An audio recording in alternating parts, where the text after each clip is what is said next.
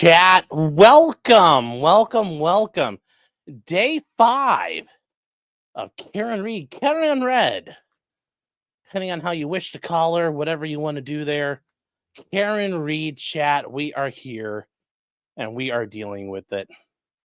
Now, I do want to add some information from the last time we were live, which was yesterday. The issue with The Rock apparently showed up after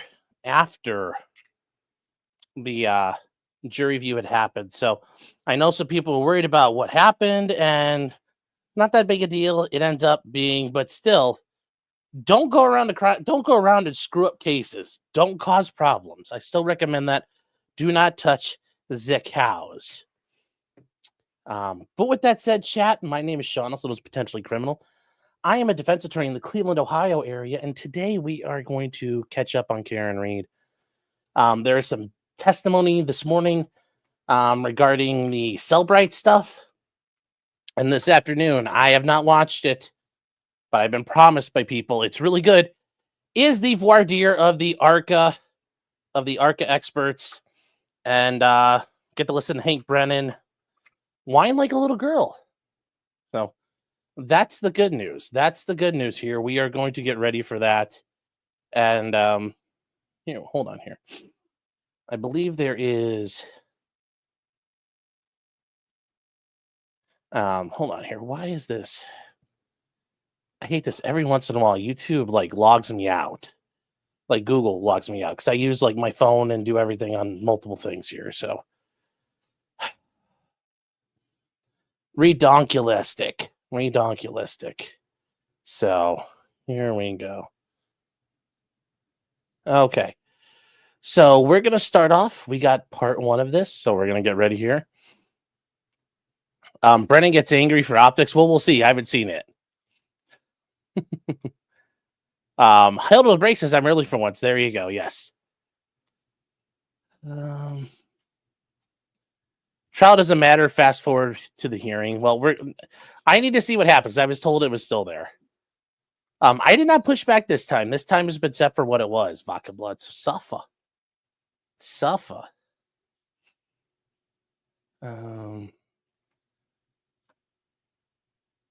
Yeah, well, I did have to clean up our dogs that we've had. You know, you guys seen that big dog who's been out here? Looks like him and Clyde. One of them peed on something, and then the other one peed on it. So we had to clean up a little bit of a mess. Steve says, good evening. Yes, good evening.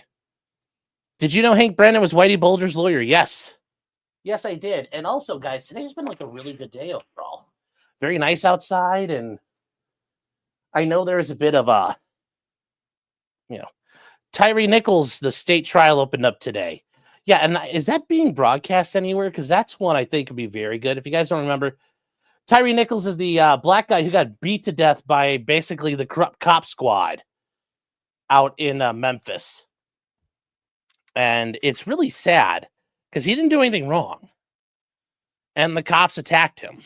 So we're going to watch that probably after the Karen Reed is, or we might watch that in between things or on the weekends. I'm not sure what we're going to do there, but I think it's really important to look at. Couch Corner's got some dog pee. No, we do pretty good at checking those. You have to pee on her. You're not the alpha. Yeah, suffer, floor. Suffer. Long Crime has the defense opening. Yeah, but I know there's some I just checked. There's some local affiliates that have stuff. Panzer says, hello, Schwan. How are you? I'm doing great. It's all great days today, overall. So let's get started. Will you do a stream on the female Blackhawk pilot? No. And I know people are like, oh my God, she's a woman. No, guys, it's like when you're the pilot in command, like this wouldn't be the first time ever that a pilot in command did a bunch of retarded things and caused an accident. I mean, it's normal. It's what happens. I mean, I said that the night it happened. Somebody was where they weren't supposed to be, and based on the fact that one of the airplanes was on the glide slope on a recognized landing ILS path, it was probably the helicopter. And guess what? The helicopter was where it wasn't supposed to be. I think there were multiple issues with that. You know, there apparently people were stepping all over each other with the radio keys. But also, I mean, they were just cutting it close anyway. That was there's no way to have that flight corridor without it being super, super, super tight anyway. There was no margin for error. So maybe they reroute, you don't get to fly over the river anymore. I don't know. So, yeah. I mean, there's only so much you can do up there, guys. And I just don't think that's yeah.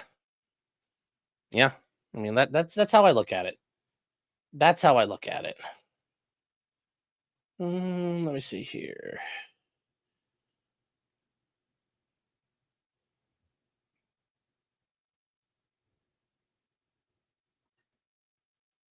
Okay. Do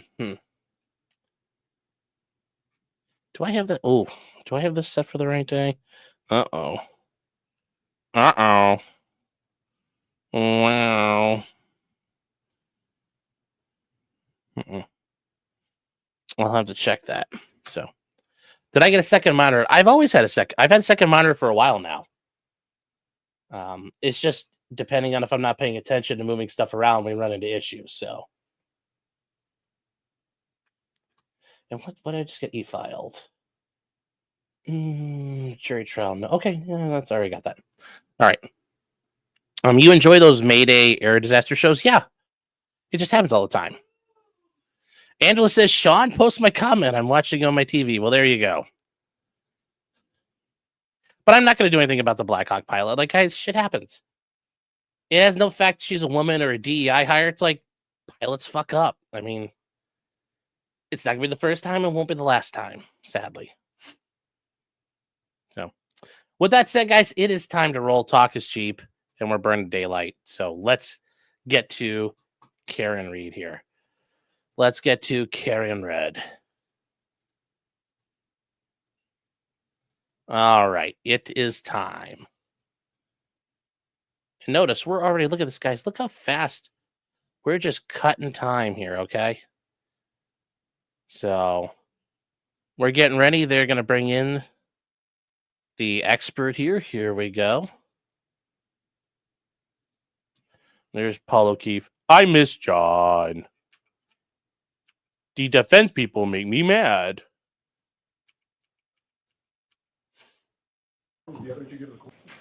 Okay, here we go.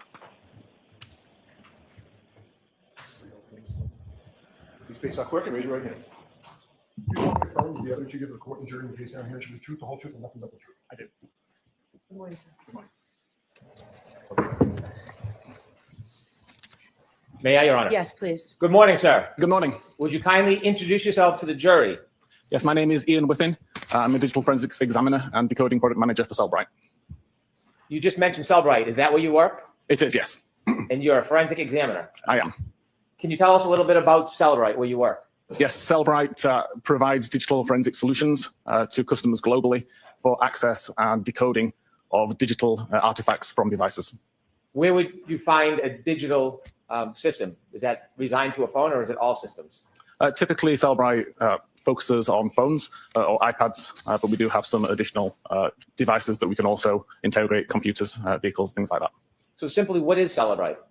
Cellbrite is a digital intelligence company. Do they use a certain type of software? Do they brand a certain type of software? Yeah, we create our own software to access devices and to decode the data that we pull from devices. So essentially, does that software help you look I'm into looking the data forward on the to phone and analyze You're it? doing well, It does, man. yes. What is the role of a digital forensic analyst?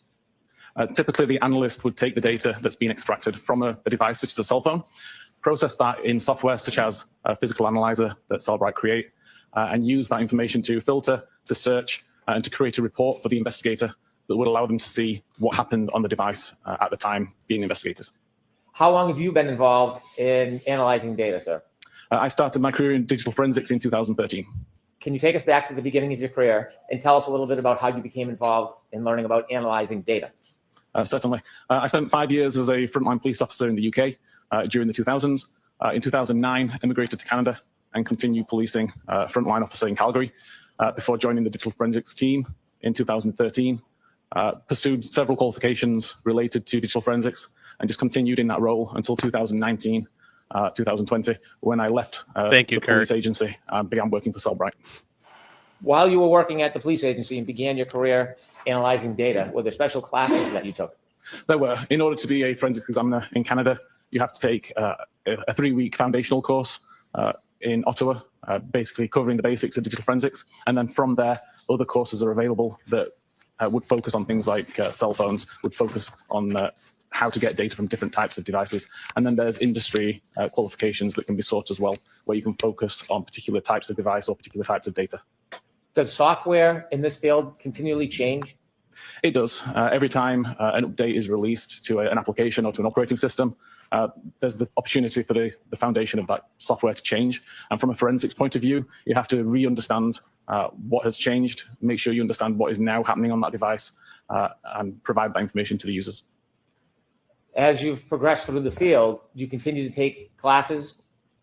I've not taken a class now since I actually joined Cellbrite and did the basic foundational courses that Cellbrite offer. But prior to that, I was doing courses across the industry. Do you teach courses? I do teach webinars. I don't teach any actual courses, although some of my research and some of my tools are taught to examiners in many of the industry standard qualifications which users seek. Do you ever write papers about the subject that are published? I do. So I have a blog where I publish my research. Sometimes some of those become papers which get peer reviewed and distributed in more academic channels. So when one of your papers is peer reviewed, can you tell us what that means? Yeah, essentially, other forensics examiners would read over the paper that I've written, do their own testing, compare their testing and research to what I've conducted, and make sure that what I've said is consistent with their findings. And presuming that what they find is the same as what I found, then they would agree that it's a valid document and it gets shared. Take us now to Cellbrite. When you began working at Cellbrite, what did you do? When I started there, I was considered the senior digital intelligence analyst. My role was to help the developers of the software understand the role of a digital forensics examiner, what an examiner needs from the tool, what an examiner wants to do with the tool, and how they want to use it. And then since then, I've progressed to the decoding product manager, where I can manage the backlog of software applications that we support, decide how we should support those applications, and how that information should look to the users. Do you do research? I do still do research, yes. It's not my primary function within Cellbrite, but it's something that I've continued to do throughout my career. Have you ever done any programming? Yes, again, I'm not an official programmer with Cellbrite, but I do program as well. And I have several tools which I've written myself for the last few years, since around 2015, tools that I wrote to do the things that the vendor tools didn't do, and to offer examiners So you can things say that the he vendor learned tools to didn't offer. code. And I continue to maintain those tools as a learning opportunity for myself, and also because other examiners can make use of these same features. Mr. Whiffen, have you ever testified in courts regarding forensic examination of data? I have, yes. And can you share a little bit about that? I've been qualified as an expert in Canada, Australia, the UK, in total around 20 times. I want you to take us now to the Cellbrite software. We talked a little bit about it. I don't want to go into too much detail, but can you help us explain how software works like Cellbrite software? Yes, so fundamentally, when we've got data from a device, it's a series of files, a series of databases, property lists, or all manner of different structured data. The software that we create knows where these files exist, knows how to read these files, and what the data inside them means, and provides a clear view for the user to view that data. As an example, if you were to look at the SMS database on a device, all you would see is a long list of messages that don't really have an easy way to interpret or to read them. Our software takes that information, converts it into a conversational view, so that as a user, you can read the data, you can see who sent what message, what time it was sent. We can do decoding and decryption of various different types of security to give the user as much information as possible. Is there other software available in addition to Cellbrite? There's multiple vendor supplied tools and multiple tools available that are maintained by users in the community, like myself. Does a forensic examiner, should they rely simply on the software program, or is there more to do other than the program itself? The software program is great at finding the data and displaying the data, but I always maintain it's the role of the examiner to actually understand what that data means and provide context and validation for what that data means, making sure that the end user of the report, whether that's the investigator, a judge, or a jury, can understand what that data actually means, rather than just taking it at face value from the software. Does the software create a report that you can look at that manages or arranges some of the data that you can see? It does. It just creates a list of all of the results that the examiner wants to include in the report. So the software can produce a report, but the examiner goes beyond the report and looks into the data itself? The examiner can and should go beyond. The interesting part is there he has to admit, yeah, I just interpret data. I can't tell you what the data, I have to interpret the data because you can't understand it. What the program provides. Let's turn now to your involvement in this case. Can you share with us when you first became aware of the data in this case and how that came about? Yes, it was actually one of the public relations managers at Cellbrite who reached out to me. Very true. Or to my team because he'd heard about this case and about the confusion regarding a timestamp and requested if we could look into it and find out what the confusion was and how we could respond to it. At that point, I contacted the investigators to get more details. Did you learn that and here's the thing, chat. Normally when they're like, we heard something happen, so we reached out and volunteered to help the prosecutors. Like if you're a defense witness, remember that the doctor for the defense, she reached out and offered to help. And notice how much Hank Brennan bawled that woman out for volunteering. But when the guys do it for the state, it's all hunky fucking dory. Isn't that always interesting how that works? It's interesting how that works, huh? consumer had called about a question relative to a report produced by the software? Yes, there was both the troopers who had requested information about this particular artifact and also a private forensics examiner, Richard Green. And when Richard Green reached out to your company, what specifically was the question or issue? He reached out to the tech support team, asking basically, there's a timestamp that doesn't make sense. I need to understand what this timestamp means. What is a timestamp? Essentially, it is the time which is attributed to an artifact. So it should intentionally be when something happened on that device, we would show a timestamp associated to it. Can you tell us what an artifact is?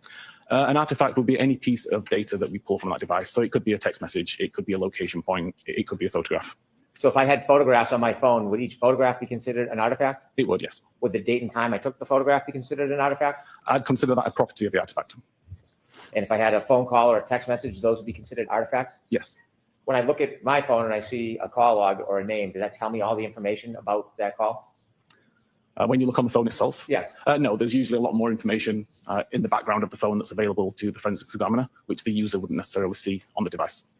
And so when you're looking at an artifact, a phone call, a text message, whatever it may be, and you see it on a report, if you want to know more detail, where it came from, when it was developed, when it started, is that what a forensic examiner would do, to look into the data to try to identify that other information? Yes, you can see what other information is available. You can see if there's any information that's been deleted that can be recovered. And you can validate the information that's there and make sure that the timestamps are being interpreted correctly and that they mean what you think they mean.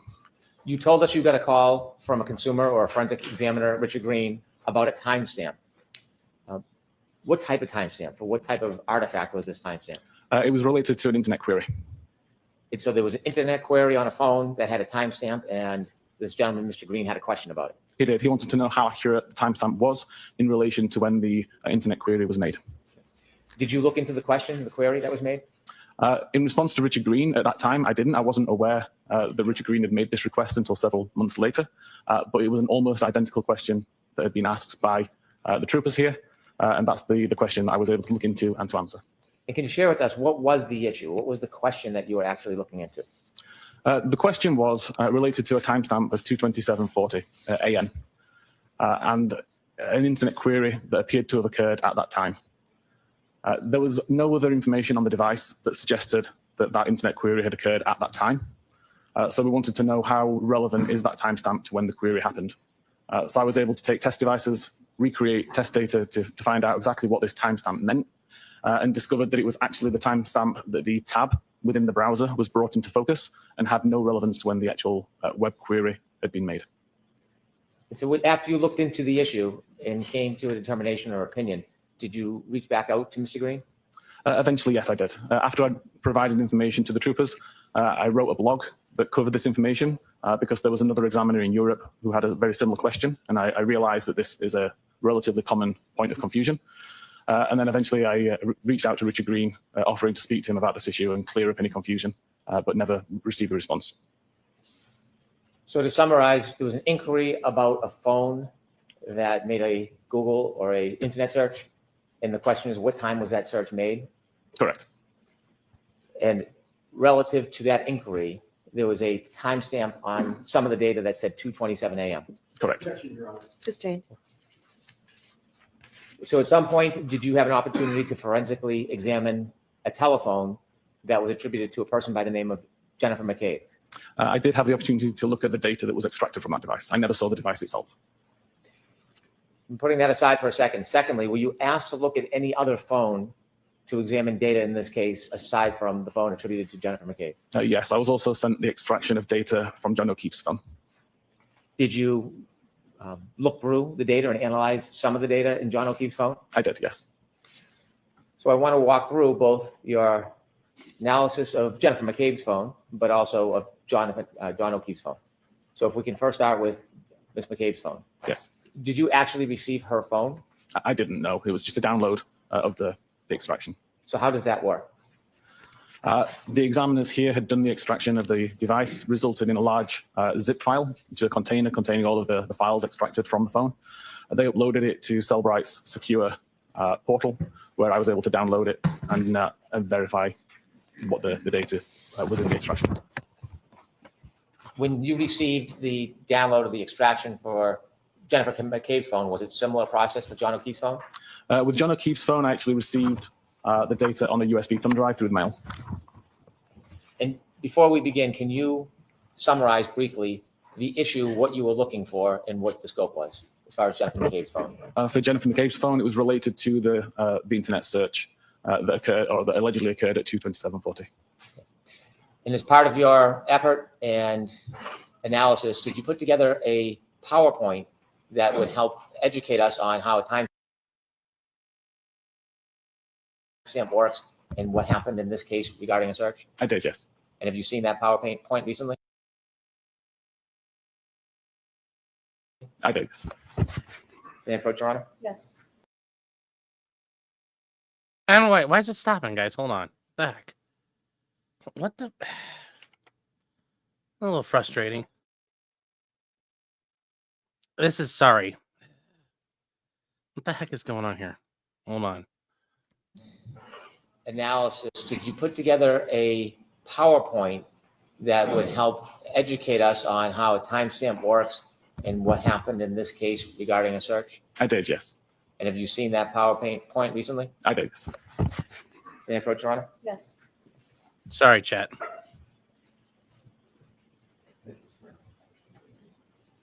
Thank you. I'm handing you a binder that you take a look in. Do you know or do you recognize what's in that binder? Yes, this is the PowerPoint presentation I created related to Jen's phone. And with that presentation, do you have it downloaded on your computer? I do, yes. I'd like to introduce this as the next exhibit, please. No objection, Your Honor. All right, thank you. You know, with the court's permission, I'd ask Mr. Whiffen to be able to use his computer to walk us through the PowerPoint and explain it to the jury. No objection, Your Honor. Yes, thank you, Mr. Whiffen.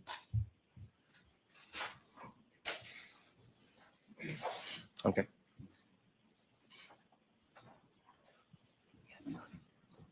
May we begin, Your Honor? Yes. Mr. Whiffen, if you would walk us through and explain the PowerPoint and explain this issue to the jury, what the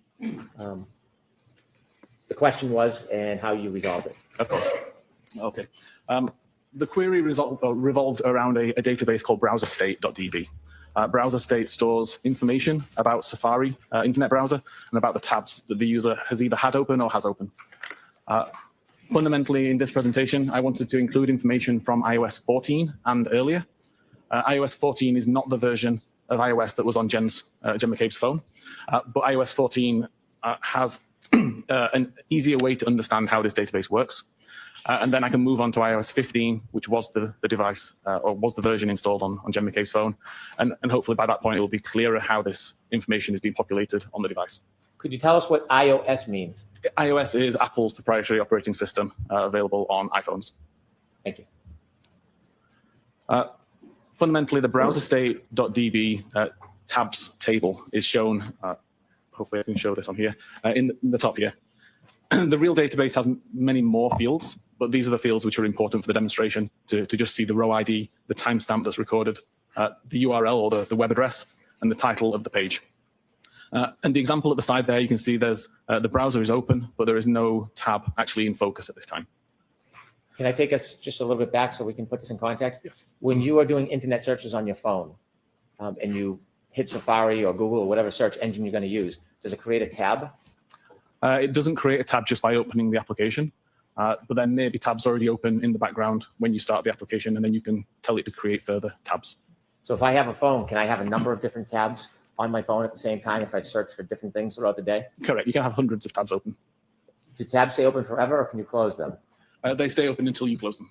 So if you look at your phone and you have a number of different tabs, and say, for example, I start with one tab, I'm looking for the local football score. Can I reuse that same tab for some other search, or do I have to use a new tab to start a new search? You could use that tab for as long as you wanted, or create a new tab to do additional searches while maintaining the original tab in its current state. And so what you're trying to demonstrate to the jury is identifying a time on one of these tabs where a particular search was made. Objection, Your Honor. Sustained as to form. Could you explain Too this much demonstration leading. as it relates to tabs on these internet searches? What are we actually trying to learn? So as I showed, there's a field in this table called timestamp. It's actually called last viewed timestamp.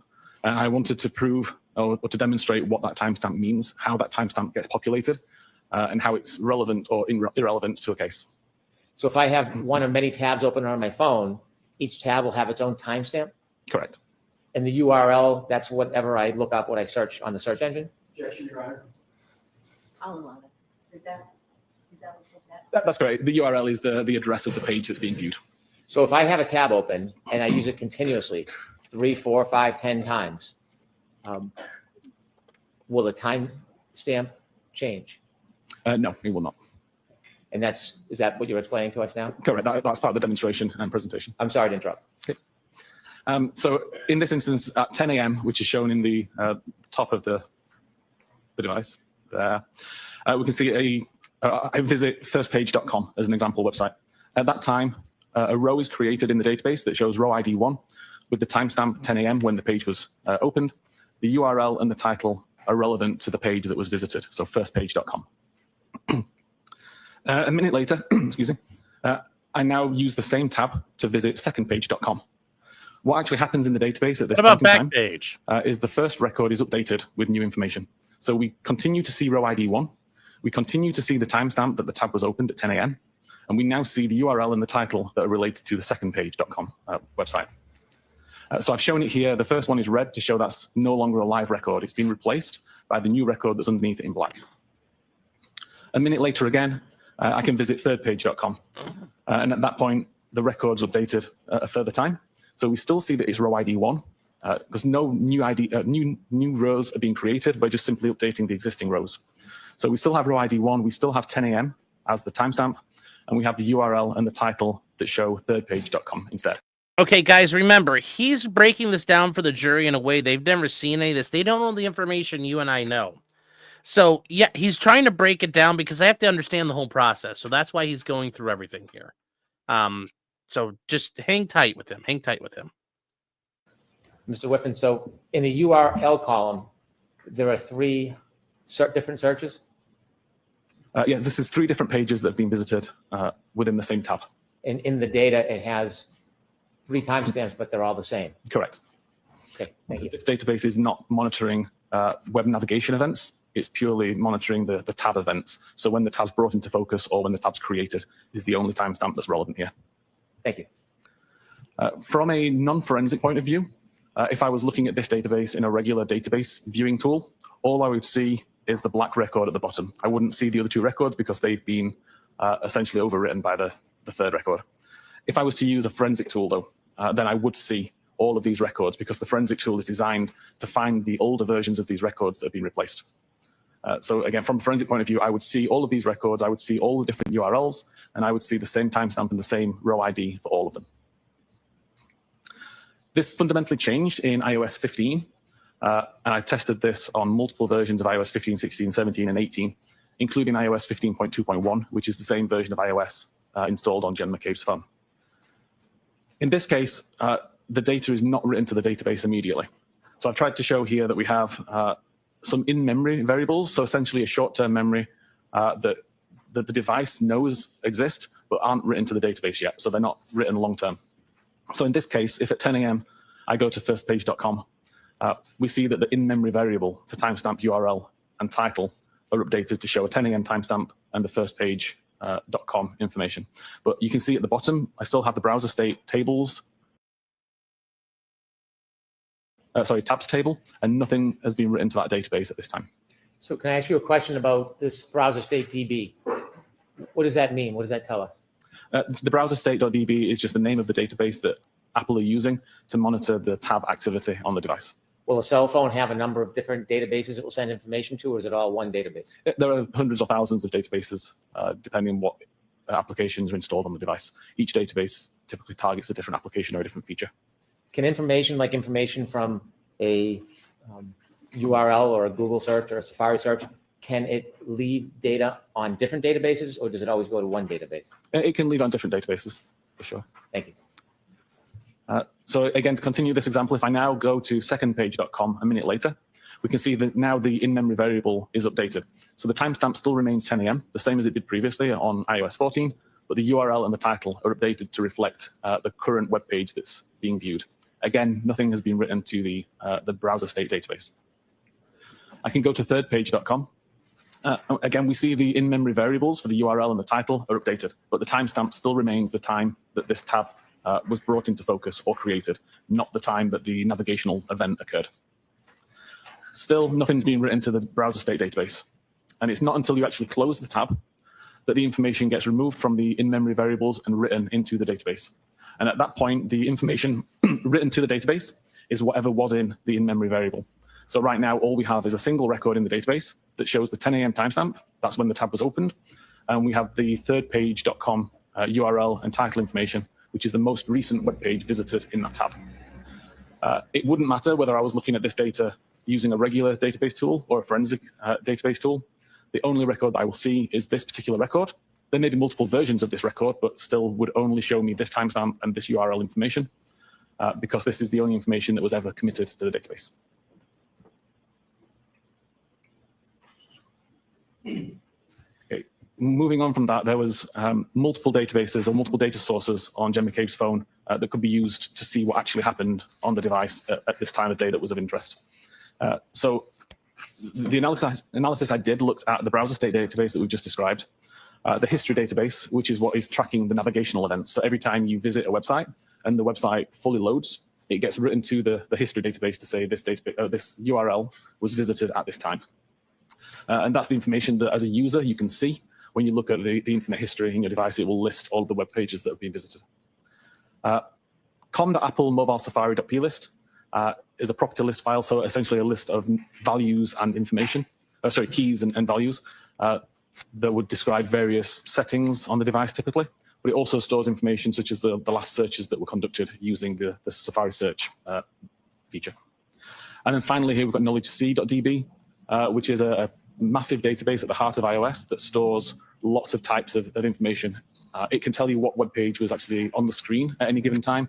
It can tell you when the backlight came on, when the backlight went off, when the device was locked or unlocked, the battery level, lots of different types of information, but useful here for the web pages that were being viewed. So using the combination of all those sources, I could see that at 2:27:29 a.m., Safari was opened from the application library on the device. At 2:27:29 a.m., when Safari opened, there was already numerous tabs open in the background. The browser would show in the foreground whatever browser tab was opened when Safari was previously minimized. In this case, we can see, looking at knowledgec.db, that the web page that was being viewed was related to Hockomock Sports, Friday's schedule scoreboard. Guys, real quick, to catch up on these real quick. David over at Making Law Simple. David, hope you're doing well. He and Nick Starro are covering the Christopher Schur trial that started today. Guys, we covered this back when it happened. Christopher Schur is the police officer in Grand Rapids, Michigan. He got into a fight with Patrick Loyola. He was a black man. Didn't want to get arrested on the warrants he had. And ended up fighting with Officer Schur. And it got to the point when he grabbed Officer Schur's taser, then Officer Schur had to shoot him in the back of the head. And he's been charged with murder. This trial started today. So if you get a chance, take a look. David, though, for $9.99 says, This case is more controversial than the deporting U.S. citizens. I don't know about that, but it's pretty controversial. So thank you, David. And the sky is a neighborhood for £4.99. In chat, £5 sterling. The King's sterling says, this dude is so odd. The Cellbrite customer service calls come with personal side quests of programming. I mean, like I said, this Cellbrite's weird on its own, and this guy is weird. This guy's weird already on his own too. So they are what they are. They are what they are. So here we go. Let's keep going. At around 2:27:30, that tab would have been closed. Now, we don't actually have a time that the tab was closed, but based on other activity, this timestamp can be inferred. Essentially, when this tab was closed, a record is created in the browser state database that shows the timestamp 1:59:44 a.m. That would have been the tab at the time that the tab took focus, and then the Hockomock Sports Friday schedule scoreboard URL. At 2:27:31, there was a browser switch occurred, and the last visited timestamp that's held in memory would have taken the time that this occurred, so 2:27:31. This URL was PayPal. There was no navigational event listed in history, so this wasn't a page that was visited from a bookmark or from typing in a URL. It was whatever was currently shown in that tab when the tab was brought into focus. And we know that this exact URL was last visited at 7:40 a.m. on the 28th of January. This is evidenced in browser state and in knowledge C. Around a second later, that tab gets closed, and that record gets written to the database with a time of 2:27:31, because that's the time the tab was brought back into focus. It gets written with the URL and the title information related to PayPal. At 2:27:33, another tab is brought into focus from the background. This one related to Eastern Bank. Again, the last visited timestamp would be updated because this tab has now been brought into focus, causing the timestamp to change. We know that this particular website was visited at 8:02 on the 27th of January, and there's no new navigational events at this time. So we know it's just brought into focus and visible on screen according to knowledge C and browser state databases. That tab gets closed and it gets written to the database. This, again, is going to show, and I've just noticed there's a typo on here and the timestamp at the top is showing correctly. But essentially, it's closed around this time, and the Eastern Bank URL is written to the browser state database with the 2:27:33 timestamp. At 2:27:35, we see that there's a YouTube video shown on screen related to It's Raining Men. This shows in knowledge C. There's no new navigational event for it, but there's also no timestamp in the browser state database at this point. This is because this page is actually, or this tab is brought back into focus a second time. And when it gets brought into focus the second time, the timestamp that's attributed to it overwrites the timestamp that would have been written at this point. Sounds convoluted, but essentially, if you imagine that the in-memory timestamp here would have said 2:27:35, but then there's another tab that's brought into focus related to Hockomock Sports at 2:27:36. Mr. Whitman, can I ask you a couple questions? Yes. This timestamp 2:27:36, does that indicate the time when this tab was actually opened? Yes. The time that the tab was brought into focus or opened. What does it mean brought into focus? If you imagine you could have 5 or 6 or however many tabs in the background, you select one of those tabs to view, it makes it full screen, that would be considered in focus, and that would cause the timestamp to be updated. So if someone had an open tab that had a timestamp, and then they put it in the background to look at a different tab, but then went back to an earlier tab and opened it, would it create a new timestamp? It would update the timestamp. If somebody had an open tab and they didn't put it in the background, but they used other functions or shut off the phone, and when they came back, that tab was still open, would that create a new timestamp? As long as Safari doesn't close, then the timestamp will remain the same. So if I just minimize Safari, put it into the background and start to do other things on my phone, the timestamp won't get updated. If I completely close Safari or turn the phone off, when Safari reloads, then that tab does get a new timestamp when it opens up again. Thank you. Okay. At 2:27:36, we've got Hockomock Sports, Gallery Shoots, Canton Girls, Basketball to important win at Mansfield is the page that is visible on screen. Again, we know that there's no navigational event at this time, so the page is not being loaded as a result of a bookmark or typing the URL in. It's just showing what was on screen previously, and we know that this page was previously viewed at 22:55 on the 27th of January. This tab gets closed and gets written to the database as well. And we see it's written with the timestamp 22736 when the tab was brought into focus. And then we go back to the YouTube video tab. So at this point, the timestamp that had been written there gets overwritten again with 22738. And it shows the YouTube video is the active page that's on the screen. At around 22739, that tab gets closed and the record is written to the database showing a timestamp of 22738 when the tab took focus and the YouTube video URL. Then we move to 22740, which was the time of interest. And we see that a browser switch occurs, causing the last visited timestamp to take on the time of 22740. This is the tab that was ultimately used to search.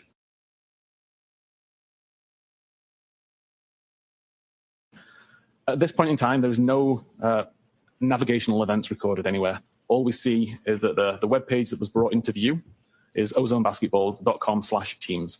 This web page was last visited at 14 minutes after midnight on the 26th of January.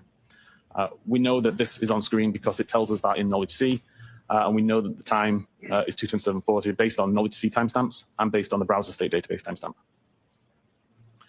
At 22742, there is a web navigation event. Whether this is loaded from a bookmark or whether it's typed in, I can't say, but a web navigation event occurs using the same tab that's just been loaded, and now the user is loading the web page hockenmocksports.com/standings. This is logged in the history database that shows what web page is visited when, and it also shows in the Knowledge C database to show what web page is on screen at this time. Mr. Whiffen, in the slide before 22740, you mentioned that was the tab in question. Yes. Do the following pages that you show us in the PowerPoint follow that one specific tab? Yes. Thank you. So at 22747, there's another web navigation event as the web page hockenmocksports.com/schedules is loaded. Again, this is evidence in the history database to show that a navigation event occurred and completed, and in Knowledge C to show that this is the web page that was viewable on screen. At 22753, there's a further web navigation event where we're now loading the page hockenmocksports.com/schedules/girls hockey. Again, this is evidenced in the history.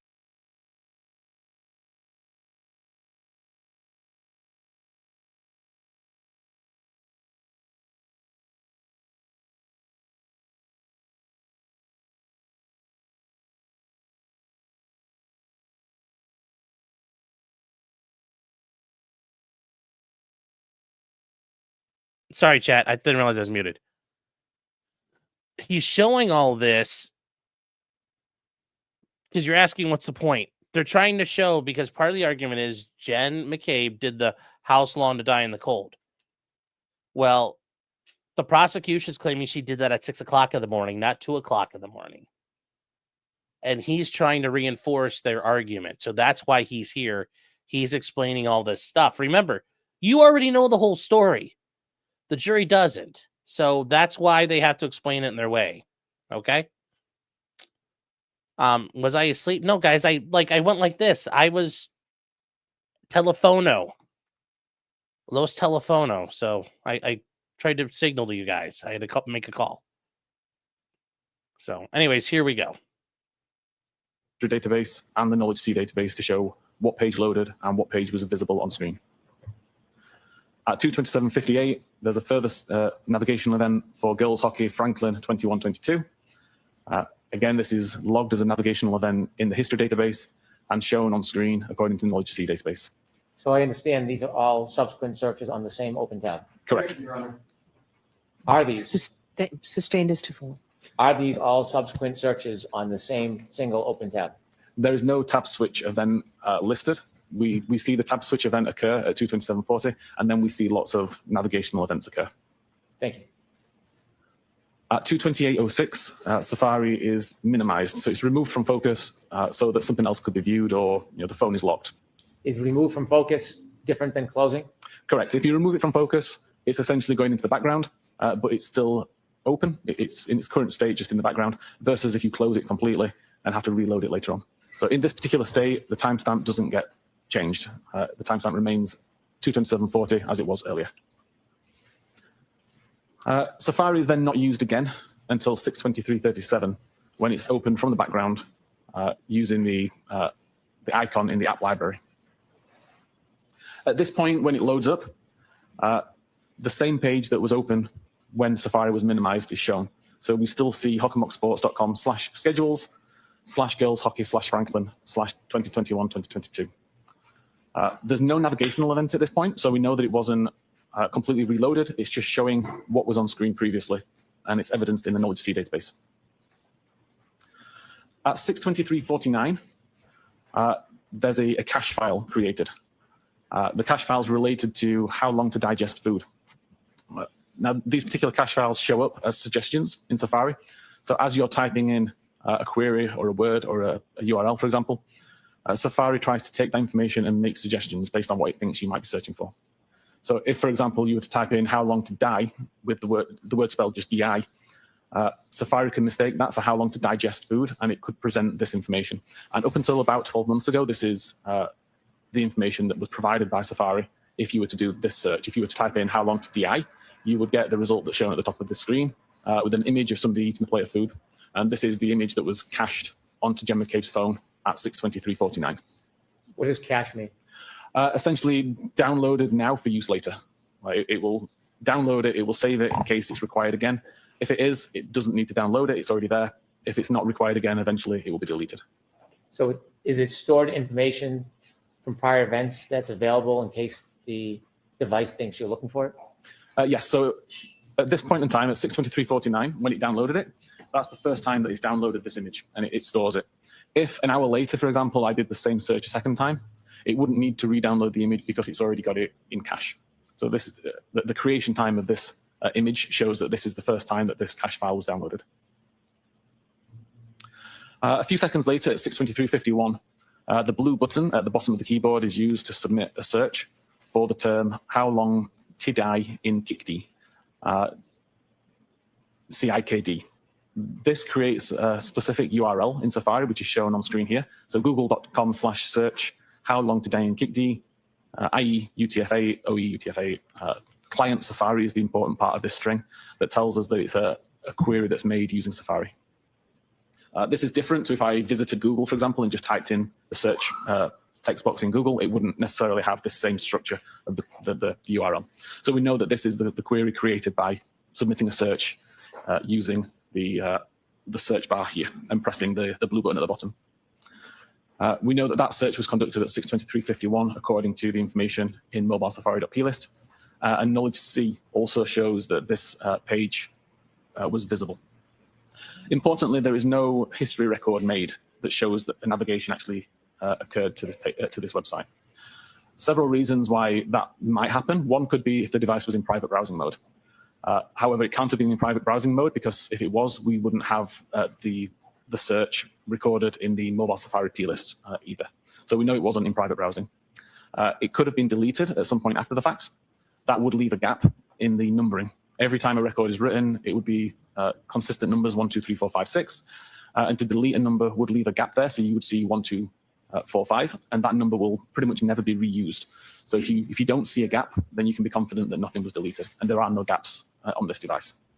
The third reason, and the one that I believe is the reason why it wasn't recorded in the database, is that the page never completely loaded. If I go to a web page and cancel the navigation prior to it completing the load, it will never get written to the history database. At 6:24:18, there's a second search submitted using the same method, so still using the Safari search bar, this time searching for Hoss long to die in cold. This is evidenced in the mobile safari.plist. Again, there is no record made in the history database that to me suggests that the page never successfully loaded. At 6:24:24, Safari is minimized again. It gets reopened at 10:33:33 a.m., again loaded from the app library and brought into focus. And at that point, the previous page is shown to the user. That previous page is related to the search Hoss long to die in cold. This is evidence in knowledge C to show that this is the page that's visible on screen, but there is still no history event that shows that the page completely loaded. And at around that time, so around 10:33:34, that tab would have been closed, resulting in the record being written to the browser state database with the timestamp 2:27:40, when that tab was originally brought into focus several hours earlier, but it shows the most recent URL information, which is the Google search for Hoss long to die in the cold. It doesn't have any of the other URL information that was visited during that time period. It doesn't have the previous Google search for how long to die in the kickty, because all it records is the most recent URL that's visited alongside the original time that the tab took focus. Importantly here, there is no title information. The title information is included within the page itself. So if you do a Google search, the title of the page that showed up would show Google search, and then it would show the query that you typed in to search for. The fact that this doesn't have a title also suggests that the page never loaded. So again, it kind of ties back to the fact that it's not written in the history database. We have no title. It's both indicative that the page never successfully loaded. Mr. Whiffen, when a tab is ultimately closed, does the URL always have the last search, or could it show an earlier search? It will always be whatever URL is visible in the tab at the time. Thank you. To overview again the data sources used here, com.apple mobile safari.plist is known to be a reliable location to get search timestamps from. We know that it's good to show the time that a search was conducted and what search was conducted. It doesn't record if the device is in private browsing mode. The only time it shows how long to die in the kickty is This at is correct, and we'll get 6:23:51, to this. and the only time it shows how long to die in the cold is at 6:24:18. There's no other mentions of either of these searches anywhere else in this file. The history database, again, is known to be a good source of data for visited web pages and timestamps for the pages that completely loaded. Again, in this case, neither of these searches or neither of these URLs was in the history database, but there are no missing records, which indicates that nothing was deleted. And again, the only reason that I can come up with for why that is the case is that the page didn't load. There must be an entry within this database to allow the user to delete it. Obviously, if the page doesn't load, it doesn't get written to the history. As a user, you can't see that item in your internet history list, so you can't delete it. And then knowledge C, which shows the page that's on the screen when the browser is in use. Again, we know that this is a good timestamp, and we see the only times that web pages related to these web searches were open is at 6:23 and at 10:33. There were multiple deleted records in the browser state database. It wasn't just the record for hostile to cold. When you say there's multiple deleted records, can you go into a database and see what URL searches have been deleted from the actual item? Yeah, so from a forensic examiner point of view and using forensic software, I can look at the database and see the records that have been deleted and recovered. There does become a time when you're unable to recover any more records and they're now just purely deleted and unable to get back. But at this point, I was able to recover a good number of records. And these were the 5 that I thought it was important to focus on for here. You can see that 3 of them occur at 2:27. So at 2:27:36, 2:27:38, 2:27:40. And these are the web pages that we've just seen in the presentation. So Hockamock Sports, the YouTube video, Hostel to Die in the Cold. And then 2 additional pages for CantonNA.org and Ozone Basketball. The way that we're able to recover these records forensically is because of how databases work. What I've tried to display here is that when you first create a record, in this case, creating record 4025. And Remember, Chad, he says he has to interpret all of this. It's not straightforward. So, yes, it is all interpretation. He's never going to be like, oh, yeah, actually, you guys are right. You know, just remember that. Just remember that. He is here because he's a hatchet man. Just remember that. new page is created in the database. A page is simply a block of binary data that's organized in the way that can be understood by the database as a page of data, much like it would be a ledger with a list of records. So it creates frame 181 with page 2752 and the record 4025. What is a little bit different from if you were doing this manually is when you want to add a new record, or when you want to delete a record, or when you want to update a record, it has to create an entirely new page or an entirely new version of that page. So in this case, we see that frame 194 is Good luck also tomorrow. page 2752. It duplicates the record 4025 and adds the record 4026. From the database's point of view at this time, frame 181 is now dead. Like, it won't be used for anything. And a regular database tool would only refer to the most recent version of that page, so frame 194. Forensically, I can look back at all of these different versions of the page and I can start to see differences. Not so important in this case when all that's happening is that you're adding information, but when you start to delete or edit records, being able to go backwards and see these previous pages, you can see the records that have been changed or deleted. So as we're moving along all of these pages, each of these refer to a time when a new record was added. Every time a new record is added, a new frame is created, it duplicates the page from before, and it adds the new record. I've highlighted record 4028 in green across these 3 frames because this is the host long to dying cold record that is of interest. Moving forward again, we continue to see records being added, but particularly here at frame 430, record 4029 is deleted.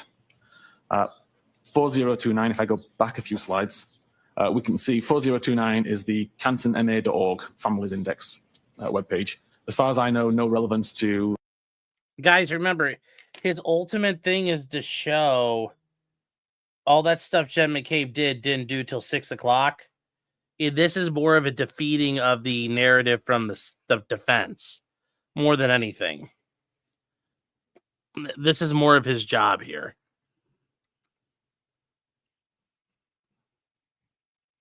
But it also helps them to show how they can show the data on the phone, where John is, what happened, where John moved, how far did John go. We're going to get to all of that in a second. This time around, this guy does a lot better. They do a lot more thorough presentation. So just bear with it. Bear with it. Anything related to this case, it just so happens this is the first record deleted from the browser state database. We don't have information that tells us at what time the record's deleted, but we're able to infer what time that record was deleted based on other records in this frame. So for example, we know that at the time that record 4029 was deleted, record 4031 already existed. Record 4031 has a timestamp of 6:29 on the 31st of January. Therefore, we can summarize that record 4029 had to be deleted at some point after 6:29 on the 31st of January. We see again record 4030 is deleted on frame 468. Again, we can look at what record was the most recently created on that frame at the point that that record was deleted. And that gives us information that suggests record 4030 had to have been deleted at some point after 8:35 on the 31st of January. We can continue to go along and continue to see that records are being added, edited, and deleted, but the record of interest, 4028, still exists, even on frame 650. And in fact, it doesn't get deleted until frame 732. By the time the record related to host long dying the cold is deleted, record 4037 already exists. Record 4037 was created after 2207 on the 31st of January. Therefore, we know that the host long to die in the cold record was deleted at some point after 10 p.m. on the 31st of January. Taking all of those deleted records, those 5 deleted records, and the earliest time that they could have possibly been deleted, we see a spread throughout the 31st of January. Like a few quite early on at 6:29 and 8:35, a couple at 9:20, 9:40, and then finally the one that we're interested in at 22:07. For the user to cause these to be deleted, if you wanted to do it selectively and delete one at a time, the record has to be available in the history database. As I said earlier, it wasn't ever in the history database because there'd be a gap. So this record could not have been deleted by the user selectively. That leaves options of deleting everything from the history, but if everything was deleted, we would have none of this information, and we do.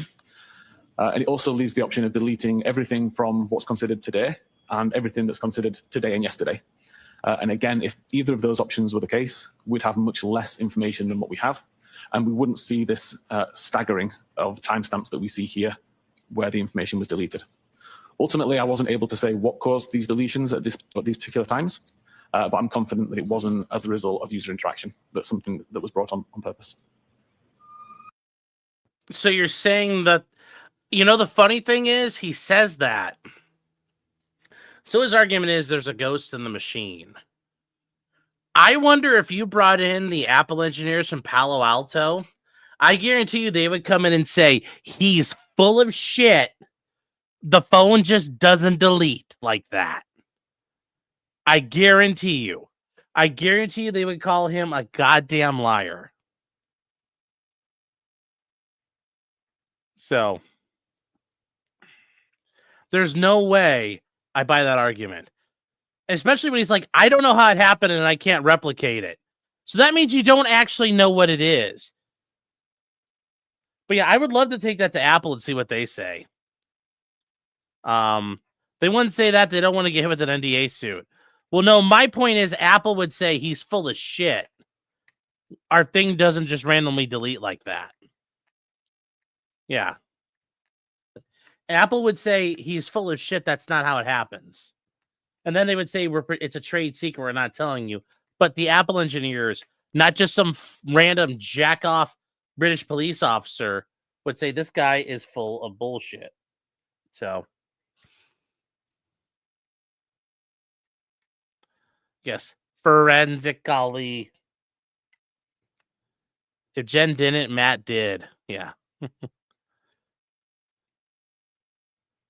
So we'll see here, but that doesn't make any sense at all, what this guy just said. I can't tell you how it happened, but I can guess what didn't happen. It's like, but how do you know? You don't. Mr. Wetton, I have a couple questions about your analysis and your opinions. Yes. You showed us a tab that was opened at 2:27:40, and it had something to do with Hawkmock Sports. Yes. In your opinion, to a reasonable degree of scientific certainty, was that the same tab, that 2:27:40 tab open for Hawkmock Sports, was that the same tab that later was used for searches or attempted searches at 6:23:51 and at 6:24 relative to how long or how's long to die in cold? I believe it was, yes. Does your opinion, is it based on your analysis of reports generated by software like Cellbrite? Objection, Your Honor. Sustained as to form. Was your opinion limited to analysis of reports generated by companies like Cellbrite or Axiom? It wasn't, no. I went into the data, looked at the various different databases, different files that were in use, tested it across many different devices to make sure that my understanding and analysis of it was correct. In addition to your opinion that the two searches at 6:23 and 6:24 occurred at that time, as opposed to 2:27:40, did you also, when analyzing the data, come to an opinion whether or not either of those searches actually connected and produced results? If either of those searches had connected, the information would have been written into the history database. The fact that it wasn't in the history database it strongly suggests it never completely loaded. And the fact that there is no title information on the browser state tab as well also suggests it never loaded. And finally, those attempted searches at 6:23, 6:24, you mentioned that information at some point was deleted from the phone? The only records that were deleted were the browser state database records. Yeah, they were deleted from the device. Do you have an opinion to a reasonable degree of scientific certainty whether or not that information was removed as a natural application of the phone, or was it because somebody took the phone and actually deleted it by hand? So again, I don't believe it's possible, given the situation and the information that's available, that it would have been possible for the user to delete it. I believe it was more than likely a system event that caused that, but I've not been able to replicate that system event. I want to take you back to your first opinion, where you opined that the how long to die in the search occurred at 6:23 and 6:24, not at 2:27:40. Yes. And so in looking at the data coming to that opinion, what caused the confusion with the software where it could be misunderstood the time those searches were actually made? Objection, Your Honor. I'm going to allow it. The way that forensic software typically works, certainly the way that Physical Analyzer works, is we design models for the data. So we know that an SMS application, for example, will always have a message body. It will always have a sender, a receiver, a time, that kind of thing. We always know that a web visit will have a URL, a title, and a visited timestamp. In this particular case, in the database, the timestamp is called last visited timestamp, which is indicative, you would think, of the time that the web page was visited. So when that information was being modeled within the software, the timestamp that was within the database was used, and it was called last visited timestamp. Since the investigation that I did into this case, I requested that the forensic research team at Cellbrite revisit this data and confirm if there's confusion around it. Were my findings correct ultimately? There are times that that information can be correct. If, for example, you create a brand new tab, visit a website, and then close the tab immediately, then that timestamp would be indicative of the time that the URL was visited. But if you were to create a tab, use it for 3 hours, and then close it, the timestamp would not be indicative. Also, if you were to bring an old tab into focus that you'd used several days earlier and then close that tab, again, you're going to get bad timestamp information. So ultimately, from Cellbrite's point of view, we remove the timestamp from that data to avoid confusion in the future. You shared with us that the URL for the 623 and 624 attempted searches ultimately was removed from the device. Yes. Would it be fair or accurate to say there were over 4,000 deleted files from the phone, or there was 4,000 deletions from the phone? There were many. Sustained. Okay. As to form. Would it be accurate to say that the only deletion from that phone was that 623, 624 search? No, there were thousands of records deleted ultimately for various reasons that I can follow. That would be an inaccurate assertion? To say that that's the only record that was deleted is inaccurate, yes. Okay, thank you. I'm now going to turn to a second phone. That Sorry, Chad, somebody was at the door. You told us that you looked at 2 phones. The second one was a phone that was, or is attributed to John O'Keefe. Correct. When you looked at the phone for John O'Keefe, were you looking at things different than we looked at on the phone attributed to Jen McCabe? I wasn't as interested in internet data. I was more interested in location and health and anything No, it's else somebody that would be, selling cable. useful. Before we show any presentation, I want to get a little understanding of what you looked for and what you found. Were you looking for what's called location data? I was, yes. Was there a period of time that was important that you were looking for relative to location data? Typically after midnight and before 6 a.m. Is that on January 29, 2022? It is, yes, sorry. How does a phone, like an iPhone, store location data? Multiple ways that it can be stored. Primarily, there's a database called cache.sqlite. And every time an application requests location data from the device, a feature called location services on iOS tries to calculate the device's location using a combination of technologies, GPS, Wi-Fi, cell tower, and Bluetooth. Calculates the device's location and stores that into the database as a latitude, longitude, altitude, timestamp, accuracy radius, information like that. Are there different types of location data that are captured and stored on a device like an iPhone? Can you define different types, please? I'm sorry? If you could define what you mean by different types. The different sources of data that are generated that then captured on an iPhone. Yeah, so the application can specify how accurate it wants the data to be. So for example, if you're using a navigational application, you'd want high accuracy data. So the application would request high accuracy data from location services. Location services would then try to use GPS primarily to get location information. Versus if you were using a weather app, for example, where you don't really need to know precise information, you just need to know the approximate town maybe that the user's at. So a weather application would ask for low accuracy information, and the device may be able to calculate the location based on cell tower information, for example. Both can be stored in the database with the accuracy information that's available. Would a application that is devoted to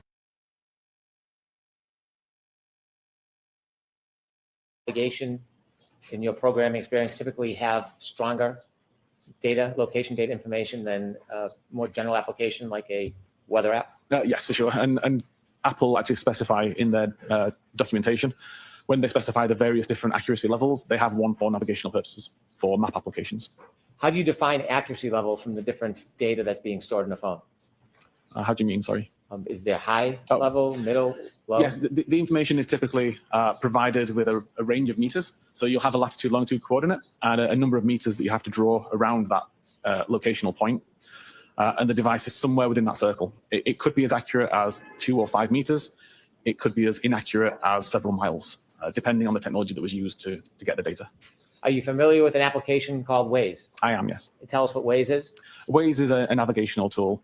So you can plot a route and it will try to direct you the best way, avoiding toll roads, avoiding accidents, that kind of thing. What is the level of accuracy in location information that is generated by using Waze? That would be the highest level of accuracy. So it would aim to get GPS quality information of around 5 meter accurate. So why doesn't a programmer in every application just use the highest level location data for every application?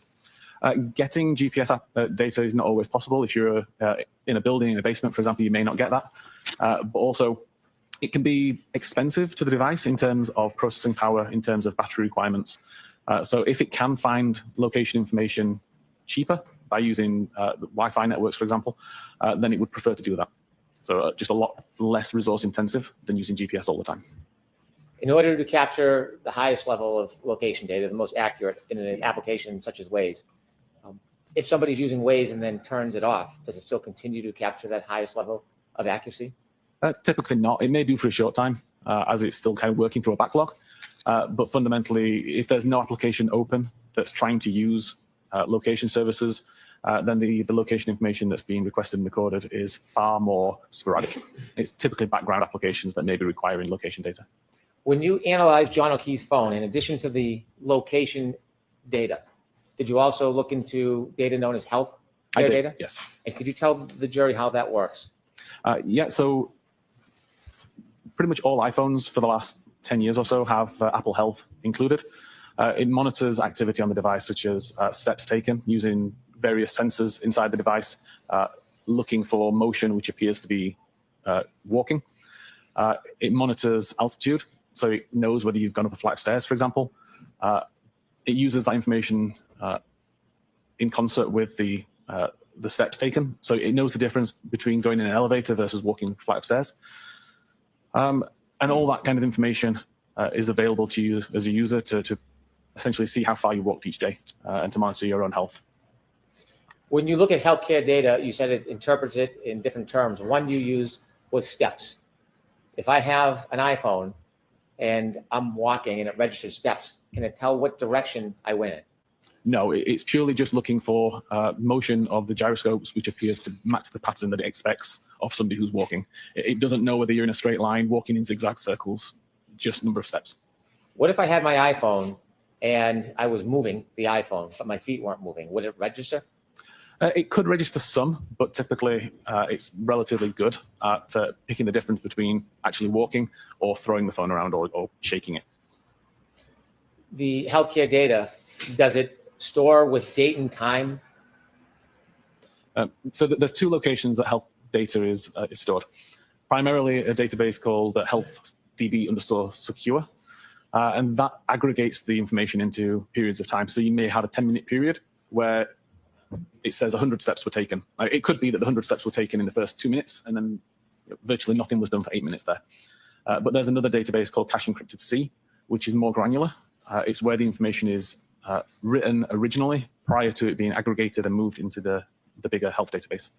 You also mentioned that the healthcare data has a term known as steps. Yeah. If the movement registers as steps, would that necessarily mean that a person was walking up or down steps? Sorry, we're talking about steps taken or flights climbed? I'm sorry, flights climbed. A flight climbed, according to Apple, is essentially an incline of 3 meters over 16 steps taken.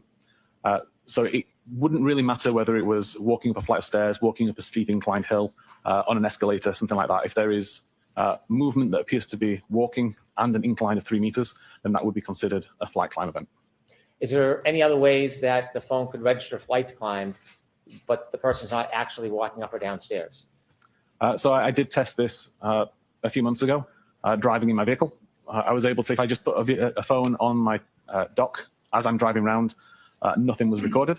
But I found that if I was actually holding the phone while driving at the same time, then the natural suspension of the vehicle plus the movement This actually isn't documented anywhere, but he's just telling us. of my arm would be considered enough to be steps. And if that motion happened while I was driving up a hill, it would also result in a flight climb event. And the testing that I did consistently resulted in, I think it was 9 flights of stairs climbed while I was driving up the same hill multiple times. In your studies, what elevation change would have to be present if you were in a car with a phone and it would register healthcare data as steps? Is there a certain level of elevation that would trigger that? Again, it's just a 3 meter incline is required. Did you say 3 meter? 3 meter. The healthcare data, in addition to being able to give a range of time of movement and defining generally terms, whether it's steps or stairs, is there any other information about healthcare data that is important in your analysis of this case? Sorry, can you just repeat that, please? I'm Sure. just trying to think. The healthcare data you shared tells us there's movement, Yes. and it may come in the term steps. You also shared that the healthcare data can show elevation. That can come in the term flights. Yes. Is there any other information about the healthcare data you looked at? Did you look at it across a wide range in this case? No, it was just the steps and the flight climb that I was interested in. What is the time period you looked at the healthcare data for in this case? Between midnight and 6 a.m. or 6:30 a.m. It's midnight on January On 29, 29th. 2022 till about 6 a.m.? Yes. And before we get to any presentations, did you see movement on that phone relative to healthcare data at different points through the night? I did. Yes. Did you identify those different times in your report? I did. You created a PowerPoint for Mr. O'Keefe's phone. Are those time points and movements, are they indicated in the PowerPoint as well? They are. Yes. So you had, with Mr. O'Keefe's phone, you looked at location data, you looked at healthcare data. Is there any other data you found important in your analysis to try to track the movements or non-movements of the phone of John O'Keefe on January 29, 2022? Yes, I've also looked at battery temperature information and at a feature called Doppler, which is monitoring for Face ID. Tell us a little bit about the battery temperature. Is it the battery temperature of the phone or part of the phone? There's a battery temperature sensor built inside the phone within the battery, and it's essentially always checking for battery overheats or battery cooldowns to the point where performance will be affected and the device needs to power off to save itself being damaged. So that temperature information isn't recording ambient temperature. It's not interested in the temperature in the room, for example. It's purely interested in the battery temperature.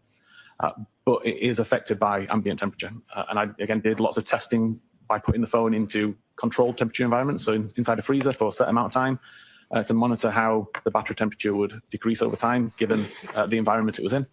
Bringing it back into a warm environment and testing how long it takes to increase. Putting the device outside. I live in Calgary, where it's pretty cold in winter. So putting it outside, it was like 40 Fahrenheit, I think it calculates to. And the temperature of the environment had a big impact on the battery temperature that was recorded by the device. Were you able to track the changes in battery temperature for Mr. O'Keefe's cell phone over the course of the evening from after 12 on January 29, 2022 through after 7, 8 in the morning? Yes, there wasn't a massive number of records, but there were records that I've included in my report.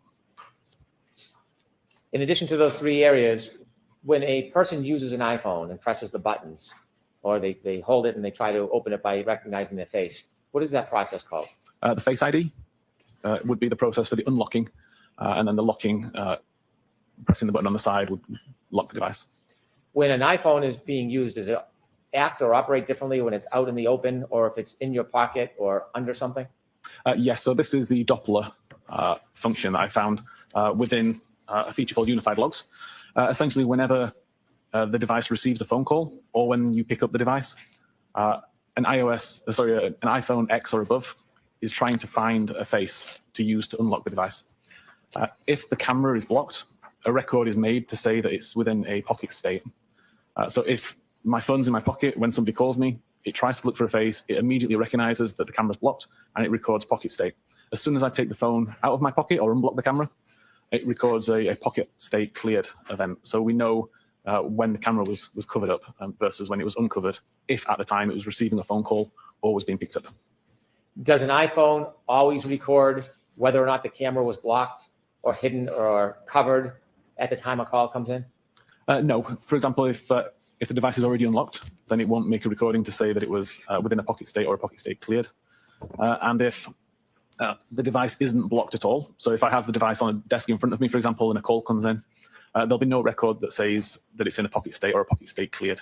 It will only record a pocket state event if the camera's blocked, and it will only record a pocket state cleared event if the camera was blocked and now isn't. So if I have my iPhone and I put it inside my jacket in the darkness and I get 30 calls, would all of those calls result in a reading of pocket state? They'd all result in multiple readings of pocket state. The pocket state check is conducted more than once a second. I can't remember the exact number, but it's very frequent. And an average phone call from the start of the ring to when the device essentially hangs up, somewhere in the region of 500 checks. So if you had 10 phone calls, then you'll have 5,000 checks made that would all report pocket state. Did you analyze John O'Keefe's phone on the evening, early morning hours through the next morning on January 29, 2022, in an attempt to identify where he was, what he was doing, and whether his phone was inside or outside? That was my goal, yes. And did you engage in that analysis, sir? I did. And in your efforts, did you write a report? I did. Did you write multiple reports on these separate issues? I did. And those reports were provided to everybody? Yes. In addition to the reports that you generated from your study, did you present or did you prepare a PowerPoint? I did. Does the PowerPoint outline some of those points? It does. At the end of the PowerPoint, do you go through a timeline accumulating many of these pieces of evidence together that show them in a chronological sequence? I do. And does that help capture the movement or non-movement of John O'Keefe's phone through that night? I believe it does. Your Honor, may I approach? Yes. I'm showing no binder, sir. Could you look at it? Let me know if you recognize it. Yes, this is the presentation that I created regarding John's. Iron Duke. Okay, here's part of the issue. This is the show he never went, like, their argument is he never went inside, nothing ever happened, the phone never left John's possession.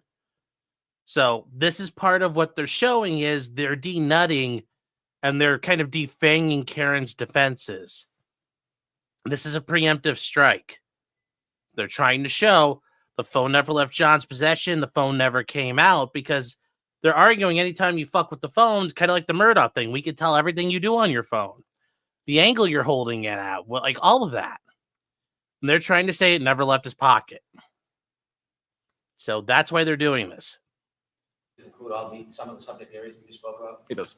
I move to introduce this as an exhibit, please. No objection, Your Honor. Thank you. 39.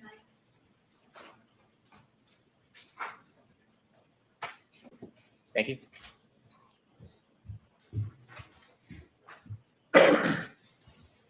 With the court's permission, Mr. Whiffen, referring to Exhibit 39, I'd like you to walk us through John O'Keefe's phone on the evening of January 29th, Okay. 2022. Yes. So I start the presentation with location data. As I mentioned earlier, this comes from the cache.sqlite database, which is considered the most reliable location or the most reliable file for location data on an iOS device. Stores information whenever location information is requested. How do you know Could that? be through user interaction with the device using something like Waze. It could be background activity, just depending on what Well, hold on applications here. the user has open, what It's the most reliable database, but it also does things you can't explain. I don't understand how that works, but okay. settings the user has chosen. Is constantly trying to find this location and recording it in this database, partly for the purposes of identifying frequent locations. At 12 minutes and 5 seconds after midnight, the device shows multiple location points at Washington Street around Forge Pond. What I tried to show here, there's a kind of a gold dot in the middle, which would show the actual latitude, longitude information. And then the circle around it is what's considered the accuracy radius. The smaller the accuracy radius, obviously the more accurate the information is believed to be according to the device. But ultimately, if the device is anywhere within that circle, then iOS would consider it correct. It considers it an accurate record. Mr. Whiffen, why are there multiple circles of location data for one point where Mr. O'Keefe's cell phone was? So this wasn't a single point in time. This was multiple records at around 12 minutes and 5 seconds. No application was actually in use at this time requesting location information, but the device, for whatever reason, recorded multiple records with various degrees of accuracy. Typically, you would see accuracy start quite low and get better over time, which you may have seen on your own device when you open up the map application, and it may show your device close to where you are, but not perfectly where you are, and then wait a few seconds, and that information gets refined. Essentially, this is the same thing. So low accuracy would be a wider circle and higher accuracy would be a smaller circle? Correct. At this point, Mr. O'Keefe is not utilizing Waze on his phone, Correct. but location data is still being stored randomly on the phone from multiple different sources? It is, yeah. Depends on the device itself. In the top left-hand corner, it says 12:05. That's the time that this snapshot? Yes. And In then this below, case, approximate. and below it's obviously the date. Yes. Okay, could you take us ahead, please? There were multiple records between that last time and what's shown on screen now at 19 minutes and 33 seconds. But all of the records were sporadic and low accuracy with values of 1,000 meters or more. But around this time, around 19 minutes and 33 seconds after midnight, is when Waze was actually brought on screen. Waze starts to ask for high accuracy data. So we see the accuracy immediately start to Other than trying to find speed traps, who actually uses Waze? Like, this just seems so weird. It's one of the things that never made sense to me. Who the fuck uses Waze? improve. So again, we see relatively low accuracy data to begin, and then over the next few seconds, it begins to refine itself until it gets down to a 5-meter accuracy records as the device continues up here. We'll highlight that there's a cluster of records here as the device came to either a slow or a stop. Momentarily, multiple records were created, and then the device continued driving up Denham Street. Mr. Whiffen, below the time, 12/19/33, in the date, talks about the average accuracy, Yes, and that's in meters? that's in meters. So again, the records that are shown at the bottom here are around 55 meters. The records shown at the top are around 5 meters. Is it typical in Waze that once it locks in, the range is around 5 meters? Typically, yes. That would be the goal. You also mentioned the average speed. Where do you learn the speed from? Where does that data come from? The database, the cache SQLite database also calculates the average speed between 2 data points, and also the bearing or the direction of travel between those 2 points. So the average speed that's shown here on the left is approximately the average of all of the records that are shown on this map at the time. And each of these map points has a directional arrow that points in the direction that the database recorded the device was traveling in.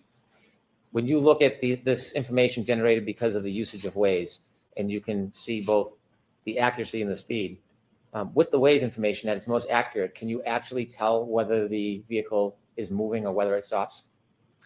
Yes, based on the speed and the location and the timestamps, you can determine whether the device is moving or stopped.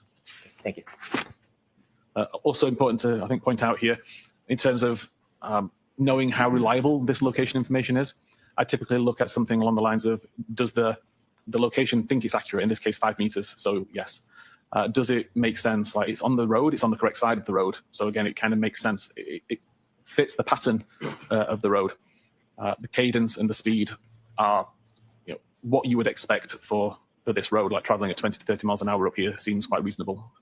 So all of these factors taken together increase my confidence that this would be reliable location data. Moving to the next slide, between 20 minutes and 19 seconds and 21 minutes and 58 seconds after midnight, the device starts on the left side, on the right side at Denham Street, drives up and turns left onto Maplecroft Road. Again, we see that all of these location points match the pattern of the road layout.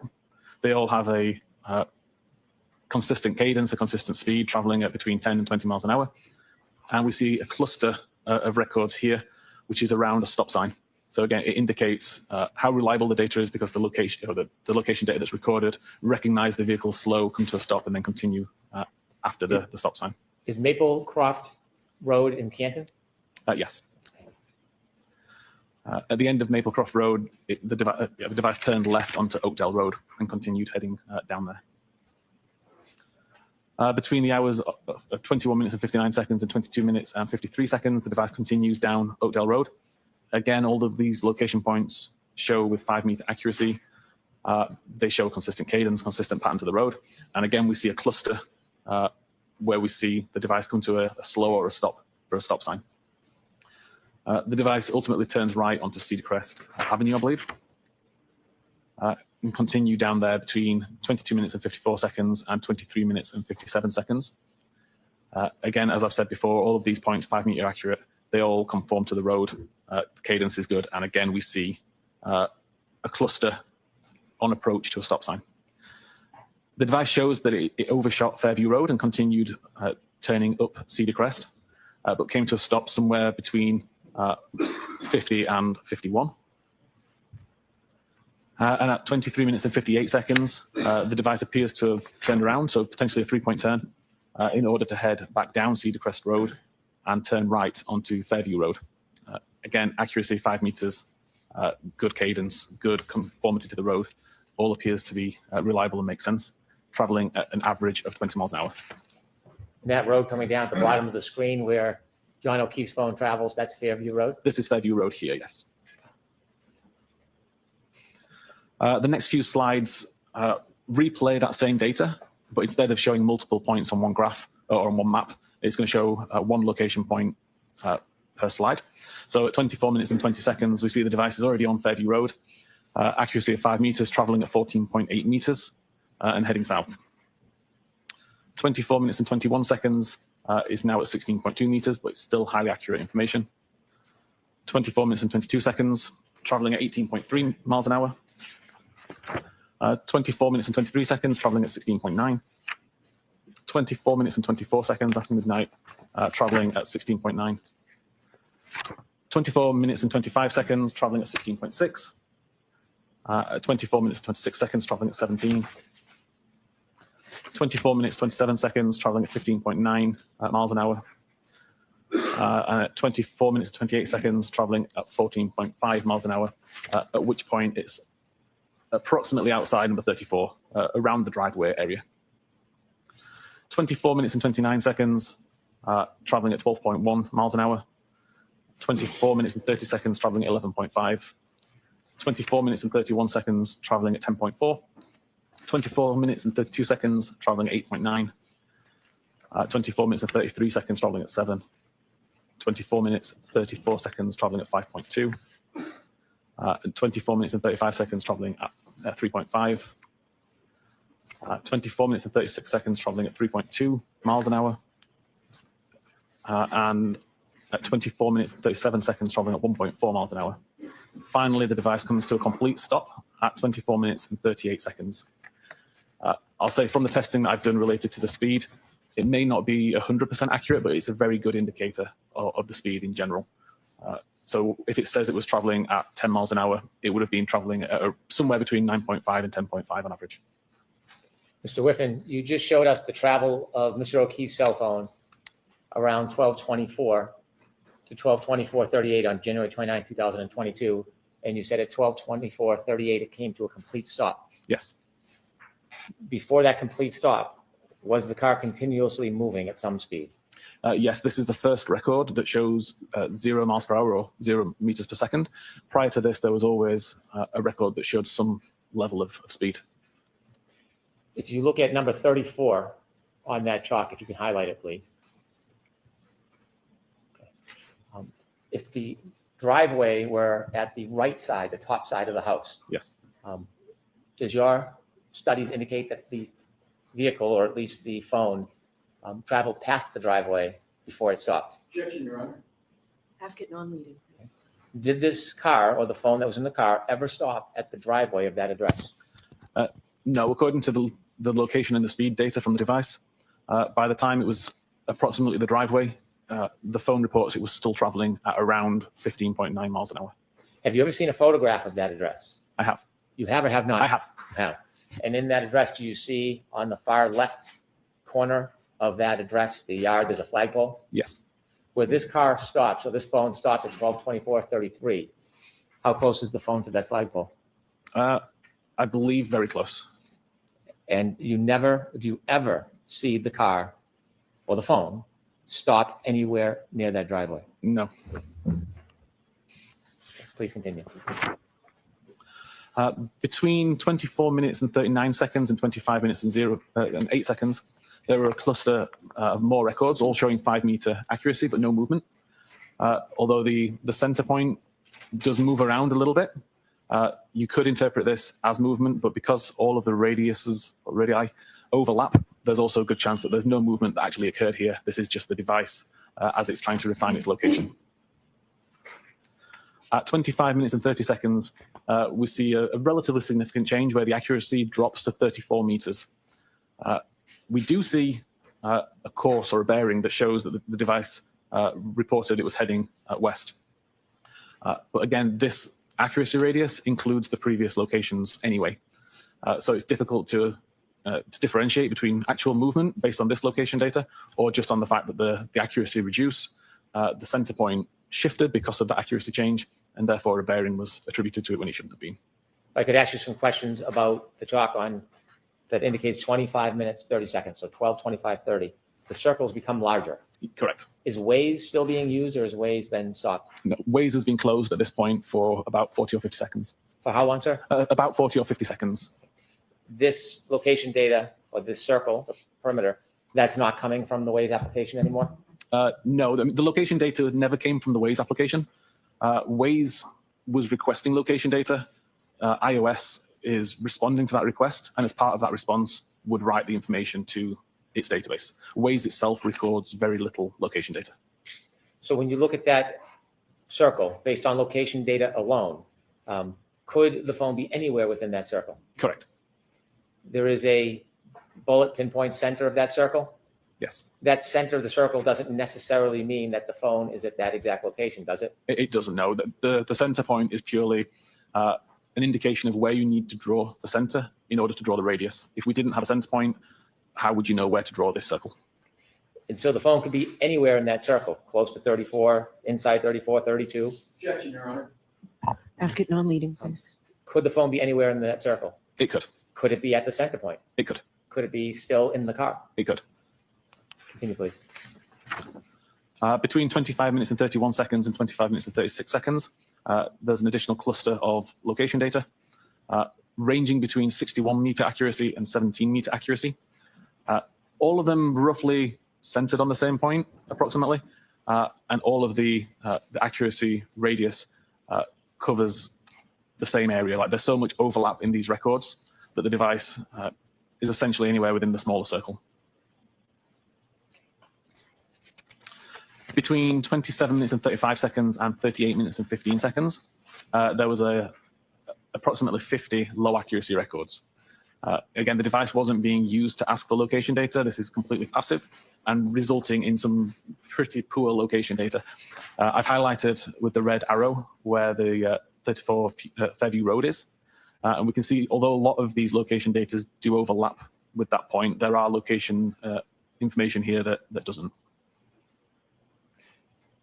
At 38 minutes and 16 seconds, the accuracy improves again, is now 18 meters accurate, but continues to show approximately the same location that we saw 10 or 15 minutes earlier, around the flagpole area. 38 minutes and 17 seconds, same general area, slightly higher accuracy information down to 14 meters. 38 minutes and 18 seconds, accuracy increased to 12 meters, shifted slightly. Now the flagpole area is essentially at the lower side of this circle. Obviously, the top side of the circle now includes a part of 34 Fairview. If the location That includes almost the front door. information is indicated by the circle and the circle has shifted, does that mean necessarily the phone has moved? Not necessarily. Typically, you could assume it has, but when we're already talking about accuracies of 12, 13, 14 meters, it starts to become a little bit harder to determine how accurate this data is. So at this point in time, it could be anywhere within this circle, and the movement of the center point could just be the result of refinement of the device or environmental conditions that suddenly change. If the weather changes, it could cause the device to slightly miscalculate or to calculate differently. Or it could be moved. It could be getting moved. It could be getting moved. Would a snowstorm or a blizzard potentially impact the precision of location information that's not precise like Waze? It definitely has the potential to, yes. How about a phone being covered? Could that affect it? That could also affect it, yes. If somebody was lying on a phone, could that affect it? That could affect it. Could being in a building affect it? It could. Thank you. So now you're ooh, Hank. Doesn't that want it? Are you now admitting he could possibly be in a building? Hank. What? That's interesting. At 38 minutes and 20 seconds, again, refining information more. We've got an 8-meter accurate radius, still focusing primarily on the front yard towards the left side. And then accuracy of 7 meters at 38 minutes and 21 seconds, again, showing that same general area. Between 40 minutes and 22 seconds and 59 minutes and 29 seconds, accuracy fairly drops off again, and we see some fairly wild records that don't cover the area at all. But we also see some more accurate records showing, again, where the red arrow points at Fairview Road. Those records are highlighted here, just between 40 minutes and 22 seconds and 59 minutes, 29 seconds, only showing records of 25-meter accuracy or better. And again, it's kind of focusing on that flagpole area. Between 1 a.m. and 2 a.m., only looking at location information, which is 25 meters accurate or better.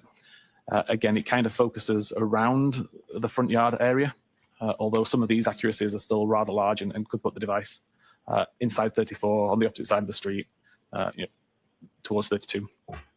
Between 2 a.m. and 3 a.m., fairly similar story. Again, most of these points are centered around that same location at the front yard. Similarly, between 3 and 4 a.m., between 4 and 5, between 5 and 6. And in fact, if I take all of the location data between 25 minutes after midnight until 6 a.m., only looking at the records that report 10-meter accuracy or better, then typically they all focus around that same location at the front of the yard, nearish to where the flagpole can be found. I'd like to ask you some questions about this photograph. There's a red circle with a bunch of red dots. Chat, as I said, look where that red dot goes. Look where this red circle goes. Boop, boop, boop, boop, boop. Doot, doot, doot, doot, doot, doot, doot. You know. There you go. Uh-oh. Come and knock on your door. They'll be waiting for you. Maybe they murdered John Keefe after all, too. But yeah, there you go, guys. Isn't that how that works? That's beautiful. I don't know why you'd put this picture up, Hank. You reinforce the notion he could have gone inside. Or he could have slipped and fell and cracked his skull right there on the concrete steps. Brilliant work. Brilliant work. Is that a green pool? Yeah, well, hey, some people don't take care of their pools. Real quick, Blue Varo, I saw you post a couple of comments here. I will have someone from Apple testifies how their databases work. They would call it trade secrets, probably. And Erica Thorpe says, for Fortnite being MIA over the weekend. You don't, thank you for the super chat, but you don't have to, I appreciate it, though. Unnecessary, but I very much appreciate it. And then Blue Varo again for $10. Thank you. Saying, I don't trust any of the sensors in a phone or tablet. The tablet in my semi registered a driving violation, even though I wasn't moving. Yeah, when I worked at FedEx, we had like little cameras that were inside the cab, and they were motion activated.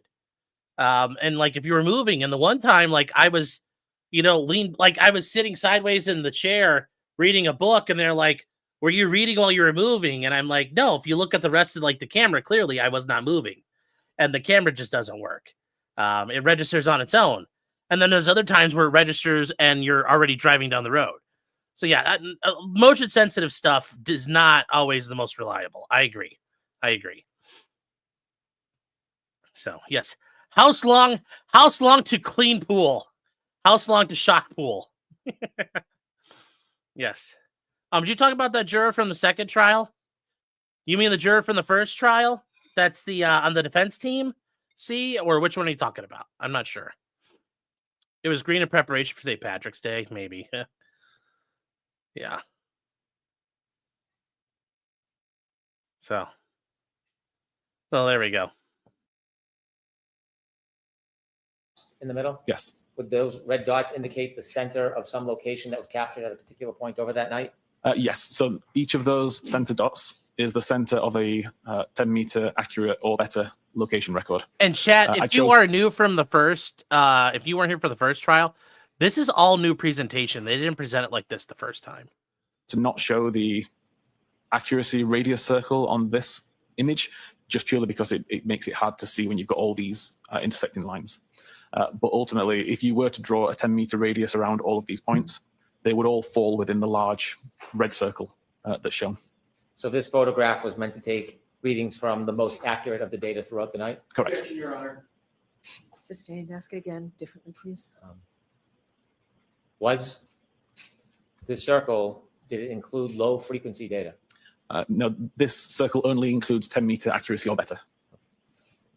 The fact that the center dots are in different spots, is that inconsistent with a phone being in the same place, not moving that entire night? It could indicate movement. It could indicate refinement. Is it impossible to tell? It's impossible to tell at this level of detail anyway. Are all of these dots, given the range, 10 meters or under, are all these dots and all these readings of the high frequency data that you compiled for that night, are they all consistent with Mr. O'Keefe's phone being near the flagpole and not moving that night? Objection, Your Honor. Going on. I think that's a reasonable assumption. All right, this might be a good spot. Are you ready to move on to the next area, or you have any more questions Now about would be this? a fine time, Your Honor. All right, folks, why don't we take our morning break, 15, 20 minutes? We'll see you back there. Thank you. Judge, please keep your notes going on the seat. Please rise for the jury. All right, chat. We got our break here. We're gonna skip ahead. Karen didn't move up to 3 times. I know that's the other thing. Yeah, the entire house is in these circles at this point. So let's see here, chat. We're gonna get to. So that's the end of this. So there's 2 parts that NBC did. NBC Boston did. Hold on here. What the fuck, chat?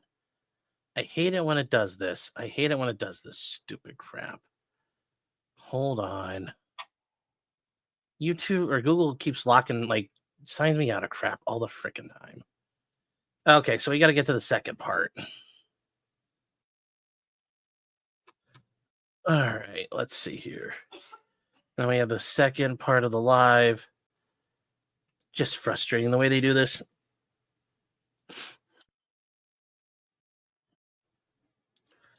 Okay.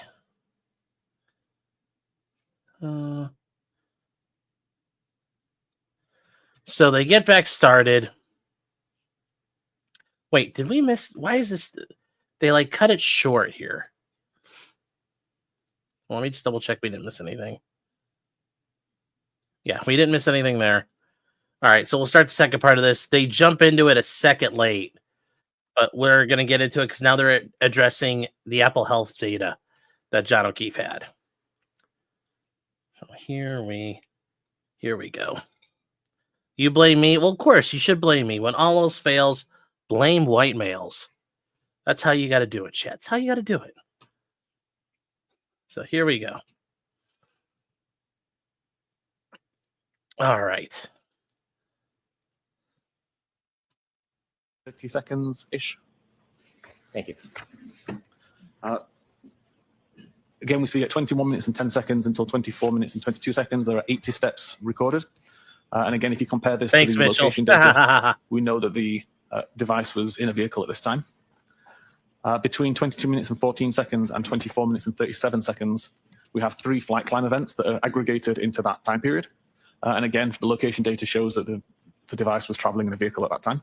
Mr. Whiffen, you had showed us a slide of 2437 on January 29, 2022 in your PowerPoint presentation, noting at that time, 12/24/37, the phone in the car was still traveling at 1.4 miles per hour. Correct. This is about a second before it came to a stop.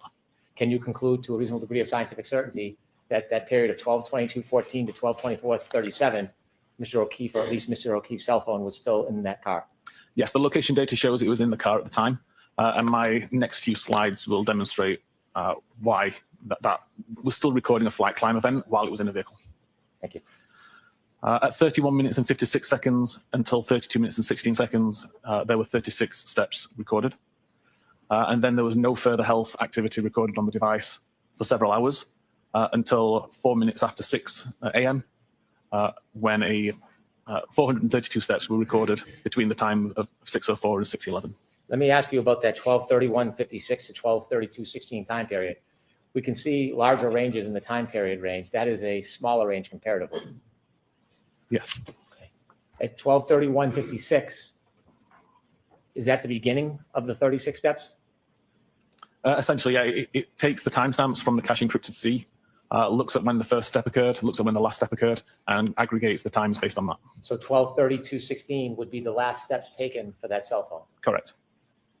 And in between that time period, there's 36 steps. You shared earlier that it doesn't indicate the direction of the steps. Other than the movement that equates the steps, can it tell anything about what direction, the positioning, how the phone was moving? It can't, no. It's just purely registered what it thinks are 36 steps. Could it have been a straight line? It could have been a straight Could it line. have been somebody pacing? It could have been. Could it have been somebody moving and jumping? Yes. Jumping, if they were jumping forward, essentially. After 12/32/16, when this phone took its last steps, it never moved again? Objection, Your Honor. Form of the question and sustained. After 12/32/16, when this phone took its last steps, did it move again until 6 6:04:01 a.m. There were no more steps or flight climb or any other health activity recorded during that time. Do you know what triggered movement at 6:04:01 a.m. of Mr. O'Keefe's cell phone? I presume that the device was moving at that time, but I don't know the details of who. I'll strike it. Please continue. This is getting good regarding the now. Flight climb events. Unless he's looking fighting. at the cache encrypted C database, I was able to find more granular, accurate timestamps for these records. And I showed those timestamps on this map at the position that the device was, according to the location data at the time. So you're going back to earlier in the evening now, 12:22:14 Correct. to 12:24:37 when the phone stopped near the flagpole. Correct. Okay, thank you. So we have the first record at 22:17, a flight climb event was recorded. I've highlighted that was a red line. That equates to the red line that shows underneath the timestamp where the location was, where the device was at that time. The second record is 22 minutes and 32 seconds, showed with a green line, which shows over here. And then finally, 24 minutes and 37 seconds after midnight, shows with an orange line down here outside 34 Fairview. I'd like to point out that health activity events are recorded upon the event completion. The device doesn't know that you're about to walk up some stairs. It doesn't know that you're halfway up some stairs. It has to wait until you've reached the top in order to detect that an altitude change has occurred. So that change only gets written to the database once the flight climb has ended. I tested approximately 8 different phones, different models, different versions of iOS, and found that on average, there was a time difference between 15 and 50 seconds between when I physically stopped walking up a flight of stairs and when the record was made. So it's just based on the time that the device takes to pull the altitude, detect that an altitude difference has occurred, and then write the data to the database. So then I took that average data between 15 and 50 seconds and plotted it onto this graph, which also plots the altitude of the device over time. So the red line here shows the time according to the cache encrypted C database where the first flight climb event was recorded at 22 minutes and 17 seconds. Working back 15 seconds from that to say that with the gap that I know exists between the flight climb ending and when the record's recorded, the flight climb event is presumed to have occurred within this red gradient area. The altitude information on the device shows that between those times, the altitude increased from around 41 meters to around 45 meters. You may recall earlier I said that it's a 3-meter incline that Apple considers a flight climb event. Therefore, the incline that occurred within this red gradient is sufficient to trip a flight climb event. When we look at the second record at 22 minutes and 32 seconds, this is shown on this chart as a green line. And again, working back 15 seconds and beyond to allow for the tolerance, we see the green gradient area. This shows an altitude change of around 45 meters to 48 meters. Again, that would be sufficient for a flight climb event to be recorded because we have 3-meter incline change. We then don't see an incline change for a while. All we see is the device going downhill until we get the record right at the end there at 24 minutes and 37 seconds. And again, working back around 15 seconds to the orange gradient, we see an increase from around 25 to 28, 29 meters. Again, that would be sufficient to cause a flight climb event to be recorded. I'd like to ask you, Sorry, I'll go back. continue, and then I'll ask you, please. Okay. I then compared that information to a topology website from the area, according to a topology website data, and plotted that out here. We see... Which topology? You mean topography? It's topography. So which topography did you use? Is it USGS? I mean, that's the gold standard. Which topography service did you use? Do we know which one you used? You won't tell us which one you used. Which one is it? The red circle now is related to the first flight climb, the green circle to the second flight climb, and the orange circle to the third flight climb. The gradients that we see here are the same gradients that were shown on the previous graph. So the presumption is that within this red gradient is where the flight climb event occurred. Within the green gradient... Yeah, Ag, aren't I right? Isn't topology an actual sign? Like, yeah, topology is... Yeah, I just Googled this, guys. You know what topology is? Topology is the studies of properties of spaces that are invariant under any continuous deformation. For example, a square cannot be deformed into a circle without breaking it. So it's a branch of mathematics. He meant topography. So why not use topography here? Where's your topography maps? Show us the changes. Yeah, this is very reductive. Here is where the second flight climb event occurred, and within the orange gradient here is where the third flight climb event occurred. The white circles show the altitude of that particular location according to the topology website. So again, we see that for the red gradient, there's an increase from 43 to 47 meters. Between the green gradient and the green number 2, again, we're going from around 47 to 50 meters. And then with the orange gradient at the bottom, we've gone from around 26 to 28 meters. So fairly consistent with the data that was recorded on the device in terms of altitude information. And I would suggest is the reason that these flight climb events occurred. Mr. Whiffen, there's 3 different times. The first is 12/22/17. At that time, was the Waze data app initiated? It was. And did that indicate whether or not Mr. O'Keefe or his phone were traveling in a car at that time? Appeared to still be traveling in a car. At 12/22/32, was the Waze data initiated and active? It was, yes. And at that time, does the data indicate that Mr. O'Keefe's phone was in a vehicle and moving? It does. And you showed us a slide finally from 12/24/37 that the vehicle was still moving 1.4 miles per hour. Correct. And was the Waze data initiated and active at that time, 12/24/37? If I remember correctly, Waze had closed about 5 or 10 seconds earlier. Now, based on your study of the Waze information, the location information, the topography, and the healthcare data, do you have an opinion to a reasonable degree of scientific certainty whether the indication on the healthcare data reflecting flights of stairs, do you have an opinion whether or not that was registered as a result of a person holding a phone walking upstairs or for some other reason? Based on the location data, the health data, and the research that I did and the testing, I believe it is more likely that the device was in a vehicle traveling on a road going up an incline versus the location data being incorrect and the person being walking up physical stairs. Thank you.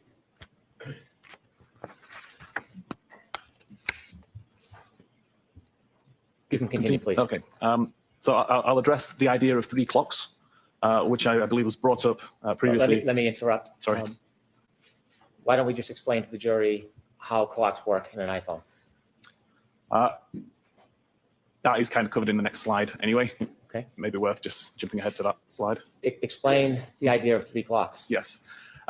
Essentially, there is one clock on an iPhone. It's the clock that you see. It's shown in the top corner, and all activity is related to that particular time. So when you receive a text message, the time that's shown in the database is related to the time that you can see on the phone. When you do health activity, it's related to the time that you see in the top corner of the phone. Everything is related to that time. The difference is within the current PowerLog databases. It's a subset of files stored on iOS devices.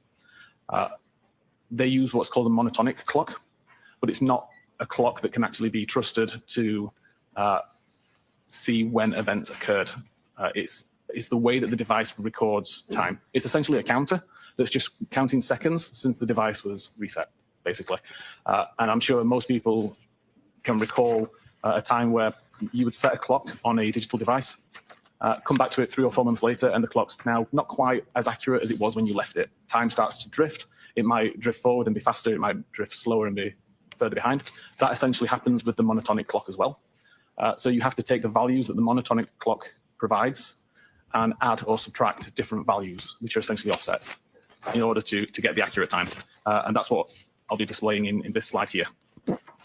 The confusion with the idea of 3 clocks, I believe, comes from the way that Magnet Axiom product displays PowerLog data. They show a monotonic date and time, a baseband date and time, and a display date and time within the PowerLog records. As an examiner, it's really good to see this data and understand how the tool is determining these values. This guy's so full of shit. As an examiner, it would be really bad to look at these values and think that they are accurate timestamps at face value, because they aren't. And I'll start to talk through how this information works. So the other thing that Axiom shows, as well as the monotonic baseband and display times, is they show the location where this information came from.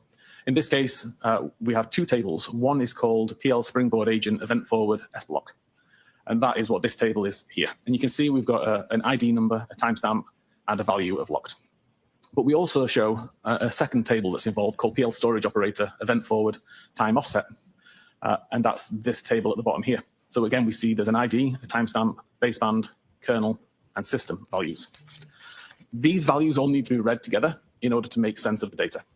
So for example, if I take the timestamp that's shown here, the 1643 33687 number, if you treat that as number of seconds since the 1st of January 1970, it's what we call a Unix epoch. That will get you the timestamp of 29th of January 2022 at midnight, 21 minutes and 27 seconds once you account for the UTC -5 offset. And you'll see that that is the same timestamp that Axiom shows here as the monotonic time, 12:21:27. What we need to then do is take that monotonic time and add it to the baseband value that we see in the time offset table. So now we have a value of 1643 3687.14954, and we add -183 point whatever this number is here to get this value. If we treat this value as number of seconds since the 1st of January 1970, then we get a time of 18 minutes and 23 seconds past midnight on January 29th, which is also the time that we show here as the baseband time. Finally, we can take the monotonic time and add the -181 seconds shown in the system to get this value, which equates to 18 minutes and 25 seconds past midnight on the 29th of January, which is the same as the display time up here. So all this is essentially doing is saying that the counter that is built into the iPhone is registered at the time of that we see in the top, the monotonic time. This is not necessarily the time that the event happened. You have to offset it with this value here in order to get the actual time that this happened. My own personal phone, when I was doing this testing, the time difference between the monotonic time and when something actually happened was over 2 weeks. There was a massive difference because my phone has been drifting so far since I originally bought and set up that phone. And again, when I was testing this, I can turn the flashlight on, turn the flashlight off. Both of those activities are recorded in the power log database. If I just look at the monotonic time, it's off by over 2 weeks. If I do this process to calculate the correct offset, it shows exactly when I turned that flashlight on and when I turned that flashlight off. The calculation is imperative. Without the calculation, these timestamps are irrelevant. And all Axiom is doing here is they're showing you the values that they use in order to calculate the final value. It doesn't mean that you can take the monotonic timestamp and read anything into it. It's completely irrelevant on its own. Is it necessary to understand this process in order to ensure the integrity of the time that you're offering to the jury so you understand whether it's accurate or not? It would be if we were discussing power log data. Power log data only really encompasses things like battery level, the time and date that it's plugged in, button presses, camera usage, things like that. It doesn't count for location data. It doesn't count for Apple Health data. They both work on the system time. They both work on the same system time. So they're always going to be aligned. Do you have an opinion to a reasonable degree of scientific certainty as to the accuracy of the location data times and the accuracy of the health data times that you shared with us? They'd be consistent with each other. So to summarize that, there's only really one clock that's in use on an iPhone for recording. The only difference is the monotonic time, which is how power logs record information, but you need to offset the times to figure out when that activity actually happened. And that you only have to offset those times for power log data, not for health, not for location, not for messages or photographs or any other activity like that, purely power log data. Okay. Is there another subject that you looked at, that you analyzed in order to reach a conclusion about the time and location of John O'Keefe's cell phone over the night of January 29, 2022? Yes, the next one is battery temperature. Can you explain a little bit of background on this before you start? Yes. Slide? So again, we have a temperature sensor built in within the phone, monitoring for if the battery temperature increases too high, it becomes a danger, or if the temperature gets too low and becomes an issue. So it constantly monitors the temperature of the battery and records that information in the Knowledge C database. Did you look into the battery temperatures from before midnight and after midnight and do an analysis regarding the temperatures of that cell phone battery? I did, yes. Throughout the evening of the 28th of January and then the morning of the 29th. Mr. Whiffen, that's going to be hard to read. Is there any way you can enlarge it? Apparently not like that. There we go. Thank you. So on the evening of the 28th, see an average temperature of around mid 80 degree Fahrenheit. I've got no understanding of where the device was at this time, whether it was in a pocket on a surface, whether it was in use or not. But I just wanted to get an average idea of temperatures of the device. By 13 minutes after midnight, we're still at 82 Fahrenheit. At 22 minutes after midnight, we know from the location data that the device was currently in a car, and we see the temperature has dropped to 77 Fahrenheit. By 37 minutes after midnight, we now know the device is already at Fairview. It's been at Fairview for approximately 12 minutes, and the temperature has continued to drop. It's now 72 Fahrenheit. Mr. Whitman, if I can interrupt you. At 12:37, when the temperature drops to 72 degrees, is that before or after the healthcare data stops for that evening? That's after. Thank you. 45 minutes past, the temperature's dropped to 66 Fahrenheit. At 53 minutes past, it's dropped to 61 Fahrenheit. At 7 minutes after 1, it's dropped to 55 Fahrenheit. At 1:36, it's dropped to 50. And then we have a large gap in the data, with the next record being made at 6 minutes after 6 a.m., when the temperature is 43 Fahrenheit. Mr. Whitman,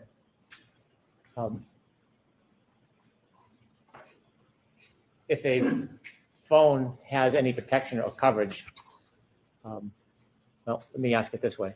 Do you know what, if anything, happened around 6:02, 6:03 to trigger that 6-degree drop in temperature? I don't know accurately, no. Okay. And then you're now at 6:14 and it's 37 degrees? Yeah, you're correct. This is the coldest temperature recorded. Do you know what, if anything, happened to that phone at 6:15:01? I don't know.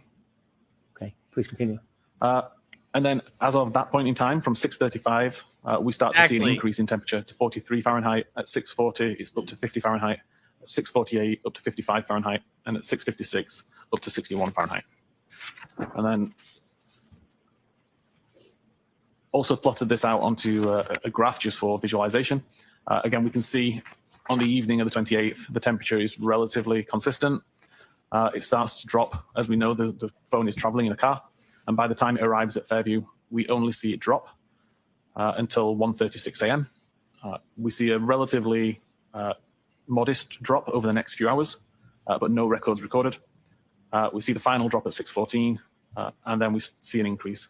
But there are no increases occur prior to 6:14 that would suggest that the phone went from a cold environment to a warm environment or had You still can't explain if it was outside. If it was outside, it should be a constant decline. The temperature, like, this doesn't make any sense. Why is it all of a sudden kind of going down, then all of a sudden drops? Can you correlate that with the weather data, or are you just saying that? Because I don't understand how you can accomplish this fact here, saying boop, boop, that. Like, how are you figuring that? That doesn't make a whole lot of sense here. usage. At least to me. So that's the problem here, because notice it starts going down.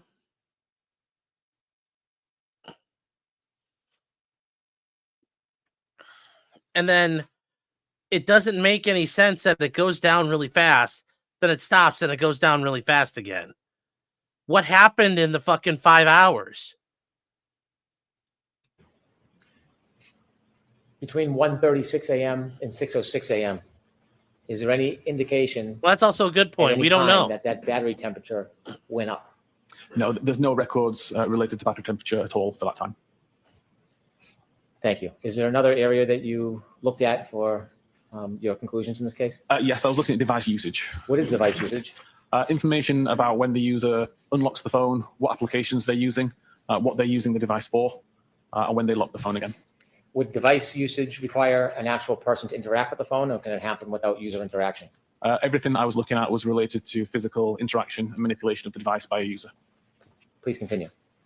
So the three sources of data that I used for this were Knowledge C, a database I mentioned earlier that logs lots of different activity, including device unlocks, device locks, applications that are on screen.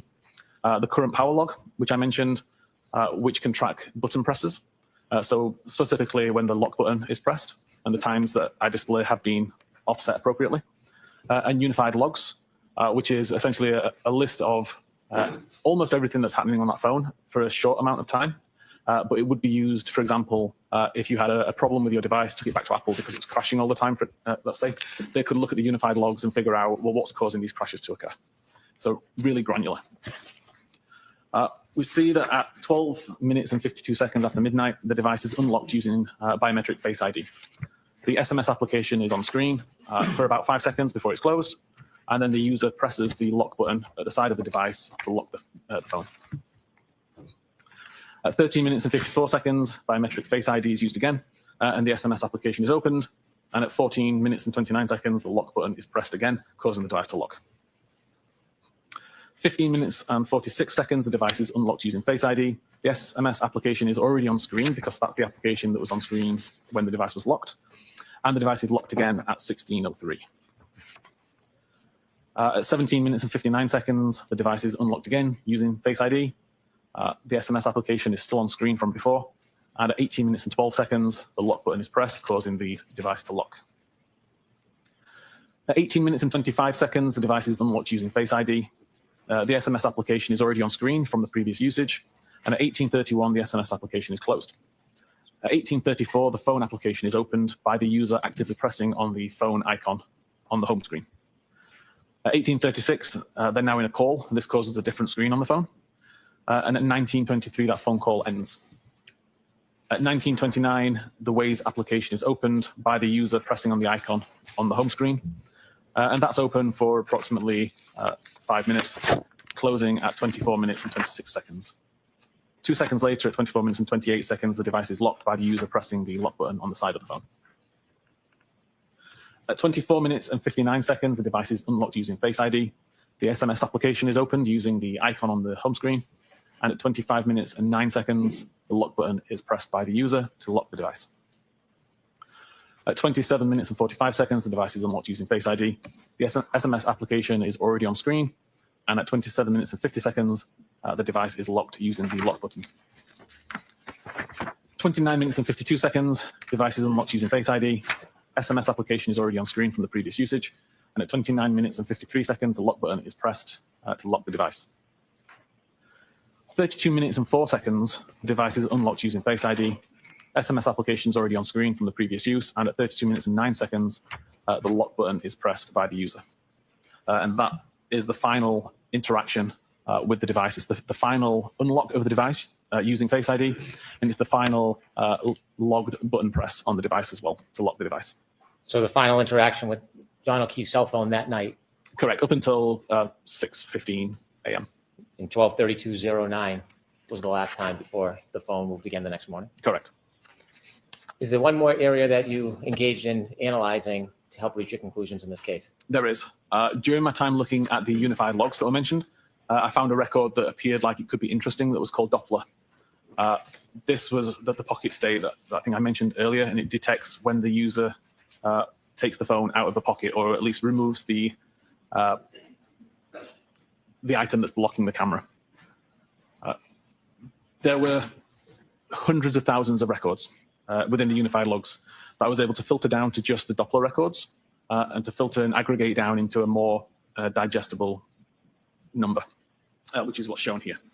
So again, whenever the device receives a phone call or whenever the device is picked up in a particular way, the camera activates and it actively looks for a face. If it finds that the camera is blocked, it records the fact that it's in a pocket state. And it will continue to record pocket state until either the obstruction is removed, so the device has been removed from a pocket, or until whatever is calling for the Doppler check to be completed. So for example, if I make a phone call, it will continue to check and look for a face up until the phone call ends, or the ringing ends.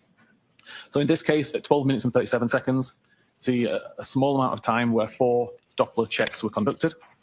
And that ended at 12 minutes 37 seconds with a pocket state cleared event. At 12 minutes and 39 seconds, there was a 7.5 second period where 108 Doppler checks were conducted. Again, that ended with a pocket state cleared event at 12 minutes and 46 seconds. At 25 minutes and 8 seconds, there was a single Doppler check that resulted in a pocket state.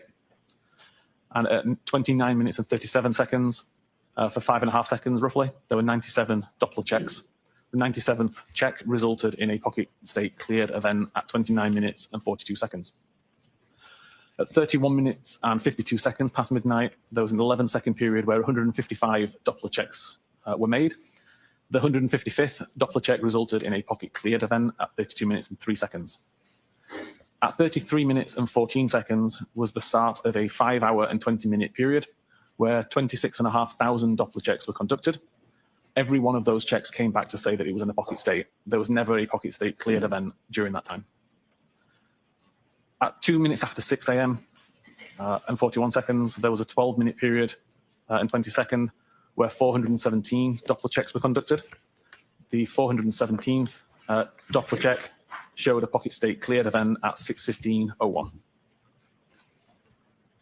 Mr. Whiffen, as a result of your analysis of John O'Keefe's cell phone, considering the location data, including Waze data, and considering the healthcare data, the pocket state information, the battery temperature, did you have an opportunity to create a timeline putting all of these different important pieces of data together so you could show them to the jury in chronological order? I did, yes. Would you share with us now your timeline and explain it for us? Of course. So again, this combines all of the information from the previous slides, just showing it all within a timelined view. So at 18 minutes and 25 seconds, the device is unlocked using Face ID. We see the SMS application is in use. For around 11 seconds, a phone call is made from John to Jennifer McCabe. A phone call lasts 36 seconds, starting at 18 minutes and 47 seconds. That call ends at 19 minutes and 23 seconds, and the mobile phone application is closed at 19 minutes and 24 seconds. At 19 minutes and 29 seconds, the Waze application is loaded on screen. And at 20 minutes and 49 seconds, which is what this location on the side relates to, we see an incoming message from Brian Higgins saying, "You coming here?" At 22 minutes and 14 seconds, this is the start of the 3 flight climb events as the device is driving along Oakdale Road, I believe that one is. At 24 minutes and 26 seconds is when the Waze application is closed and the device is locked via the lock button at 24 minutes and 28 seconds. Guys, remember, they have the right to present evidence, and they're presenting evidence that has been deemed relevant. So they have the right to present it, and they're going forward as best they can on this. Because remember, this takes a lot of steam out of Karen's case, they think. It also destroys their expert they try to bring in later, who talks about climbing up the altitude changes. And they can say, well, actually, here's how we can explain it. This is all part of what they're trying to do, guys. Seconds. At 24 minutes and 37 seconds, the three flight climb events comes to an end. And at 24 minutes and 38 seconds is the first record that shows a speed of 0 meters per second. At 24 minutes and 59 seconds, the device is unlocked using Face ID, and the message, "You coming here," is read at 25 minutes and 8 seconds after midnight. At 25 minutes and 9 seconds after midnight, the device is locked using the lock button. At 27 minutes and 33 seconds after midnight, a text message is received from John McCabe saying, "Here." At 27 minutes and 45 seconds after midnight, the device is unlocked using Face ID, and the "Here" message that was just received is read at 27 minutes and 48 seconds. At 27 minutes and 50 seconds, the lock button is pressed by the user, causing the device to lock. At 29 minutes and 37 seconds, we start to get some Doppler checks, and at 29 minutes and 42 seconds, the pocket state cleared event is written. At 29 minutes and 44 seconds, there's an incoming call from Jen McCabe. This is answered and lasts for 7 seconds, ending at 29 minutes and 51 seconds. At 29 minutes and 52 seconds, the device is unlocked, and a second later, the lock button is pressed, causing the device to lock again. 31 minutes and 47 seconds after midnight, a message is received again from Jennifer McCabe saying, "Pull behind me." And at 31 minutes and 52 seconds, the Doppler check records a pocket state. At 31 minutes and 56 seconds, we start the health event that shows 36 steps were taken. And at 32 minutes and 3 seconds, there's a pocket state cleared event. At 32 minutes and 4 seconds, the device unlocks with Face ID. And again, I'll point out that makes perfect sense if the Doppler state clears, because it's no longer within a pocket, and then it unlocks a second later. That makes sense with the logic that's been identified. At 32 minutes and 5 seconds, messages applications on screen, and the message pull behind me is red. 32 minutes and 9 seconds, the messages application is closed, and the device is locked for the last time. At 32 minutes and 16 seconds, the 36-step health event is ending. At 33 minutes and 14 seconds, we have the first of the 26,500 Doppler state records that all record pocket state.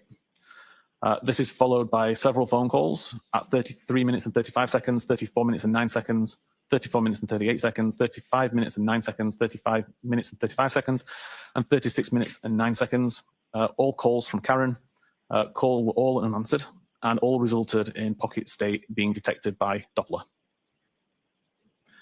At 36 minutes and 9 seconds, and again at 36 minutes and 40 seconds, 2 more phone calls received from Karen, again showing unanswered calls and resulting in a pocket state being recorded by Doppler function.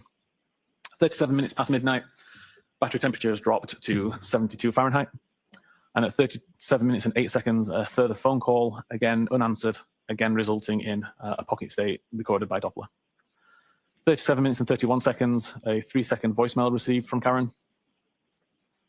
And at 38 minutes and 21 seconds, another incoming call. And at 38 minutes and 26 seconds, another incoming call, both unanswered, both resulting in Doppler pocket state being detected by Doppler. And I've also showed some of the locations that were recorded at around this time by the device. 40 minutes and 31 seconds, a message received from Jennifer McCabe saying hello. This is the first iMessage or SMS message received by the device, which is unread. This is followed up 2 minutes later, at 42 minutes and 9 seconds, by another message from Jennifer McCabe saying, "Where are you?" And at 42 minutes and 35 seconds, there's a 40-second voicemail received from Karen. 43 minutes past midnight, the battery temperature has now dropped to 66 degrees Fahrenheit. At 45 minutes and 53 seconds, another incoming message from Jennifer McCabe saying hello. And again, we can see location data at 53 minutes and 7 seconds, placing the device on the front yard somewhere kind of around the flagpole area. 55 minutes and 31 seconds, a message received from Karen stating, "I'm going home." 55 minutes and 50 seconds, a follow-up message saying, "See you later." Another location data, this is the location that's shown bottom left. And at 2 minutes past 1 a.m., another message from Karen saying, "Your kids are cooking alone."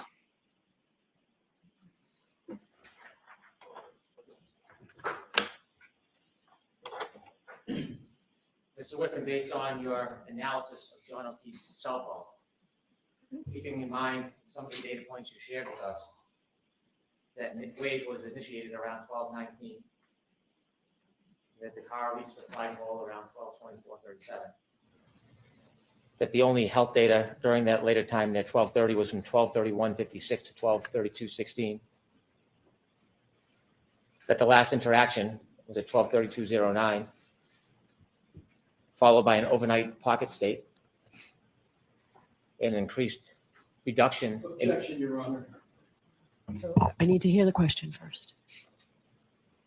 Including a increased reduction in the battery temperature. Do you have an opinion, to a reasonable degree of scientific certainty, that after that phone stopped in the car at the flagpole area of 34 Fairview, whether or not that cell phone remained near the flagpole the entire night until after 6 a.m. the next morning? Objection, Your Honor. I'm going to allow it.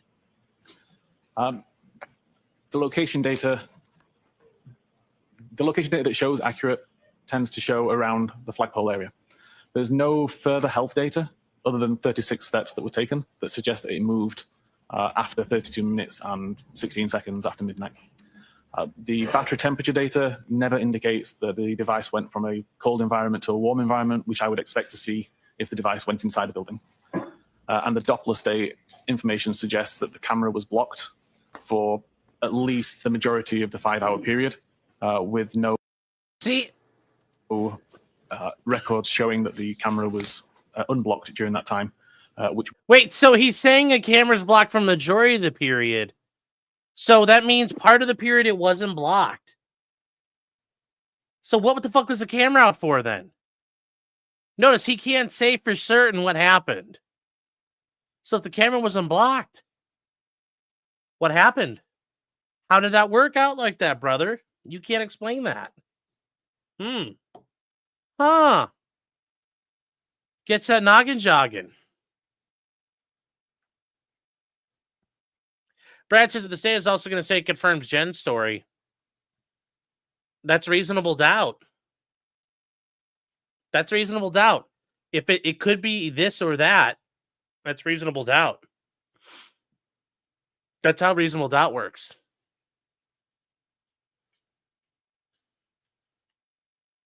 I don't know how this works then. I don't know if anybody else picked up on that, but that's interesting. For at least the majority of the 5-hour period, with no records showing that the camera was unblocked during that time, which would. But then how can you say there were no records of the camera being unblocked and say only for the majority of the period? You have to be able to say the entire time. But notice he can't say it's the entire time. I had to re-listen to that. He has to admit, I don't know what the hell happened. Would typically happen if you were to pick a camera up and move it around. Does that lead you to a conclusion to a reasonable degree of scientific certainty? Yes. Whether that phone remained in the flagpole area from around 12, 24, 33, So until the next morning at 6 a.m. or after? That's the my opinion. objection's sustained. Ask the question in a different form. Do you have an opinion where John O'Keefe's cell phone was? I mean, if he's trying to say that, that makes sense, Luke, but he didn't say that. He says that, he says the majority of the time. Like, that's not how he phrased it. If he wanted to say that, he could have said that. I'm going off of the words he said. Remember, my job is to fuck with the words you say, not what you meant to say. No, say what, it's like John Mayer says, say what you mean to say. He doesn't know that because he's not a good witness. From around 12:24:33 on the evening of January 29, 2022, through at least 6. I know he can't say that, and I'm taking advantage of the fact he can't say that. He's an idiot, and he talked himself into a corner. There's probably ways he could say it, but he's not that bright. He's not that smart. 6 a.m. and after that morning. Yes, based on the totality of all of the information that we've described, my opinion is that the device never moved far away from the flagpole. I have no further questions. Thank you. All right. Mr. Leslie? We approach your honor, please. Okay. Jurors, feel free to stand up. Wait, are you telling me to fuck off or no? Shall I show the second part of my comment? What did I miss here? What did I miss, Brad?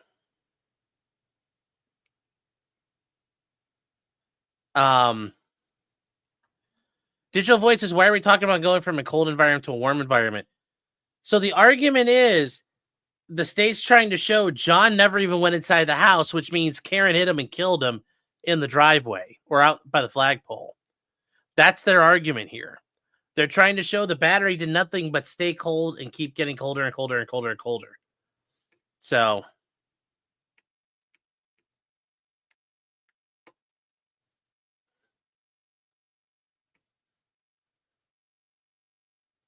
I'll tell you to fuck off because you pulled the wrong topology definition. Hey, I used what Google said. So. Yeah, oh, no, Brad, I agree. And that's the point. When the data supporting both stories, that's reasonable doubt. So. Okay.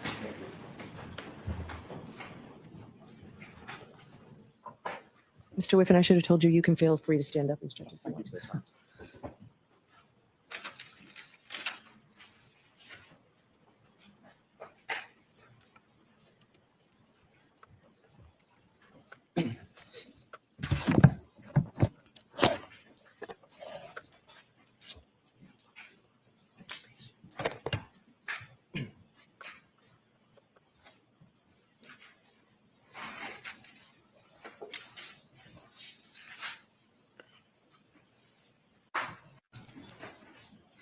Oh, Leslie's got a war binder ready to go. Holy, is that all for this guy? Ooh. That's a lot of motherfucker getting ready to bear down on Wiffle.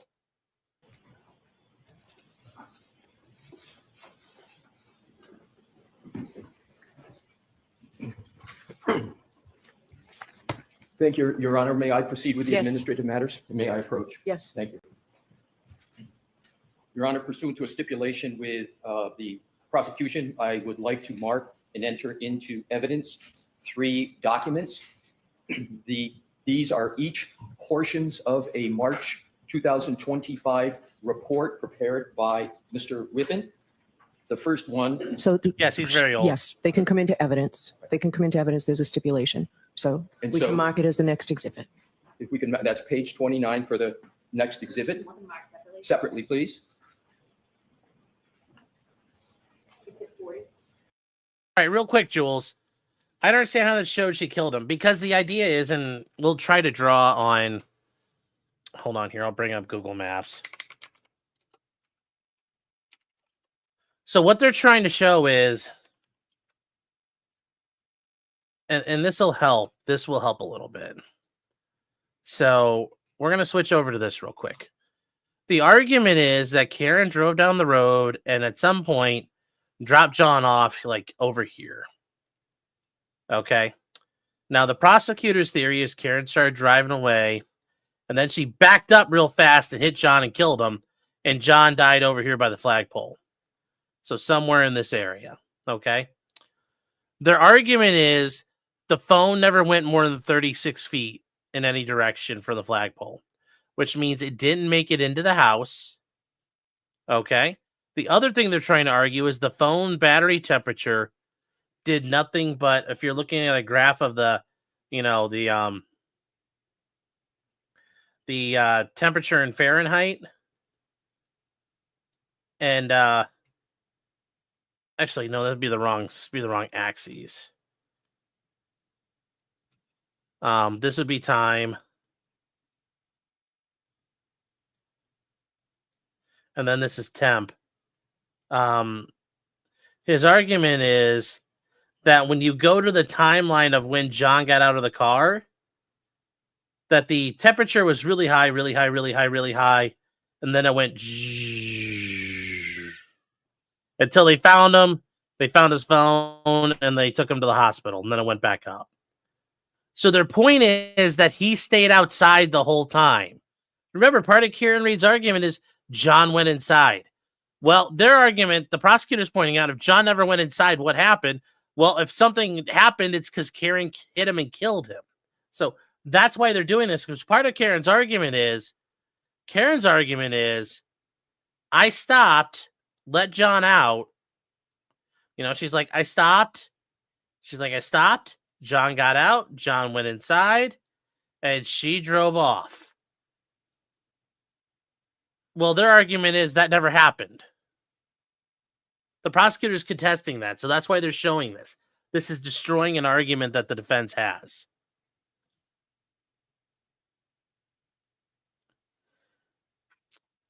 So I hope that kind of sorts things out. Oh, I thought the backing up premise happened in the driveway. Well, I mean, well, roughly the idea is she pulled up to the house and dropped them off. Brad says you can't back up that way without driving into the whole yard. I understand. We're not to the backing up thing. Karen's argument is she shows up and drops them off like this. Hank Brennan's argument is, and here, well, Hank Brennan's argument is, hold on. Hank Brennan's argument is that at some point, Karen stops, like over here. John gets out, doot, and is like right here. Karen and John like talk or something, and Karen immediately, as you think she's going to go this way, she immediately goes and reverses and hits John. She immediately goes, bam, and hits him. And then John dies. John is left wounded in the snow, and then Karen fucks off. That is their argument in a nutshell. Because then from here, Karen goes, whoop, drives off and goes home. And John lays there dying. That's their argument. So, yeah, you can't go that, well, I don't know. I agree, Brad. I agree. Ken says, wouldn't it have been the right rear taillight? Yeah. So, Hank Brennan's main argument. And this is Hank Brennan's main argument right here. So, yeah, and the dude just testified in the most favorable data set the House is still in play. I understand, but I'm just saying that's what they're arguing here. It is a logical argument. I understand. It's a logical argument, Grandpa. But there's also problems with their argument, too, like the fact the injuries don't match up to a vehicle collision. Weren't taillight fragments found in the driveway? Yeah, but remember, there's issues with the taillight fragments because of the control of the vehicle at the garage. So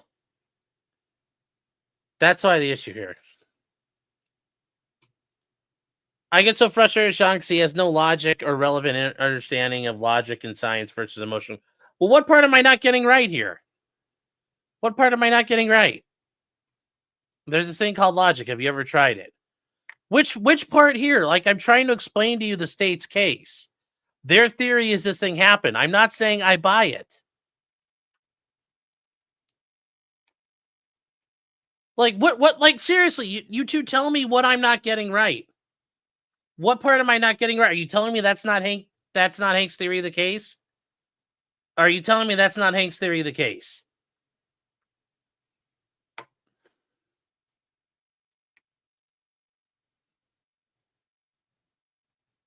I understand it's bullshit. I'm trying to explain it, though, because people don't understand why this phone argument helps. That's the point here. That's the point. These people are asking, what does the phone have to do with this?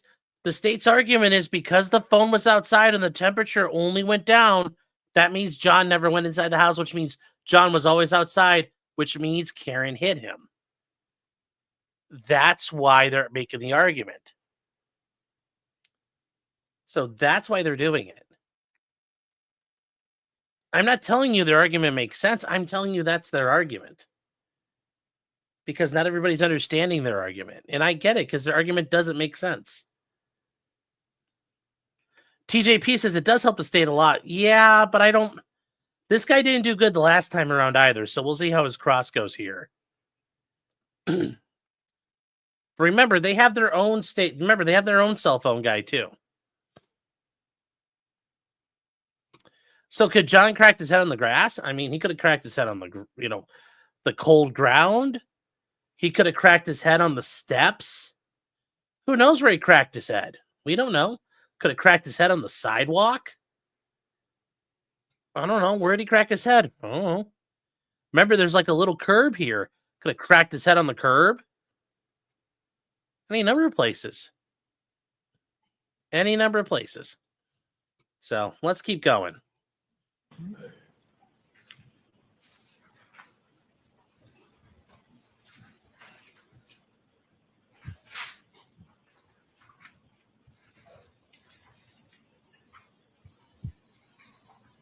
The next exhibit will be pages 77 and 78 of the same report. Okay. Exhibit 41. They think it helps. Okay. They think this helps them. I'm trying to explain to people why they think this is helpful. Hank is an idiot. Hank thinks this helps his case. I'm trying to explain why people, like, why Hank thinks that. I'm not saying it does.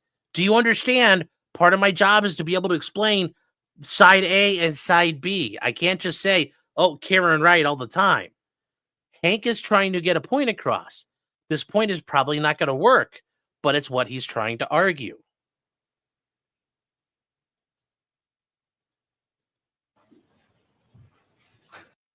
Part of your job as an attorney is to be able to understand the opposing side so you can combat them.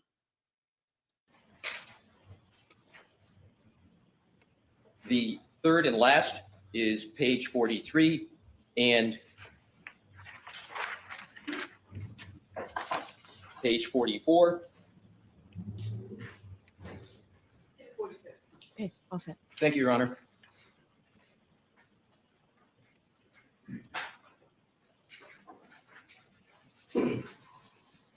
Let's see what Alessi does. May I, Your Honor? Yes, please. Pre-marked exhibits are the way to go, chat. Good afternoon, Mr. Whiffen. I don't believe we've had the pleasure of meeting. Good afternoon. Cell phone data, when correct and when correctly analyzed, can help tell a story of what may have happened under various circumstances, correct? Correct. And in cases like this, literally seconds on cell phone data can be significant, correct? Correct. What I'd like to do is to go back to your PowerPoint presentation and specifically go to the timeline that you had gone through with Mr. Brennan. And rather than repeating everything, there'll be select aspects of the timeline I'm going to reference. And with the court's permission, we will put the timeline back on that's already in evidence. Okay. Thank you. So what I'd like to do is to start with page 70, which we have is 78 of the deck. If you could, Mr. Wolf, go to that. And what I'd like to do, if I could please, Mr. Whiffen, is draw your attention to the very last entry, which says at the bottom, location 122438, and it indicates description, first location record showing speed of 0. Do you see that, sir? I do. And this is the arrival of John O'Keefe's phone at 34 Fairview, correct? Correct. If we could go to the next page, please. We have up at the top, 12:24:59, about 21 seconds later after arrival, we have device unlocked with Face ID, correct? Correct. Is it possible for anyone other than John to unlock that device with Face ID? If a secondary user was set up. Do you have any indication that a second user was set up on John's mobile phone? I never looked at that. I'm sorry. I never looked to see if a secondary user was set up. In terms of the next entry, 12:25:08, it says, read message, you coming here, with 3 question marks. What I'd like to do, because you did not note who that was from, but I want to go back a few slides so we can identify who that message was from. We could go back to 76, please, Mr. Wolf. Yes. So in the last line there, message reading left to right 12:20:49, it says message received from someone listed in context as Brian Higgins. Do you see that? Correct. So if we could go back to slide 80, excuse me, if we could go back to slide 79, that phone reading the message, you coming here, is reading the message from Brian Higgins, correct? Correct. But you didn't note that in the timeline that was from Brian Higgins, correct? No, I was just highlighting the fact that a message was read and that the contents of the message were you coming here. Which you didn't note in this entry when it was read by John that message was from Brian Higgins, correct? Correct.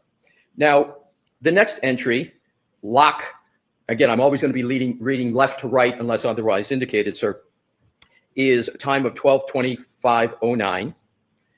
And it says, device locked with lock button. Yes, You see that, sir? I do. That requires human volitional conduct. In other words, someone has to actually manipulate their phone and hit it, right? Correct. Now, at this particular point, isn't it correct that in your report that you mentioned in your March 2025 report, that you had more of a description of what was happening at this time with the phone, namely device bearing shifts to a westerly direction as location records also show the device moving west from the roadside towards the house.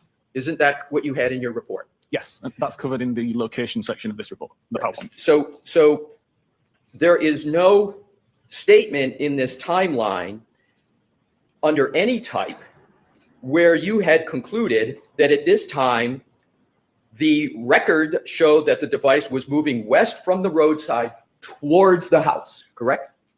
The location latitude, longitude was moving westerly, but at the same time, the accuracy was increasing. So it didn't intrinsically prove that the device was moving.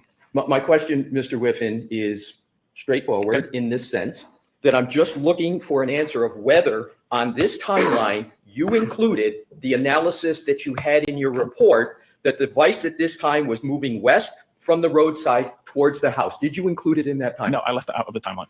Next entry, 2733. That's 12/27/33. You note that there's a message received from Jen McCabe. Here, exclamation point, question mark. You see that, sir? Correct.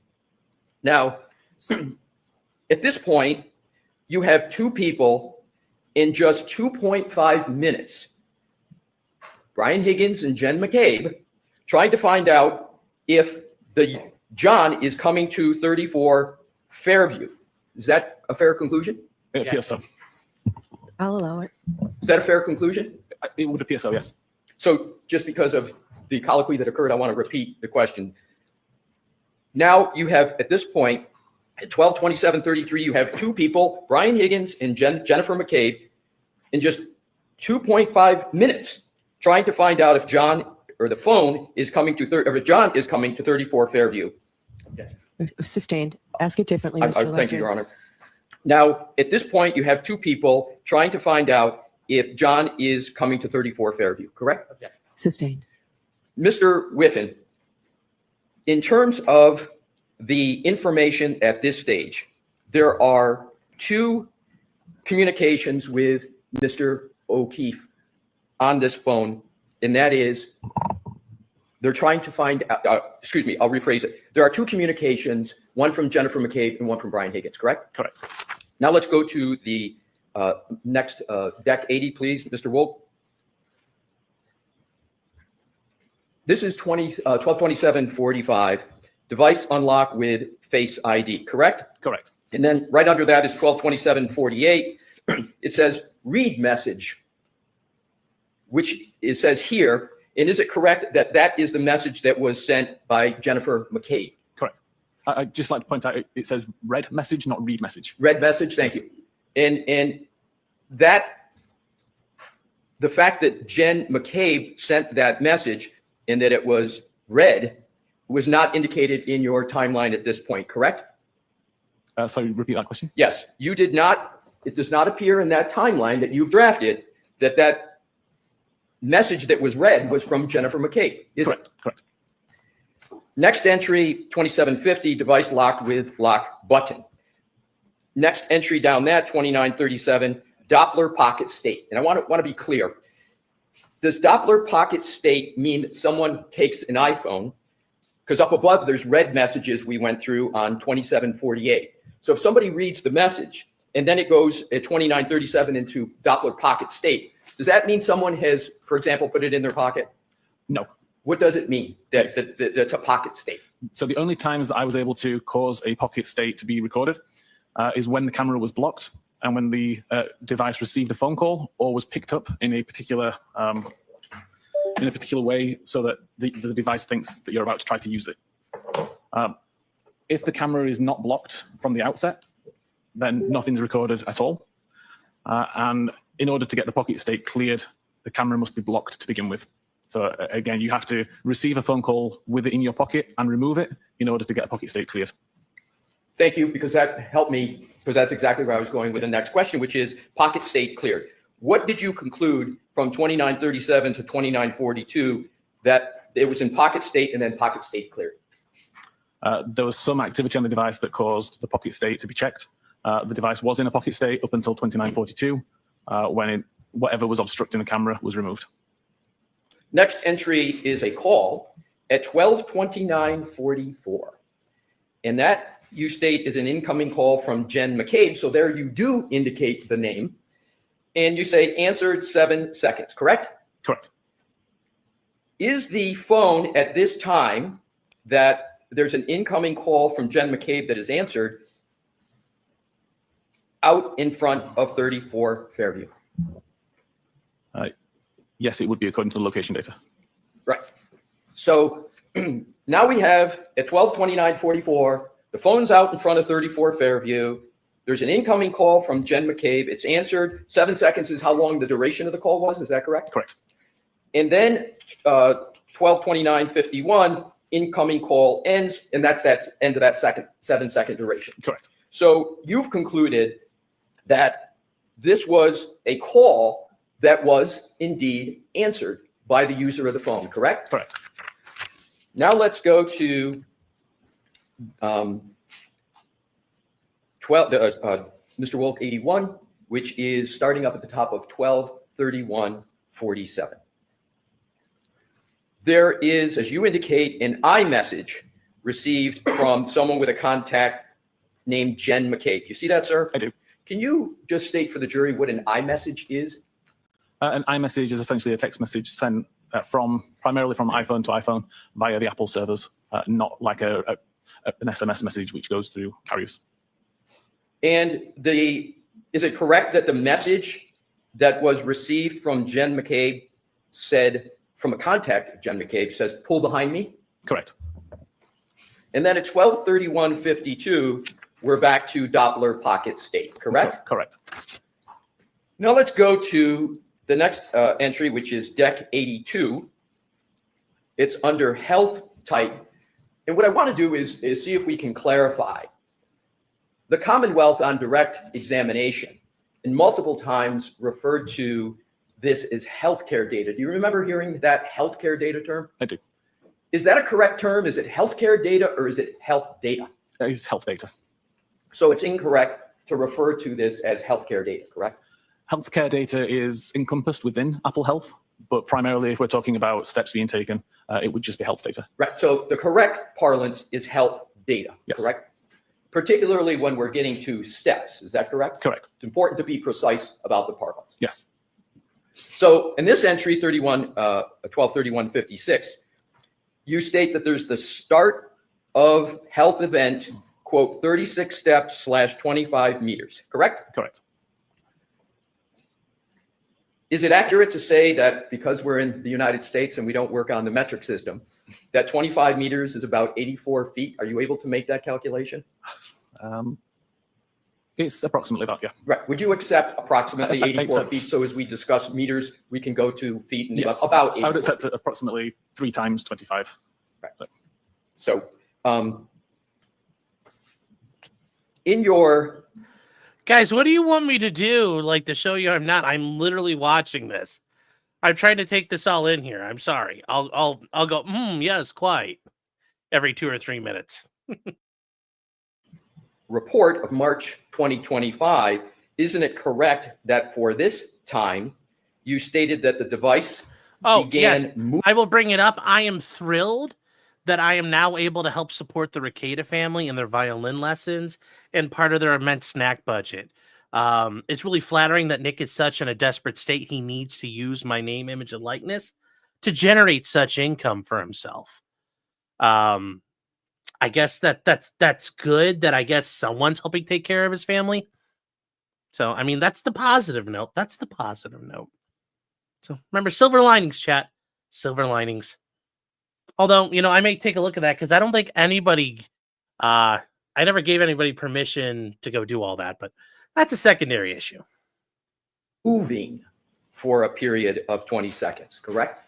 Yes. So again, your conclusion from your analysis is with these 36 steps, the device at this point began moving, correct? Yes, correct. Next entry, 12:32:03. Pocket state cleared, correct? Correct. So does that mean that there's some human activity going on, interaction with the phone, or not? It could have been a received phone call. It could have been movement of the phone to be lifted. But something has happened. But something's correct? happened, yeah. Next, 12:32:04, device unlocked with Face ID, correct? Correct. And then at 12:32:05, it states application focused messages. Yes. Can you clarify what that means in terms of what is happening with the phone for the jury? Yep. So at 32 minutes and 5 seconds, the messages application was in focus on screen. So it was the application that was being used by the user at that time. Now, the next entry is message 12:32:06, and it states red message, quote, pull behind me, close quote, correct? Correct. Now, you don't indicate who that message is from in your timeline, but that's Yes, the message mine. that was sent by Jennifer McCabe at 12/31/47, correct? Correct. Next entry is application lock at 12/32/09. And you've got here end application focus. And then you state device lock with lock button for the last time, correct? Correct. So that's again pressing the side button on the iPhone that locks it. Correct. And that requires human conduct, human interaction with the phone, correct? Correct. And then the next entry under health data at 12/32/16, that is 7 seconds after the lock. It's the end of the health event of 36 steps, 25 meters, and as we agreed, approximately 84 feet, correct? Correct. So in terms of the steps, I want to turn to some further information with regard to your previous, the report that you mentioned on direct, which is the March 2025 report. Your Honor indicated a time for the break, and I'm going to go into a little bit of different area. Would you like me to keep All right, continuing? Mr. Leslie. Folks, let's stop. Turn on lights, please. Mr. Whitman, we need you back to the morning. Jurors, we're going to recess for the day. Please do not discuss this case with anyone. Don't do any independent research or investigation into the case. If you happen to see, hear, or read anything about the case, please disregard it and let us know. And please be very careful with your social media use. All right? We'll see you tomorrow morning. All right, chat. I'll see counsel at sidebar.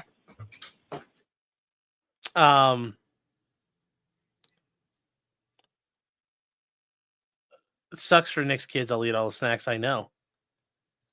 I'm leaving it 10 rent free. I know that's the funny thing. But hey, you got to flail at what you can flail at.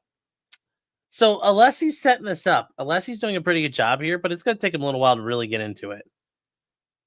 But yes, those meters actually 84 feet, and 84 feet is well within the building there. So, all right. So, chat, we are going to skip ahead to now we get the Arca people. This is the main event, what you've all been waiting for. And here we go. I have not heard any of this, chat, so let me react. I've heard this is really good. So let's see. The record before the court is Commonwealth versus Karen Reed, 22 CR 117. The parties are present. The jury is not present. All right, thank you. All right, so we know that the Commonwealth has filed a few anyway, or repeated motions trying to get the defense to comply with reciprocal discovery regarding the Arca witnesses. Previously, about a month or so ago, maybe longer, Not today, I found that I will there was tomorrow. a violation of the defendant's obligations for reciprocal discovery, and I found that it was deliberate. The Commonwealth filed additional motion, a motion to compel reciprocal discovery of the Arca witnesses or to exclude their testimonies. Upon that, I believe, I issued an order last week for certain discovery to be provided and to be provided by Arca. On the day of opening statements, it was clear to me that there was another violation of the defendant's rules, defendant's obligations under our rules of criminal procedure.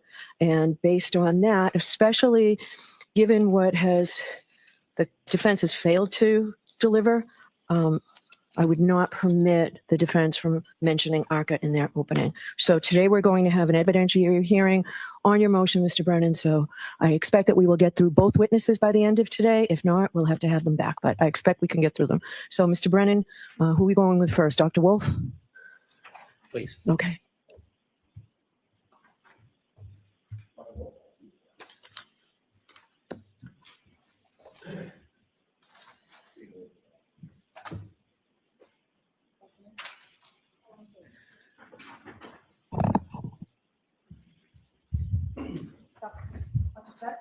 Face the clerk and raise your right hand. Solemnly swear that the testimony you shall give to the court in the matter now in hearing shall be the truth, the whole truth, and nothing but the truth, so help you God. Yes. Thank you. All right, go right ahead, Mr. Thank you. Chairman. Good afternoon, Doctor. Good afternoon. Did you become aware there was an order from this court to produce records? Yes, Did you receive a copy of that order? yes. Who did you receive a copy of that So we order? need Dr. Wolf to identify himself. Please identify yourself for the record. Spell your last name. Daniel Wolf, last name spelled Wolfe. Who did you receive that order from? I believe it was in an email forwarded from Miss Little. Did you read it? Yes, Did you understand that there was a request for certain communications? yes, Did you understand that you were supposed to turn those records over to the Superior Court? yes. Did you turn records over to the Superior Court? I provided a copy of that production notice to Miss Little. Did you provide the records to the Superior Court? I didn't directly email that to the court, no. Did you indirectly email it to the court? It was my understanding that it would be passed along to the court. So you did not, pursuant to the order, provide the records to the Superior Court, did you? Not directly to the court, no. When you read the order, That's not going to get you. Like, I get you're like, you want to, like, you're trying to dick ride these guys, but that's not really going to get you to the point of like, oh, Buzz going to go, oh no, they're tossed. Like, that's not going to do it. That's not going to do it here, guys. So we'll see where he's getting at with this, but he's coming out the door hard. But remember, there's no jury here, so he can go really hard in the paint. you understood what the order was requiring you to provide, correct? Correct. It was requiring you to provide all text messages. Yes. Did you provide all text messages? I don't have any in my possession. Did you look for any text messages that are not in your possession about this case? Yes. Okay, did you find any? No, sir. What did you do to look? So I went through the phone that I presently have, and as I informed Miss Little last year, I was under T-Mobile was my carrier. Subsequent to that, I then switched to Verizon in, I believe it was November. So I made an effort to contact T-Mobile as well as get access to my T-Mobile account hub. Unfortunately, I was unable to get access to it or get any records prior to, or at least from my T-Mobile carrier. Then I went through my Verizon records that I have from 2025. That was, I could only go back 3 months, and I provided those records. How about emails? You didn't change email carriers, did you? No, sir. Did you provide all your emails from when you first were contacted by the defense? Yes, sir. And you provided every one of those emails to who? To it would have been in the file that I put together for the production. How many emails did you find between you and the defense? I'd have to look at the order, but it was probably 6. So what happened here? Well, the main thing is that at the end of the trial, Arca submitted a bill to the Karen Reed defense team for to get reimbursed for appearing and testifying. And eventually the defense team paid it, and they never told anybody about it. And they had kept saying, oh no, the federal government's footing the bill, when in reality they had footed the bill. The rest of this is Hank Brennan fishing for Hank Brennan thinks there's some sort of evidence that Arca has that they dumped or hid that will help their case against Karen Reed. He's got some sort of weird, he's convinced it's out there, and he keeps on crying to the judge about it. Now, it's funny. He's worried about deleted text messages and shit. If Arca had thrown phones in the trash, would he still be fucking crying about it? Because you know what? I could think of a bunch of people in this goddamn case who threw their fucking phones away or deleted DVR's worth of video and then flipped it and mirror imaged it and screwed with it. I can think of all kinds of people who did that. Hank Brennan, from that, it's crickets. So we'll see. We'll see what happens. We'll see what happens. Oh, you guys are getting all fired up. He's looking right at you. Oh, yeah, you guys are getting effed. The Crash Daddies are getting all fired up. Fuzzy Creature says, Arca, the failed race car drivers? No, different Arca. So here we go. Let's keep going, chat. Are you talking about present day or just from last year? Anytime. It was probably around a dozen or so. Who did you correspond with by email on the defense? Again, can you specify a time frame? At any time. Who did you correspond with by email on the defense? It would have been Mr. Jackson. Miss Little might have been on one of those emails. There might have been a couple other members. I don't remember off the top of my head. Well, how about Ms. Reed? I don't believe she was on any of those emails. You've never emailed or been on a correspondence with her by email? No, sir. And how about Mr. Yannetti? He may have been on one of the emails. I don't know as I sit here today. You communicated by phone with the defense, didn't you? Yes. And that began as far back as March 2024? After our report was issued, yes, in March. Back in March of 2024, you spoke on the phone to Mr. Jackson Yes, sir. a number of times? Yes, sir. And as you spoke, you began to become familiar with him and his role in this case, didn't you? We corresponded about, again, our expected testimony here at trial. Yes. I'll ask it again. Did you become familiar with him and his role in this case when you spoke to him? I understood him to be the defense attorney on the case. Yes. Did you speak to Ms. Little by phone? I don't believe so. No. Did you speak to anybody? Hold on 1 second, please.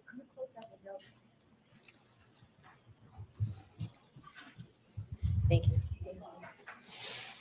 Did you speak, pardon me, did you speak to anybody other than Mr. Jackson about this case before the first trial? I don't believe so. No. Did you speak to anybody since then on Yes. the defense team? Who? I believe Ms. Little and Mr. Alessi. Okay, and how about Ms. Reed? No, sir. Did you ever have any conversations that weren't on a regular telephone? You have a Zoom? Yes, we have had, I believe it was a Zoom or a Teams meeting. We've had a couple. When was that? That would have been more recently to go over some of the testing that we've done. Did you ever have any Zoom meetings before the first trial? No, sir. Did you ever have any group conferences before the first trial? I don't believe so. No. Were you ever on the phone before the first trial in a conversation where you and Dr. Wrentschler both were on the call? There may have been an instance of that. I just don't recall. Well, think back. I don't recall. At some point, you were contacted by Mr. Jackson and you decided or you learned that you may be part of this case as far as a witness? Yes, sir. When you learned you were part of this case, did you have contact with Mr. Jackson before you testified at the voir dire? Did I have communications with him? Yes. Yes. And in those communications, you spoke about your role? I think we spoke about logistics and coordinating my arrival here for the voir dire and certainly the trial. Well, when you spoke on March 20, 2024, didn't you talk about more than coordination of logistics? I'm sorry, what was the date? March 20th, 2024? So I believe that would have been the very first phone call that I had with Mr. Jackson. Was that more than about logistics? Well, I think we were trying to figure out what should we do. I will note that this was a very abnormal situation for me, being involved in a federal investigation and then ultimately being called as a witness. Well, I'm trying to answer your question. But you're not. Did you talk about more than logistics? So are you finished with your answer, Dr. Wolf, or are you still answering? I was still trying to answer. Go ahead, finish. Thank you. So as I mentioned, again, the situation was abnormal. I didn't know if we could get involved. I didn't think Mr. Jackson knew we could get involved. In terms of a path forward, would we be able to do more work? Could we review additional material? How could we work together moving forward? There was a lot of unknowns, so there was a lot of uncertainty. You done?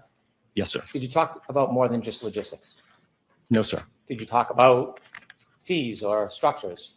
I described to him our typical procedure when we intake a criminal defense case, right? There's typically a contract and retainer associated with that. So I described our normal procedure that takes place. Yes. So you talked about fees and scheduling and costs, what you charge. I did talk about, yes, the contract and the retention letter. When you talked about that contract, there was a discussion, wasn't there, about them hiring you, paying you, or retaining you? Okay. Potentially, again, I prescribed our standard procedure. Why wasn't you talking about fees and schedules if you didn't think that you were potentially going to get hired? Again, I prescribed our normal operating procedure. I had no idea how it was going to work moving forward, which is why ultimately, immediately after that phone call, I contacted the Department of Justice to get clarification on that. We'll get to that, but I'm asking you specifically, why were you talking about fees? And Oh, wow. Fucking Hank is like, he does not want to hear about the DOJ getting involved. I guarantee it. Uh-oh. But is this Wolf or Wrentschler? This guy's fighting back hard. Good job on him. Don't take no shit from Hank. Don't let him bitch you out. scheduling and being paid at that point? Objection, Your Honor. I'm going to allow it. Again, because Mr. Jackson was interested, I believe, in calling us to testify at trial. So I explained to us the normal process. When a client reaches out and wants to engage us for trial testimony, that's typically, again, the procedure that we prescribe at Arca. So that's why I had that explanation to him. So you were talking to him about details about potentially being hired. Isn't that fair to say? I don't know about being hired. I think, again, him utilizing us in the trial as expert witnesses. Well, what's the difference between him utilizing you and paying you for that utilization and him actually hiring you? What's the difference in your mind? Well, I think there is a difference because ultimately, after I got clarification from the Department of Justice, they indicated that they could not, the defense that has signed any type of contract, there could not be any type of agreement or retainer. I'm not asking what you determined later. I'm talking about the conversation you had on March 20th, 2022, when you were speaking to attorney. Wow, Hank is getting moo. This is he's basically doing, we've seen this before, chat, where the opposing party gets to do this like a ghetto deposition. here. Hank is being very confrontational, and this isn't going his way. But I get Hank's being a little upset here, and I'm all for it. I'm here for it. This is hilarious. I love it. Hey, Jackson, that's what I'm talking about, okay? Understand? I don't know that I understand your question then. Okay. When you had a conversation on March 20th, 2022 with Attorney Jackson, you discussed potentially being hired, paid, compensated by Attorney Jackson or the defense for this case, didn't you? We did, like I said, I did explain to him our typical operating procedure when a client reaches out for trial testimony. I went over that with him. Yes. I'm not talking about a client. I'm talking about this client. Did you talk about them potentially hiring? He's describing for work in SOPs. this case. That's the question I'm asking you on March 20th, 2022, not the 22nd, not the 24th. March 20th, 2024. Did you speak to Attorney Jackson about them potentially retaining or hiring you for this case? I spoke to him like I speak to any other client that would be interested in calling us as a witness. Okay. And so after you spoke to them, you spoke to representatives of the United States Attorney's Office, and you wrote an email back saying that you were going to put the conversation on hold. Is that fair to say?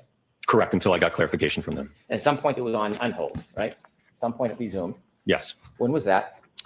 That would have been towards, I believe, the end of April. The end of April. How was this relationship resumed? What was the contact, the conversation between you and anybody on the defense that resumed that relationship?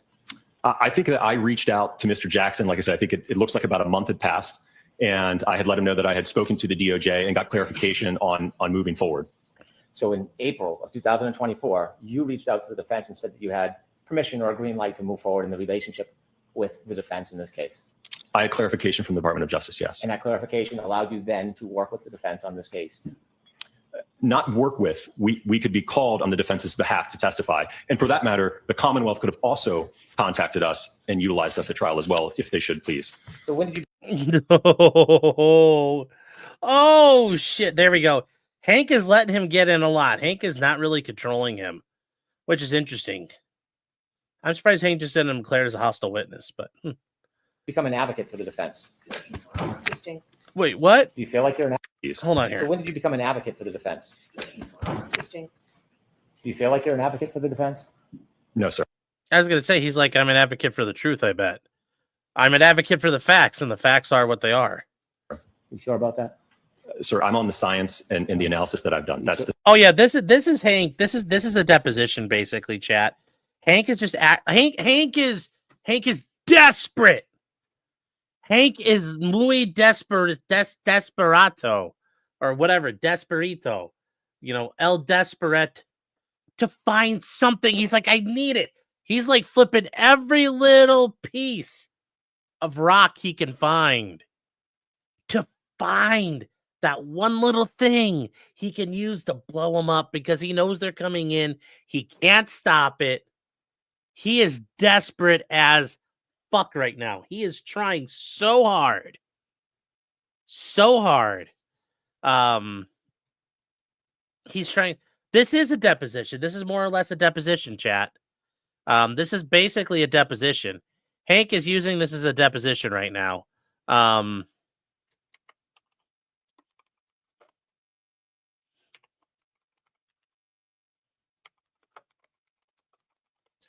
This is 100% what this is meant for.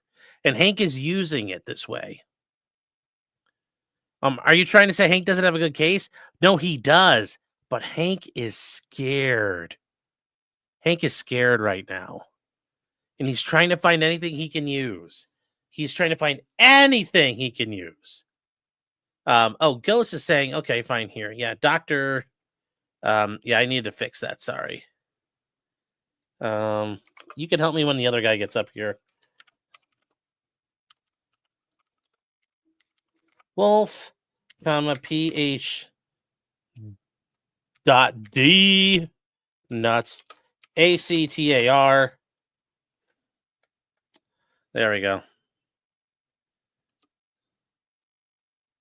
Okay, there we go, Ghost. I fixed that for you.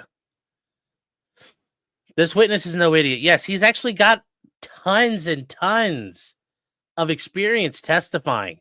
So he's dealt with asshole attorneys before. So, but no, guys, remember, this voir dire is so Hank can try to find something. He is desperate to look for something. This is a deposition, basically. Treat this as though you're reading a very antagonistic deposition. That's why Bev's letting him come in here and be fast and loose. So here we go.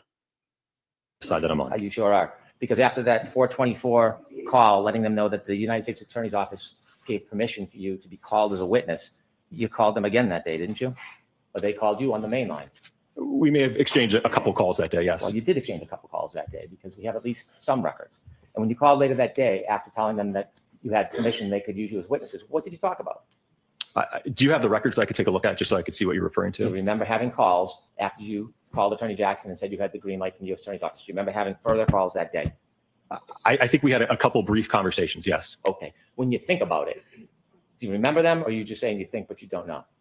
I don't remember. I remember that there was one conversation, I believe in early May, that I had with Mr. Jackson, in which we engaged in a conversation where I gave him more information about my background, who Arca was as a whole. I think we even got stuck a little bit about my family, my 4 kids and things of that nature, but it was a call about background and qualifications. We're still back in April. You're moving ahead to May when you first started billing. I want to talk about back in April. Do you remember having conversations on April 24th with Mr. Jackson?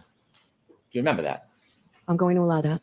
He already said, I remember don't that There know. were conversations, yes. Specifically what they were too. I remember, I think they were brief, but I don't remember the specifics of them, no. Well, in the brief conversation, what do you briefly remember about that brief conversation, Doctor? Well, as I mentioned, I think I had finally received clarification from the DOJ, so I think I was letting him know that I had received that clarification. Sir, you said that was the first call. There were more than one call. There was then 2 calls to the main line. What did you discuss with him during those calls? Well, to be honest with you, the call to the Arca main line, I don't even know if I spoke with him. That's just to the main line, not to me directly. So he could have spoken to a receptionist who then tried to get a hold of me, right? So I don't know if that specific call to the main line was to me or someone else at Arca. Well, this is a new relationship, right? You're working on a contract with the federal government. You have only spoken to Mr. Jackson, according to you, twice. You don't remember the early conversations with them and what they were about? I'm sorry, are we talking about now at the end of April Yeah, still? I'm still talking at April 24, 2024. Yeah, as I just discussed with you, from what I recall, it was relaying to him the clarification that I got from the Department of Justice. Right, but that doesn't take more than one call, does it? I don't know. He may have been in court. There might have been some phone tag. I don't know, sir. Well, there was a 9-minute call on April 24th, and then there's 2 calls to the Arca main line, 3 minutes and 2 minutes. Do you remember any of those calls? Again, when you say 3 minutes and 2 minutes, that makes it sound like, in all likelihood, he contacted the Arca main line, got a hold of a receptionist or my project manager, and couldn't get a hold of me. Are you just making that up, or that's what happened? Sir, that is my best guess. I don't recall from a year ago. We're not asking you to guess. I'm asking for your testimony. That's what I recall. This is the problem here, though. I get Hank is trying to go all balls to the wall, but if you don't know the answer to that, and this is the thing, guys. Remember what I said when you ask these questions. If somebody gives a valid answer, like a reasonable answer, it's going to seem reasonable. Guys, like, I'm trying to give you my best answer, and Hank is being real pushy. I don't know how this is helping him. I think he's trying to see if he can rattle him, but Wolf is being pretty good here about, like, dude, you asked a question, I answered it. Like, how much more explicit do I need to be? So I don't know what Hank is really getting at here, the way he keeps pushing like this. Oh, sir. Do you recall him calling a secretary on the main line? That's what you recall? He very well could have. I just don't know, sir. But you're making a representation that you recall him using a secretary in the main line. I'm asking what you actually did and actually said. He's not making a representation. He's telling you, I don't know what happened. He's already tried to tell you, I don't know. I don't recall speaking to him for 2 minutes. He's trying to, like, Hank needs to really be kind of smart here. And, this would look really bad in front of the jury, I think. Because I think even the jurors, remember, the jurors are going to put a reasonable, what did he say? And they're going to be like, yeah, that makes sense. So Hank is being a little over assholey right now, but he can do that. He could do that. He could afford to do that right now. Do you remember speaking to Mr. Jackson or anybody on the defense team after that initial call back on April 24th, 2024? Do you remember those 2 phone calls? Objection, Your Honor. So let's get an answer. I don't remember those phone calls specifically. No, sir. Next Do you question. remember the phone call on April 30th, 2024? Do you remember that one? I don't remember that call, sir. Okay. Do you remember the call on May 1st, 2024? I don't have the records in front of me, but was that a longer call by any chance? It was 40 minutes long. Okay. Yep. So then, yes, as I just described earlier, that would have been the call in which I went over with Mr. Jackson a little bit more about Arca, my background, my education, qualification, the kind of casework that I do, things of that nature. And did you discuss issues regarding this case? No, sir. So during the 40 minutes you spoke, you never discussed any of your findings. They were kind of prohibited from discussing too much per the DOJ's rules. So, like, did you guys do stuff? No, the DOJ prevented us from doing a lot of things. Like, that's where, Hank's doing all this now because all these answers can come out and they don't hurt anybody. But Hank's got to be careful. If he pushes like this during trial, he could open up a lot of doors if he's not being careful. So we like to think Hank is being rational and poised, but I don't know if he is. It's hard to tell. Man is acting very upset because he can't get that information that he really needs right now. He really needs that data.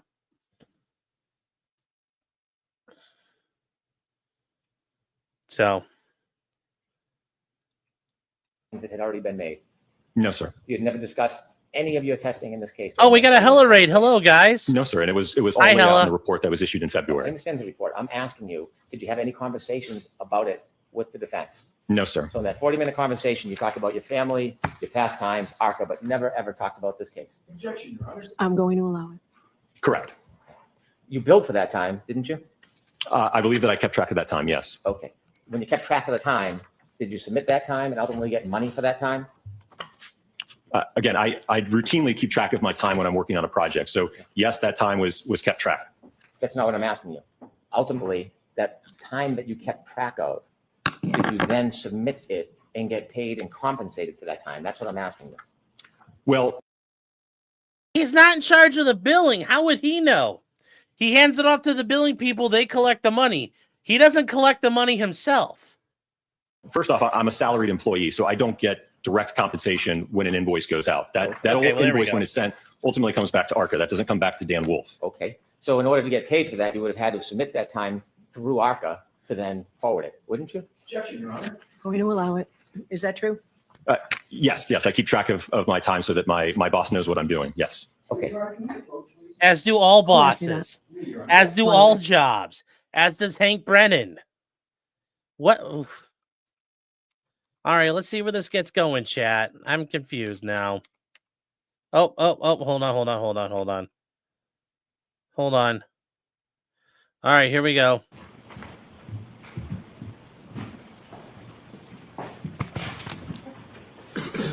Doctor, again, to focus you, we're on May 1st, 2024. May 1st, 2024, you had a conversation with Attorney Jackson. Correct. And at some point, did you submit the time you spent and forward it so that that could be billed? Yes, and I will note that all of that time was actually tracked under the same project number that the work that was done for the Department of Justice was under. So at the time you had that conversation, you were keeping track of hours, correct? Something I routinely do, yes. And do you know who ultimately paid that bill for that day, May 1st, 2024? I know now that it was the defense, yes. Okay. Now, when you billed, did you bill for the entire conversation? I don't know. You said most of the conversation was background, talking about Arca, talking about your families. Yes. Right. Do you typically bill clients when you're spending time talking about families? Again, that wasn't the entirety of the conversation. I think you just briefly asked me about my family. Oh, now it's brief. Okay. Wow, now Hank is just being a fucking asshole. Because he talked about Arca, like explaining what we do, how we do things, what we can do. That's all important as an expert, like what we do, how we do it. And now Hank's like, well, do you really talk about family all that much? I'm like, I don't know, Hank. Do your kids not fucking talk to you? Hank's like, I can't force my kids to talk to me. Right. Look at him. He's just like, oh my fucking God. This guy's insufferable. No comments, please. Do you typically charge when you're talking about non-related work matters in your billing?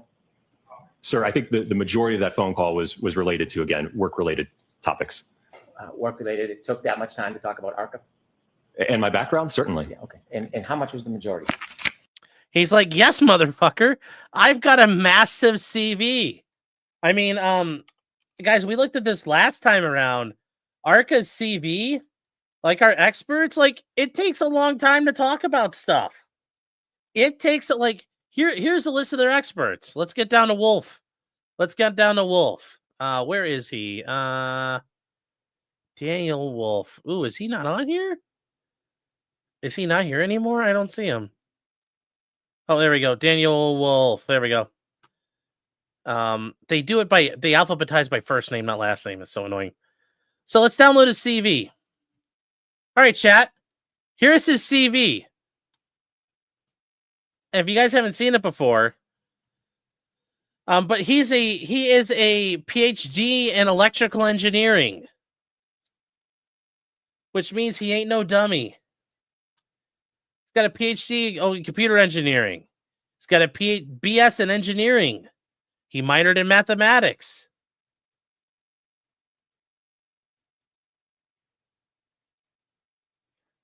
He's got studying everywhere.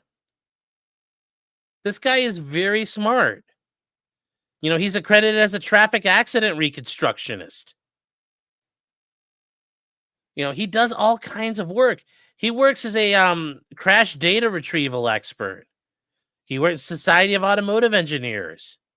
He's able to interpret heavy vehicle event data recorders in commercial vehicles.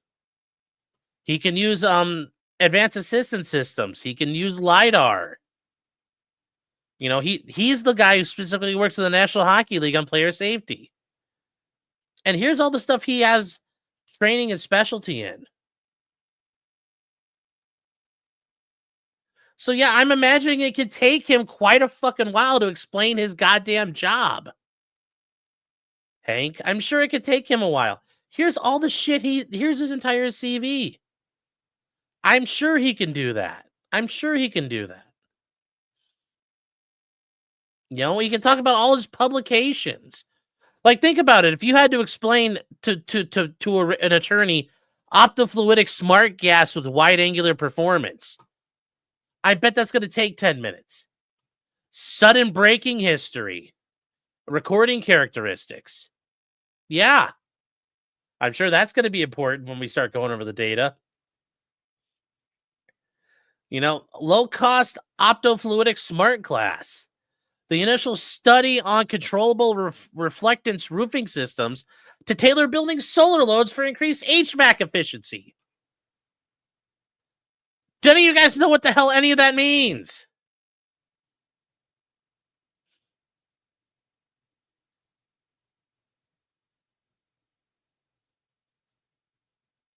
Do any of you guys know what any of that means?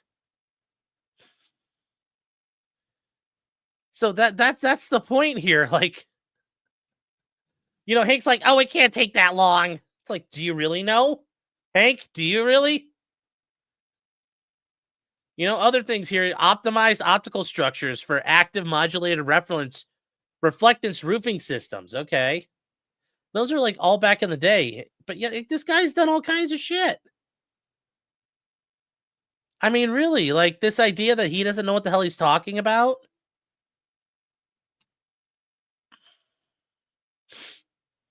He also is involved in nanoelectronic devices. His dissertation involved the development of a novel optofluidic smart gas, a low-cost alternative to commercially available electrically activated switchable glass technologies. There you go. Yeah. Yes, reflective maintenance coverings are paints for HVAC. Yes. Shiny roof, not get so hot. I understand that. I'm just saying overall. Yes, I understand what HVAC is, but the rest of it. So.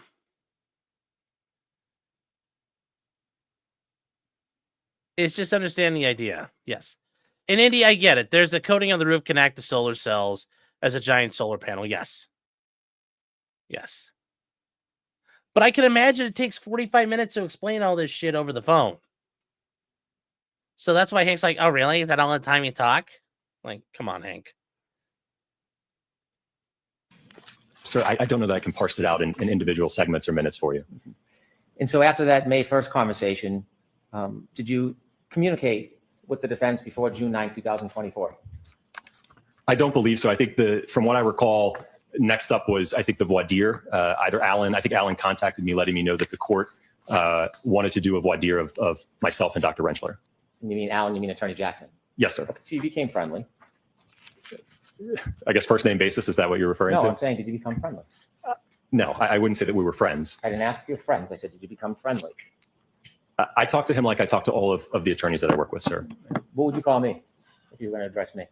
Probably Mr. Brennan. So, do you remember the next time you spoke to Alan? As I mentioned, it probably would have been sometime in early or mid-June. Going into June, you were keeping track of all your communications with Attorney Jackson or anybody from the defense, weren't you? I don't know if you mean, what do you mean by keeping track? Well, do you have a folder where you make notes when you have communications with an attorney and discuss issues? No, sir. You don't make notes? Not for brief phone calls, no. For your billing, do you save phone records or text messages so you have some collateral evidence about the billing? No, not when it's things about, again, logistics and traveling and scheduling, no, sir. And by the way, when you put together your phone records and text messages that you sent to the court in response to the court order, did you have actual records? What do you mean in terms of actual records? Well, I see like a summary chart that was developed. Who developed that summary chart? So that was, again, as I mentioned earlier, I was unfortunately unable to pull anything from T-Mobile. I just could not get access. Then what I did is I logged into my personal Verizon phone records, and I was able to go back for 3 months. I couldn't get back to December, and then I downloaded the spreadsheets, and I extracted those rows and provided that. Did you provide the actual records or just the spreadsheet? Well, I provided the spreadsheet, which was pulled from the records. I would have had to redact a lot of phone numbers if I was to put in the full extraction, if you will. So you didn't provide the full extraction? I provided the full extraction as it relates to all the contact between myself and Mr. Jackson and Miss Little. Did you ever delete text? From last year? Yes. Yes. After you had text messages with the defense, did you delete those texts? Yeah, after the trial concluded, I mean, that's something I routinely do. I'm not going to keep texts from Mr. Jackson, especially now that we're past a year. I would have no reason to keep those, sir. I'm not asking for the excuse. I'm asking if you did it. Did you delete texts? Again, it's something that I typically do. I communicate with attorneys all the time, whether it's for trial or inspections. I don't have a habit of keeping a text chain about scheduling or meeting or, hey, can we meet at this time or show up here? I just don't have a habit of keeping that type of text. So he's not my friend, sir. So you didn't delete texts? I think I just told you that, yes, I did delete the text. Oh, you didn't tell me, but you just did now. Thank you. So next question. Except he did. He's like, I do it as a normal course of business. I do it all the time. Hank is so fucking desperate here. No Okay. comments, Mr. Moore. How many texts did you delete in communications with the defense? I don't. I mean, he didn't delete the text one by one by one by one. He deleted conversation, delete. And that's like Hank is this is all Hank's got. He's flailing. Know the number, sir. You don't know the numbers? I don't have the text. So you're asking me over a year ago almost about text messages. I don't recall how many there were. All right. Was it 10, 100, 1,000? How many were there? Of ones that I sent? No, not just what you sent. Either way, back and forth. Probably, I don't know, maybe around 100 or so.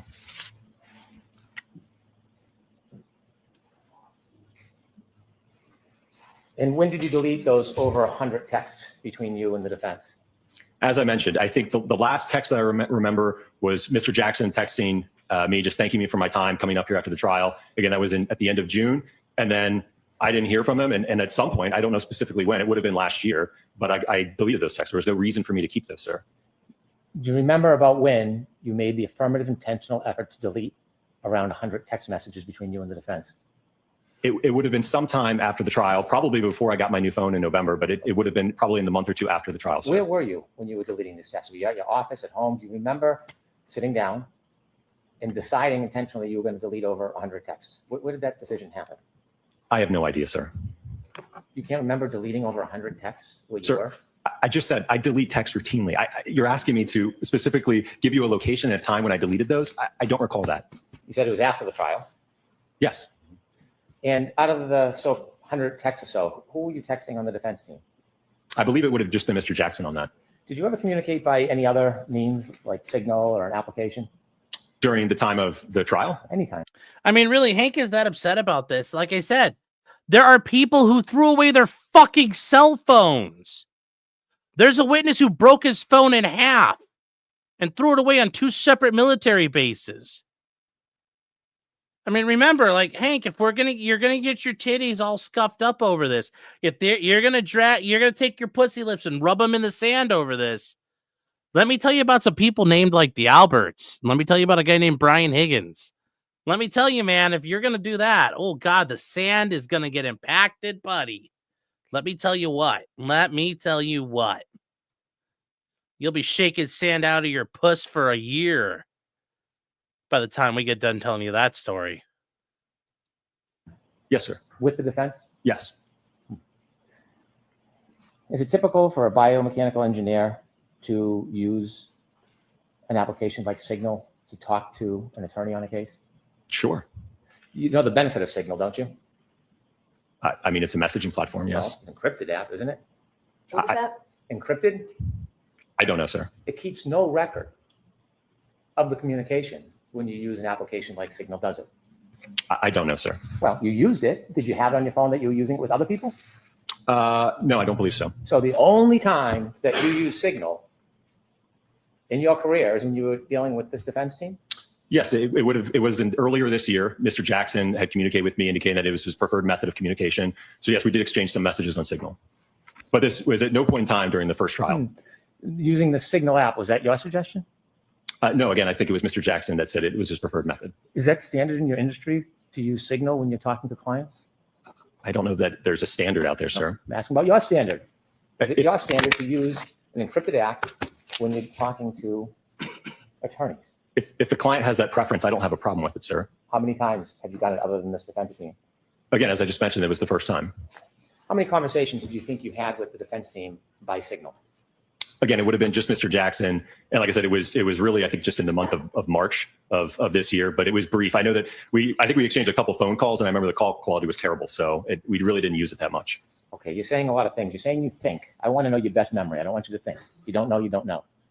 How many times did you use Signal with the defense to talk about this case? Going to allow it. From what I recall, was probably a handful of times. When you say if what you recall, are you purposely being vague in case there's records, or do you not remember? I don't remember, sir.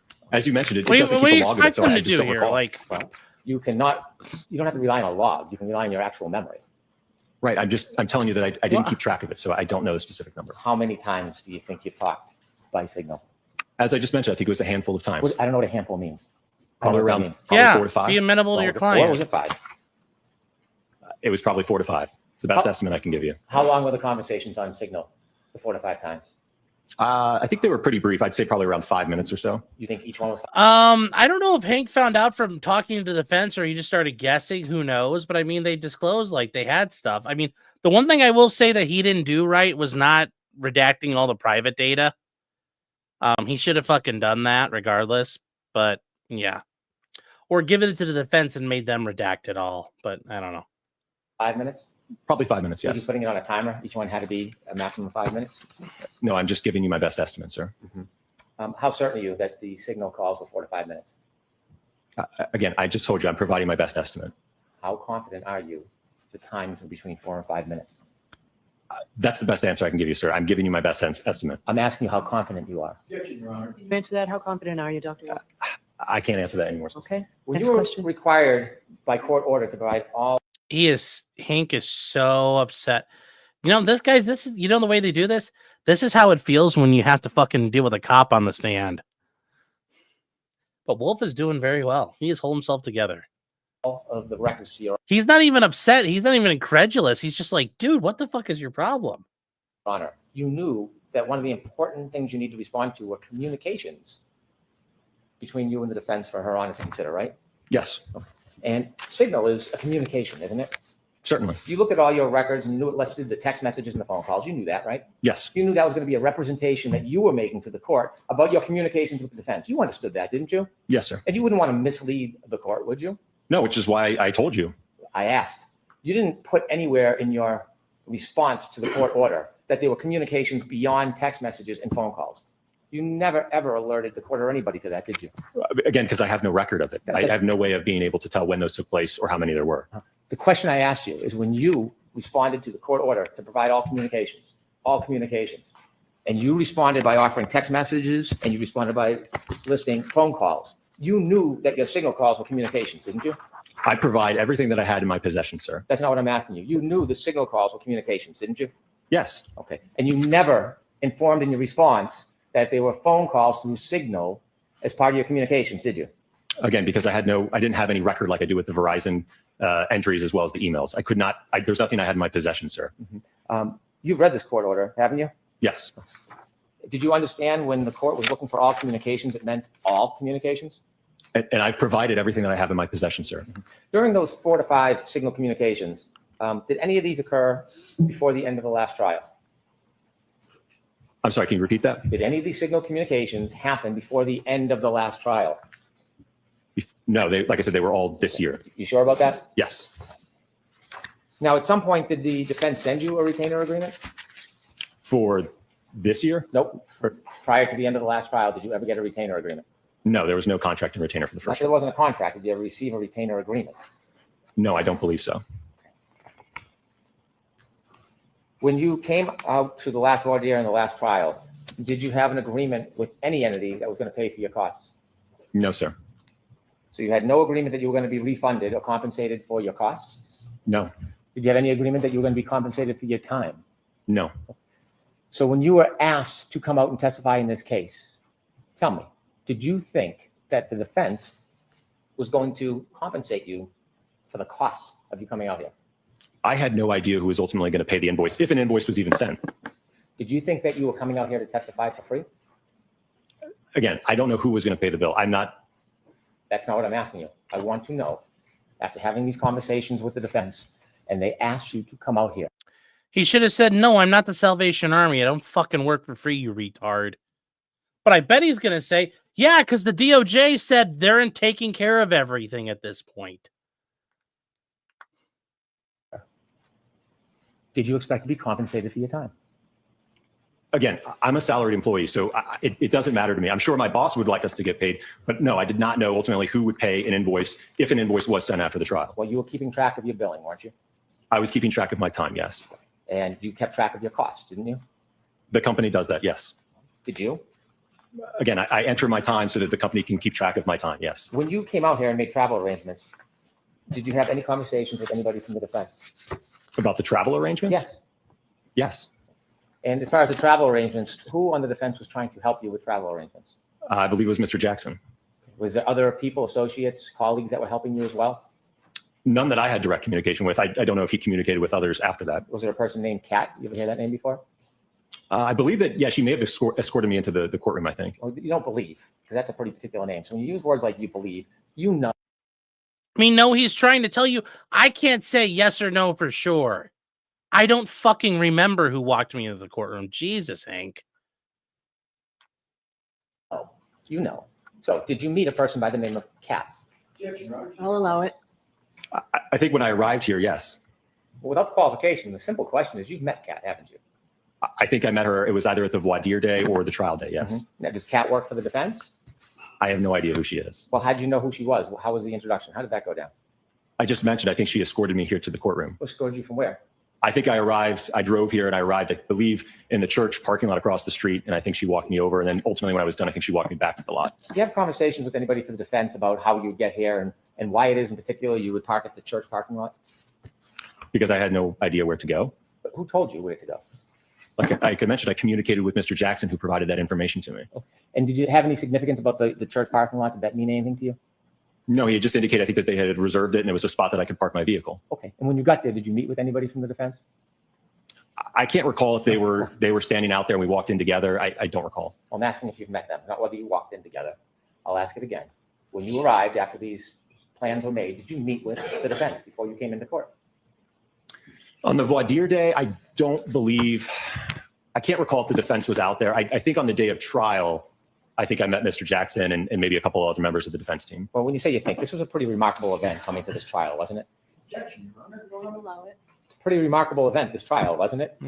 It's unique, yes. Yeah, it's unique. And so when you came here, having had all these conversations with Attorney Jackson, you don't remember if you met him before you came in for voir dire or came in for trial? You don't remember if you met him? Well, like I said, I think for the voir dire, I think he was already, I believe, in the courthouse. So I think the first time I actually shook his hand and met him was the day of the trial, if I'm not mistaken. Okay. And tell me, is that near the church parking lot that you met with them? I'm sorry, what was your question? Was it near the church parking lot where you met with them? Yes. Okay. You shook his hand. This is meeting face to face, right? Yes. Yes? Yes. Did you have a conversation about the case? I don't believe so, no. When you say you don't believe so, do you think you had a conversation about the case? At that point in time, no. I was getting ready to take the stand, so I don't think we had a conversation about it.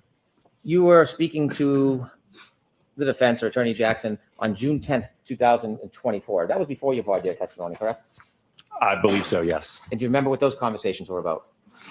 I presume it was about the logistics of when we were needed. And then I know that ultimately I served as kind of the primary point of contact where I think Alan would reach out to me. Yeah. He would give me some information about the scheduling and kind of when we would be needed. And I would Yeah, so far, like, these are, notice, when Hank's asking reasonable questions, not sounding like a fucking dickhead. check in with Dr. Wrentschler, and then I would get back to Mr. Jackson. So there was kind of that channel of communication to try to figure out when we were to arrive and where we're supposed to go. You're not saying that all your conversations with Alan were just logistics, were you? I believe for the most part, yes. So it took hundreds of texts, 100 texts for logistics? Absolutely. I could certainly go into the day before my trial testimony, which was a very extensive travel day where I don't even think I left the Philadelphia airport. We're going to get there, but there's a lot more Okay. communications before we get even close to that. Okay. Do you remember on June 10th having conversations with Attorney Jackson? I do remember that there was conversations, Okay. yes. Now, June 10th is 8 days before your testimony. Did you ever talk about an outline of your testimony or what your testimony would be? No, sir. You ultimately have more conversations on June 16th. Do you remember those conversations on June 16th? Not specifically, no. You don't remember them specifically? Do you remember whether or not you talked about the case with Attorney Jackson on June 16th? We did not talk about the case, no. Did you ever email with Attorney Jackson around that time? In June 10th? Before your voir dire? I don't believe so, no. So everything from your mind was just logistics at that point? Yes, sir. And then you came in for June 17th? I believe the voir dire was the 18th. Okay. Do you remember having phone calls on the 18th with Attorney Jackson? The day of the voir dire? Yes. I could have to let him know that I arrived. So you check in with the client, tell them you're on their way, even though you're not going to meet them? To let them know that I'm coming to court? Okay. And so when you testified in the voir dire, then did you have further conversations with Attorney Jackson? After the voir dire? Yeah. Yes. And did you talk about the case? Here's the problem. When we're in front of a jury, he's not allowed to do all this. Hank is getting free reign because there's no jury here. That's the difference. No, sir. You had to testify, or you came and you testified on the 24th? That sounds right. You had a number of phone calls before the 24th. You had a series of phone calls on the 17th, 2 on the 18th, 2 on the 19th. Do you know what any of those were about? I think it was about the logistics of arriving here because I know that I was going to, as opposed to driving, I was going to fly in this time. Okay, how about the 21st and 23rd? There's a call on the 21st and 2 on the 23rd. Did you talk about the case? No. And so when you came into trial to testify, you were just relying on the opinions you had already provided in the past? That were written in the February 12th report Yeah. of 2024? Yeah. Yes. And you had not talked about the case with Attorney Jackson or any member of this team? No, it was all in the report, and that's ultimately what I testified exactly to at the time of trial in the voir dire, sir. And you did not talk to Attorney Jackson or anybody else about the case? No, sir. Manfred? Yes. And if you got something to say, Hank, let's fucking get to it, homie. Like, get your evidence out there. Like, we're just slow playing shit now. Showing you an email, do you recognize that? Yes. From you to who? To Mr. Jackson. Okay. And what's it labeled as? Wolf Direct. And that's before you testified on trial 24. It's at 6 p.m. the night before I testified, yes. So it's before you testified. Yes. Okay. Let me show you this document. Do you recognize that one? Yes. What's that? That is the attachment to the email. You recognize reading that? Yes. Do you recognize discussing the case before you testified on June 24, 2024? I never discussed this with him. This is something that I sent to him, that I did on my own, and that I sent to him. But he never asked this of me, and we never discussed it. So you sent him what you thought would be the best questions and answers that he would ask you when you testified. So this is something I routinely do when I work with attorneys, okay? I prepare this on my own to prep myself and prepare for trial. Ooh, that's actually... The email with a document like the attaches as an exhibit. Okay. Exhibit 1. Okay, well, there we go. That's... 1. Yeah. So you assisted the defense before your testimony. He's trying, chat. He's trying hard.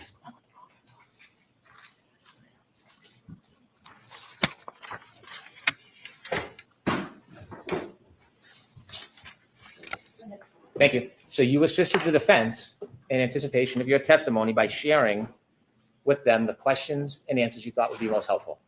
Again, as I mentioned, this is something that I do internally to prepare. I sent that to him the evening before I testified at 6 p.m.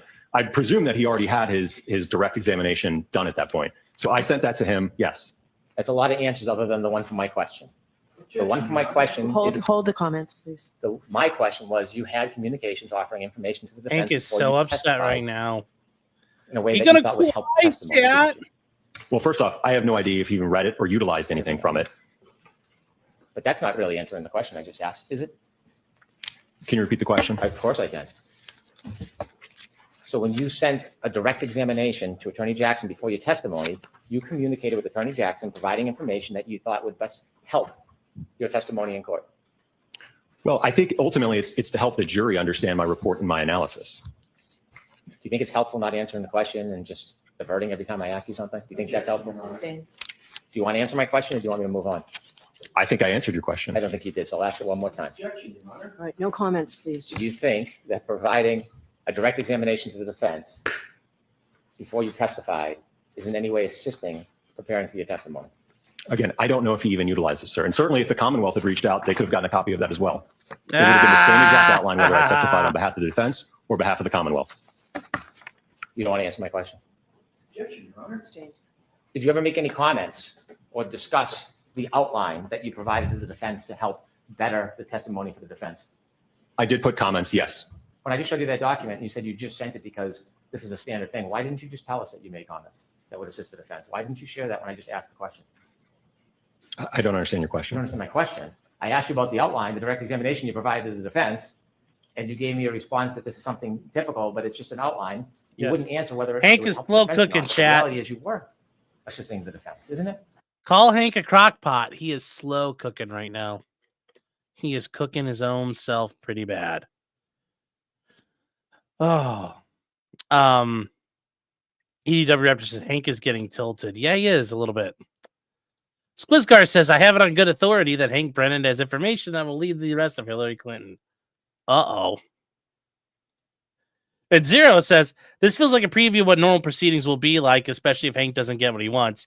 The jury won't like this very feminine attitude. Yeah, but I think Hank is smart enough to know the jury will not like that. And remember, he won't get that far. He won't get this far when the jury's here. This is a different situation.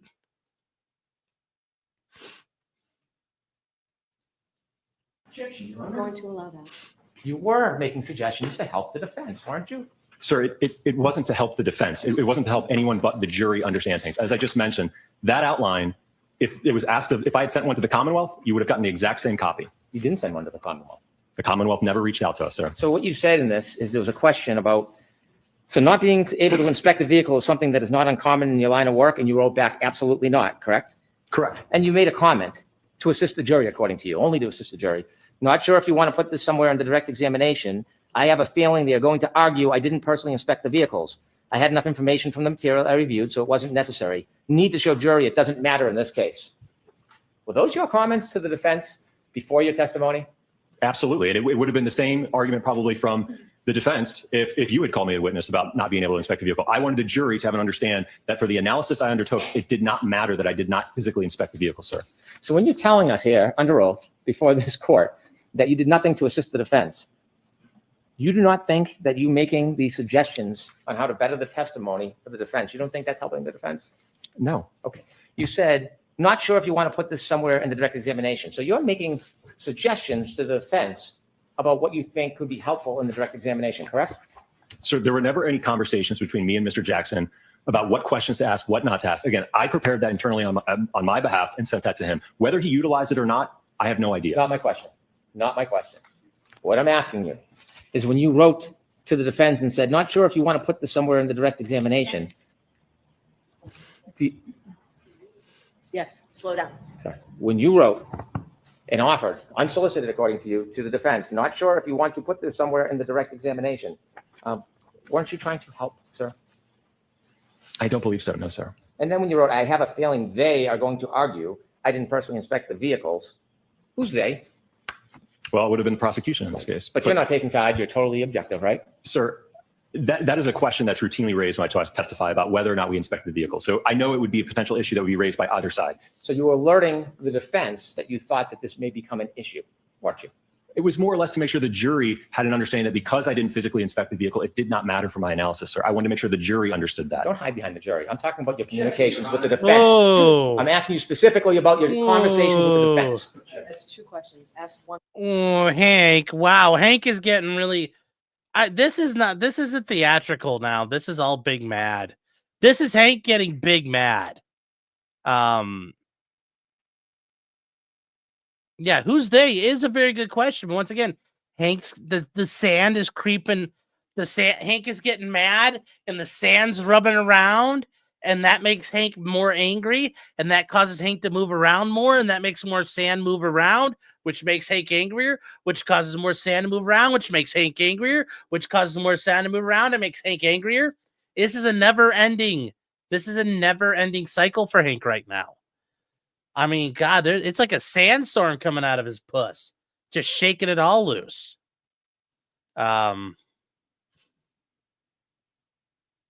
He's getting really fucking mad. This is now not just theatrical. This is Hank getting very pissed off. Question. You wrote, I have a feeling they are going to argue I didn't. Wow. Okay. Hank just got real loud. Let's go here. Here we go. May become an issue, weren't you? It was more or less to make sure the jury had an understanding that because I didn't physically inspect the vehicle, it did not matter for my analysis, sir. I wanted to make sure the jury understood that. Don't hide behind the jury. I'm talking about your communications with the defense. I'm asking you specifically about your conversations with the defense. That's two questions. Ask one question. You wrote, I have a feeling they are going to argue I didn't personally inspect the vehicles. That's what you wrote, correct? Objection, Your Honor. The tone of the argumentation. Did you write that? Yes, Right. And when you said they, you're referring to the opposition, the Commonwealth, correct? correct. Right. And you offer an explanation or a way to deal with what the Commonwealth may confront you with, don't you? You make a suggestion to help the defense, don't you? Again, it was to help the jury understand that because I did not physically inspect the vehicle, it did not matter for my analysis. That was the point I was trying to make. I have enough information from the material I reviewed, so it wasn't necessary. Need to show the jury, it doesn't matter in this case. That's what you wrote. Right. Need to show the jury. That's what I was trying to make sure that point was understood to the jury. In your collaboration with the defense, that's not all you wrote, is it? You gave them discretion about things that you should or shouldn't say in front of that jury who you say you want to hear everything. Didn't you? There were other comments, yes. If you want the jury to hear everything, you wouldn't be relying on the defense to tell you what to say and not say, would you? I don't know if I understand your question. Okay, you'll understand if I read this. Number 19. Would it be fair to say that because you do a lot of nighttime visibility work, your cases frequently involve pedestrians? You remember that one? Yes. And then you wrote back, yes, unfortunately, there is a direct correlation between the time of day and pedestrian fatalities. You remember that? Yes. Statistically speaking, most pedestrian fatalities occur during the evening and night hours. You remember that? Yes, sir. So my specialty in the area of lighting and human factors results in a lot of my cases involving pedestrians. Yes? Yes. And then do you defer to the defense, not the jury, trying to give the full story to the jury? Do you defer to the defense in exercising discretion on what you will or will not say to the jury back then? Well, allow me to explain, if you will. I'm asking you a question. Let me explain. No, I'm asking you, did you Answer defer? answer the question first. Did you defer to the defense on what information they wanted you to put in front of that last jury or not? I didn't defer to them. The reason for that comment is a few reasons, sir. Let me read it and then you can give any explanation you want. Hold on. Next question, Mr. Brennan, You and said- then you answer, Dr. Wolf. You said, if you don't want me to say this, that's fine. Are those your words? Yes. Allow me to explain. Because for one, I want the jury to have an understanding, again, the jury to have an understanding of my background in lighting and human factors and how it relates to me seeing a lot of pedestrian impacts, right? So I want them to have that understanding. At the same time, I don't want them to get caught up in a statistic that just because there's more pedestrian impacts at night, that this alleged incident must have occurred because of that statistic. Question 31. Have you been qualified as an expert in court before? And you wrote back, yes. Remember that? Yes. And then you made another comment. Do you remember that? Yes. I realized in my testimony, I said about 20 times when you asked how many times I've been qualified. You were referring to your voir dire testimony, correct? Correct. I misinterpreted your questions, which was my fault. But in looking at my D&T lists, it's 11 trials and 7 depositions, 18 testimonies total, correct? Correct. Not sure if you want me to clear this up or just leave it. Wouldn't you want to clear up a misstatement when you realize you had made a mistake? Wouldn't you want to inform the court? I stated qualifications I didn't have. It was unintentional, but it was a mistake. Well, that's exactly why I put the comment in there, sir. You put the comment. You didn't put the comment to the Commonwealth, did you? Again, you all never contacted us, sir. Did you comment to the court when you made the representations in front of? Did you let the court know that you made a presentation that Uh-oh. was inaccurate? Again, that's why I Oh, put the comment in no. there to, Did you inform the court about your misrepresentation? no, I did not No, inform the court, You relied on the defense and gave them the discretion whether they were going to clarify the record or not, correct? but I provided the clarification, yes. Mr. Brain, could you move along, please? Oh, even Judge Bev, even Bev's like, dude, let's fucking wrap this up. She's like, I'm not going to kick him out of the trial, so quit. Bev is telling him, knock the sand loose. Let's go.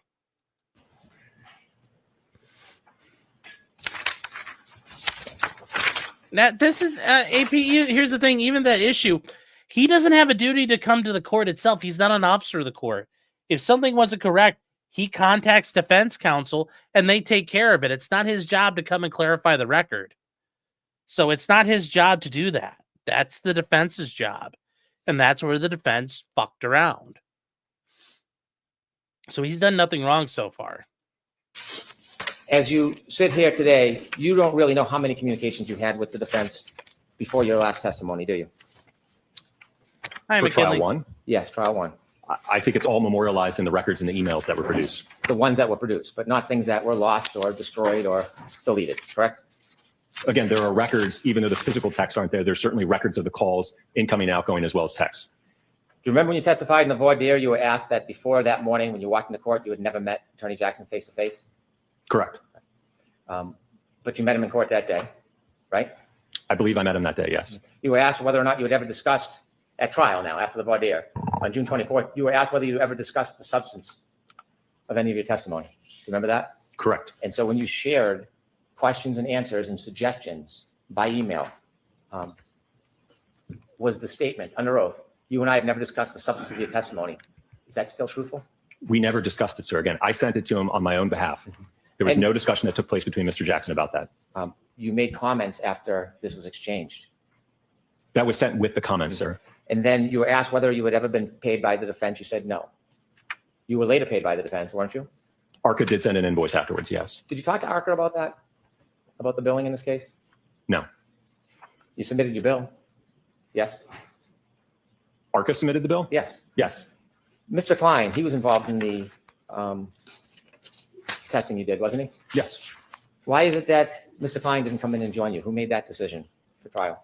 Well, I think it was around, again, when we were talking about those June calls, I think that there was some discussion between Mr. Jackson and myself about Mr. Klein's involvement. And ultimately, he's also an accident reconstructionist, so it essentially would have been duplicative testimony. So we didn't feel, or Mr. Jackson, I don't think, felt it was necessary to call Mr. Klein as well. That sounds like a little bit more than just scheduling, doesn't it? I would describe that as logistics, sir. Logistics. You had to describe what Mr. Klein's role was or wasn't in that report, didn't you? Again, I went over his background as an accident reconstructionist, yes. Well, so you only talked about background, and from that, the decision was made not to call him, or did you talk about his role in your testing and in your opinions? I didn't talk about his role, sir. I think ultimately the decision obviously was made by Mr. Jackson, not I me. understand that, but I want to know what the conversation was that led to the decision not to call Mr. Klein. It wasn't simply logistics. What was the discussion you had? Well, I told him that, again, we're both accident reconstructionists. Dr. Wrentschler is a biomechanical engineer, so there would have been essentially duplicative testimony from both of us. But your report's never very clear who did what. Would you agree with me? The report's a general report that has yours, Dr. Wrentschler, and Dr. Klein's name on it. Would you agree with me? All three of our names are on it, It yes. doesn't distinguish who did what in that report, does it? Correct, but I think it certainly was testified to at the voir dire in the time of trial. I mean, Before really, the guys, voir dire. come on. When you spoke to the defense, did you explain to them what the different roles were for the different people that led to the decision not to call Mr. Klein? Again, we went over our backgrounds, and I think from that you can deduce that. I don't know what that means.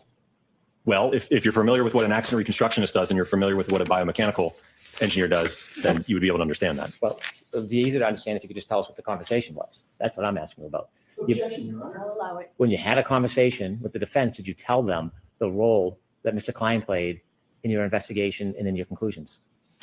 Again, I told him that we are both accident reconstructionists. Okay. And he chose you instead of Mr. Klein. Did you say there was a difference between you and Mr. Klein and what you did? No, again, we were both a part of the testing. We were both a part of the review. So we had exactly the same role, essentially. Did you tell him that? No, I told him that we were both accident reconstructionists. And you remember that's all you said about it? Yes. During the voir dire and the trial, did you get to watch any of the Commonwealth experts? No, I don't believe so. Did you ever communicate with the defense about any questions and answers that could or should be asked? No, but I will note that during the entirety of the first trial, the Department of Justice was closely watching it, and we had certainly a direct line of communication with them that they were giving us and providing us information about the trial as it was ongoing. Did you ever communicate with the defense about questions and answers to ask? No, sir. Did you ever see anybody's testimony at any time during the first trial? I might have seen a few news clips, but I didn't watch any specifically, no. Did you ever watch anybody's testimony? Did you ever watch any of the reconstruction testimony? No, sir. Did you, after the trial, spend any private time with the defense?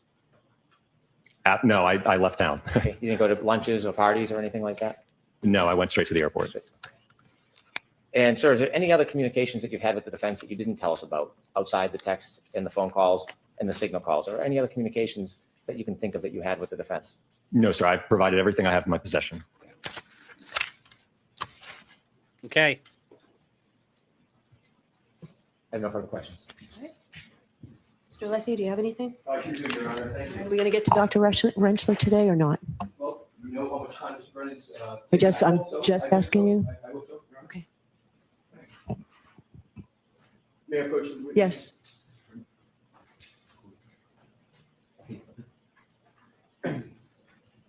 Your Honor, may I approach the witness for the document? Yes. Thank you. Dr. Wolf, I am providing you with a document. Do you recognize it? Yes. What is it? It is the order for production of records. And is that an order from this court? Yes, sir. And is this the order that you were provided with in response to recent matters with regard to this court and what you should or should not be keeping in terms of records and what you should be producing with regard to records? Yes. Could you please read the, excuse me, at this time, Your Honor? I have it in front of me. Okay, well, I understand. So if Your Honor has it, I would like it to be part of the hearing, right? We can mark Yeah, that's exactly. Thank you, Your Honor. it. Two. Thank you.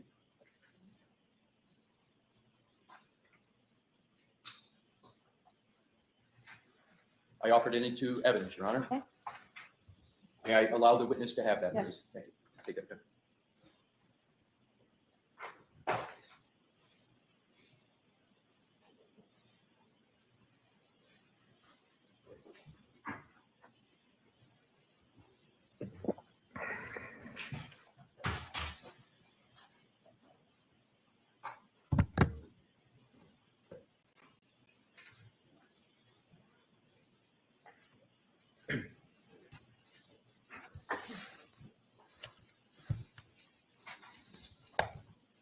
You're with me, Your Honor?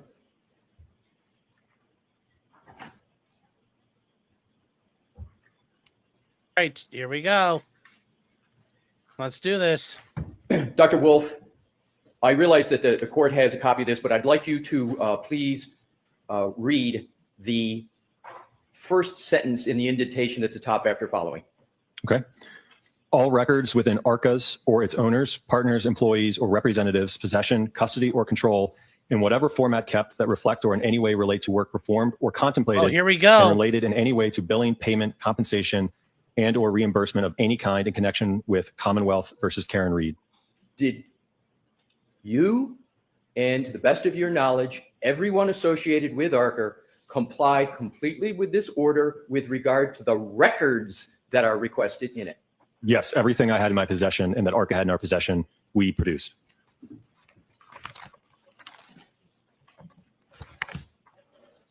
What I'd like to do is to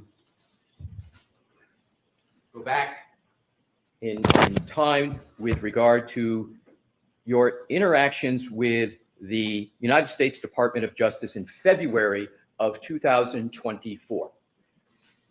Was Arca under a contract with the United States Department of Justice?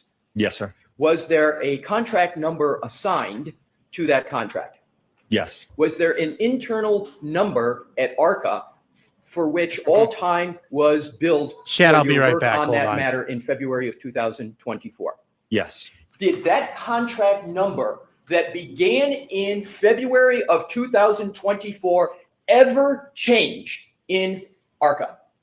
Let me just clarify something real quick. So the original case, when it came in from the Department of Justice, was in the year of 2023. So when that project was opened with the Department of Justice, we assigned a project number to it. That project number from the original case with the Department of Justice remained the same all the way through the trial. And now let's go from in the trial in June of 2024, correct? Correct. Yes. From June of 2024 to the end of December of 2024, did that contract number ever change? No. To your knowledge, when you were entering time under that contract number for your work, did you understand that that time was going to be billed to that contract number with the U.S. government? That was my assumption. Yes. Did you have from any time in 2024 any understanding that any of your time that you were entering was to be billed to the defense team in this case? No, sir. Let's now go to your first interactions with the defense. As I understand it, well, why don't you tell me what was the first date of your understanding of interactions with the defense? I believe it was sometime in mid to end of March of 2024. Again, that would have been over a month from when we issued our report to the Department of Justice. Your Honor, may I approach the witness? Yes. Thank you. Your Honor, what I have is the entire production that Arca made. I think it would ease in terms of the. Sure, he can have it. Thank you. Use that pursuant to the subject of the Honor's permission to answer any of my questions if you need to. Okay. Now, in March of 2024, had your final report been issued, the final report that you prepared for the U.S. government? Yes, that was issued on February 12th of 2024. From February 12th of 2024 until you sit here today, has there been any change whatsoever to that report? No. Have the conclusions in that report stayed the same since it was finalized for the U.S. Department of Justice in February of 2024? Yes, and that was testified to at the voir dire and certainly at the time of trial.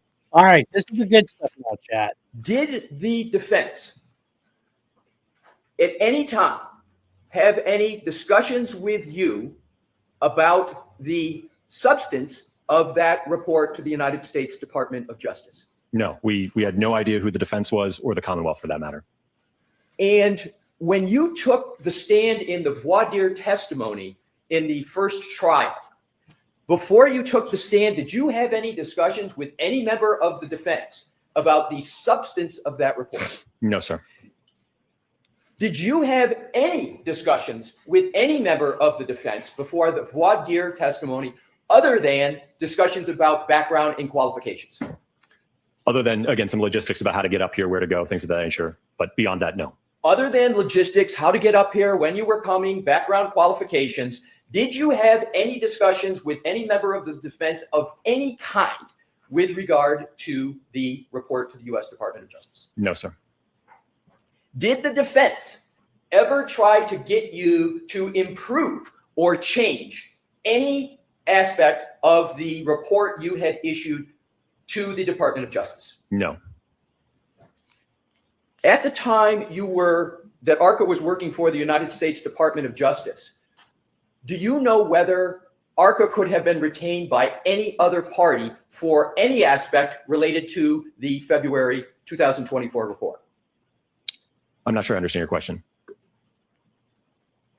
In 2024, did the federal government prevent Arca from entering I see they're into bringing any it to DOJ contract now. with any other party with regard? But that's the thing. Hank skipped out on the DOJ stuff, but here they're bringing up like, look, we're doing what the DOJ told us to do, which really defeats a lot of the allegations that Hank is bringing up. And here's the thing. At the end of the day, Bev is not going to keep them out. She might scold everybody. Remember, the biggest thing was that Alan Jackson never said, oh, by the way, we paid that bill. It's all he had to do, and he didn't do it. So, to your report of February of 2024. So we were, again, because we were still under contract with the Department of Justice, we could not have any other formal agreements, contracts, retainers, anything of that nature. And there we because go. we were still under contract with the Department of Justice. Now let's go to the emails that were discussed with you, starting with March 20, 2024, and then the subsequent email of March 22nd, 2024.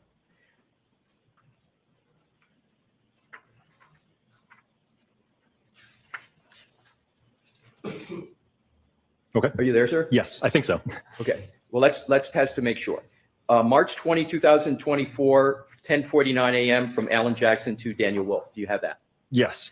And that email states in substance, thank you so much for taking the time to get on with the phone this morning. Pursuant to our conversation, please feel free to forward an engagement letter to this email address. I will get that countersigned and returned to you forthwith along with your retainer as required. As of March 20th, 2024, was there any understanding that Arca would be compensated by the defense for any aspect of current or future work? No. Was there any understanding or discussion that Arca would receive any reward or payment or compensation for any contemplated work with the defense? No. The discussions that you had with Mr. Jackson that are the subject of this March 2024 email, were there any inducements to Arca from the defense? No, sir. After that email was received by you, did you have any understanding or expectation of any kind that Arca would be compensated for any work associated with this case? No, sir. What was briefly the essence of that conversation that's discussed in the March 20, 2024 email? Well, if it correlates to when I'm looking back at this phone record log, there was an incoming call to the Arca main line on March 20th, 2024 at 7 a.m. And that's Pacific Standard Time. So that would have been at 10 a.m. Eastern Time. So that call lasted for 39 minutes. And as I mentioned earlier with Mr. Brennan, I think that was a conversation about Alan trying to get in touch with me, letting us know that, hey, we've received your all's report as part of this federal investigation. You know, how can we go about utilizing you guys to come testify at trial? Can you guys come testify at trial? So, and then as I mentioned, I went over him with our typical, protocol for when a case comes in and a client wants to utilize us to testify, which is certainly outlined in that email. But obviously, given the very unique nature of this case, I had no idea if that was something that was okay, if it was allowed, what to do. So subsequent to that email, I then reached out to the Department of Justice to get clarification on what the guidelines would be to move forward. I'm going to come back to these emails, but I want to go right to the July invoice from Arca to Worksman Jackson firm. So can you locate that? Is that in your production? It's the July invoice.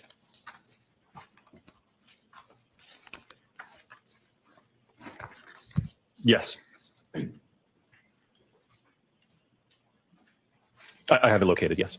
Did you ever have any discussion of any kind with any member of the defense team about that invoice before July 12th of 2024?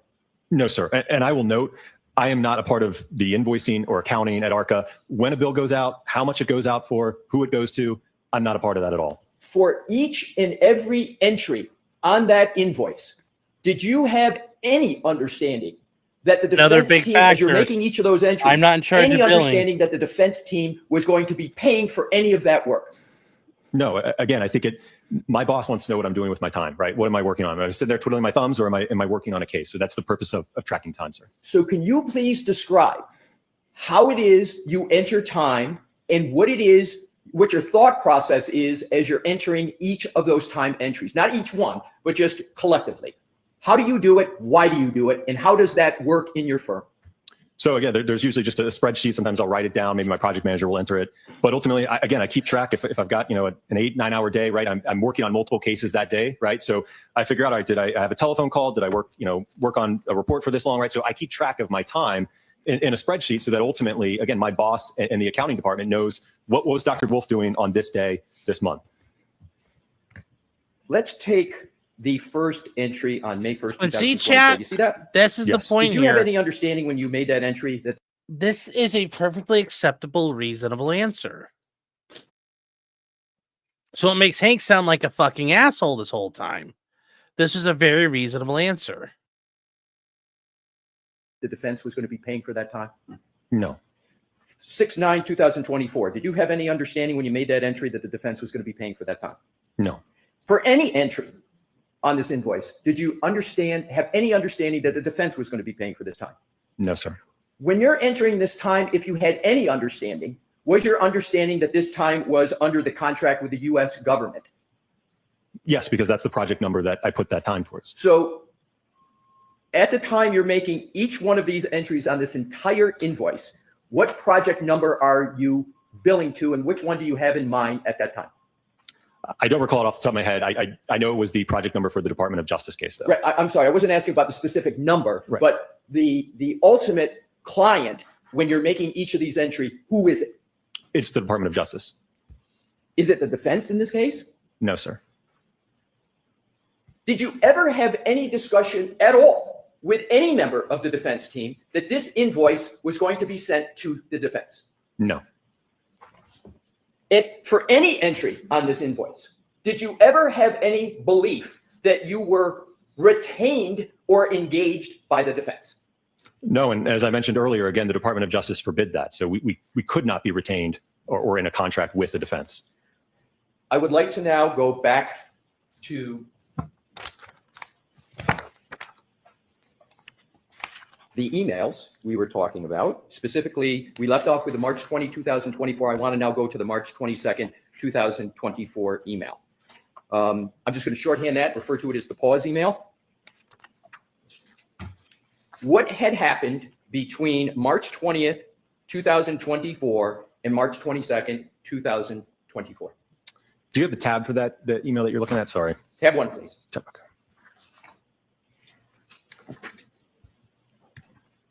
Right. So the first email that we were talking about on March 20th, 2024 from Mr. Jackson to myself, it looks like the next email was from me to Mr. Jackson 2 days later, March 22nd, 2024 at 6 a.m. I sent an email saying, "Hi, Alan.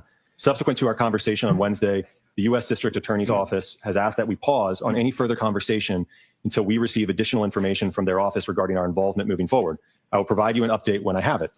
So what it sounds like, and from what I recall, is that between March 20th, 2024 and March 22nd, 2024, I had reached out to the U.S. Department of Justice and the U.S. Attorney's Office to get clarification on, again, moving forward with potentially testifying in the case. And what did the United States Department of Justice tell you? They said to wait basically until they internally figured it out. So what was your conclusion from that conversation as to whether you could do any work on this case at that point? At that point, I didn't even know if we were going to be allowed to testify. I know that from my conversation with the Department of Justice, I knew that there was a great deal of confusion on their end on whether or not, as expert witnesses involved in a federal investigation, if we would be even allowed to testify in the state matter. So their legal teams were trying to, I think, figure out what the road forward looked like. And were you entering time under that U.S. contract matter in March of 2024? Yes. And do you know where that time was being billed to? It would have been the same project number as the Department of Justice one. That time was not, to your knowledge, being billed to the defense, was it? No, again, there was through the entirety from, again, when the case from the Department of Justice came in 2023 till the trial concluded, all of the time was put to that one project number. In March of... Okay, Meme Copium. Hey, how you doing, Josh? You guys, Meme Copium, heard you streamed this trial earlier today. You were doing pretty good. So, guys, anyways, Meme Copium doing the Lord's work out there over on Meme Copium. So I hope you're doing good, Meme. Yes, Meme earlier from this morning. Apparently, Meme got a little sloshed. So, 22nd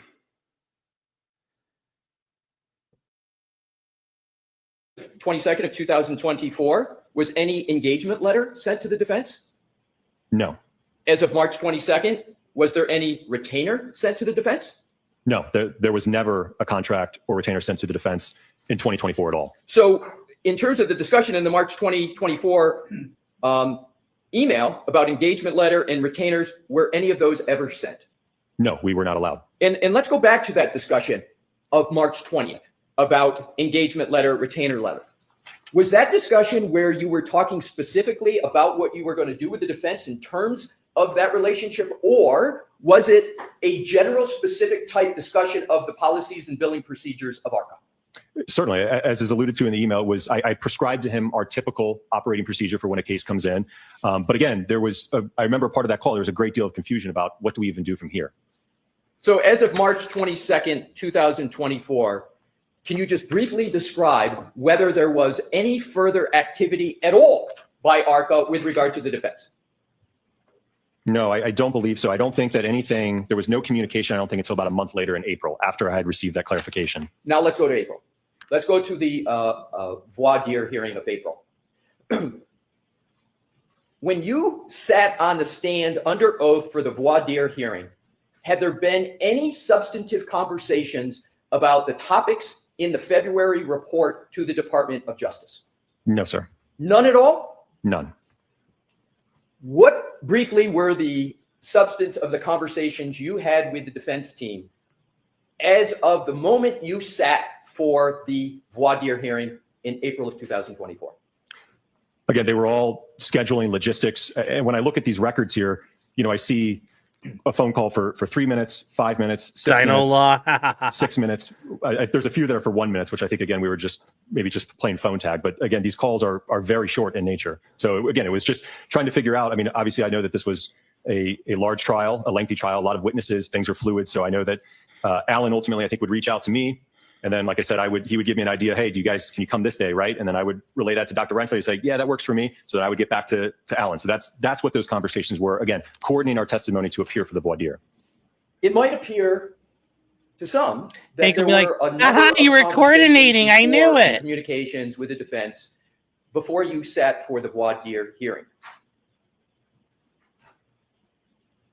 Were those conversations about logistics, background and qualifications, or did those conversations entail other topics?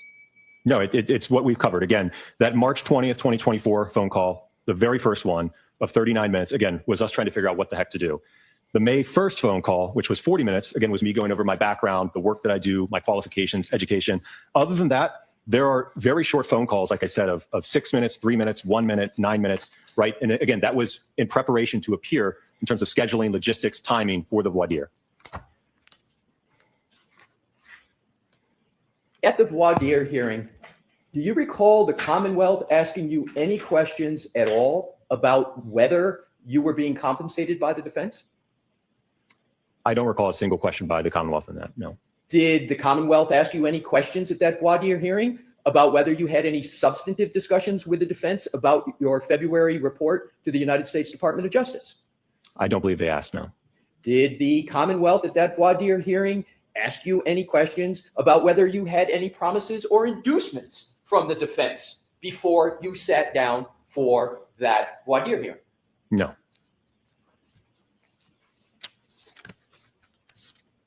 Now let's go to the next tab with regard to the outlines that you were asked on direct examination by Attorney Brennan.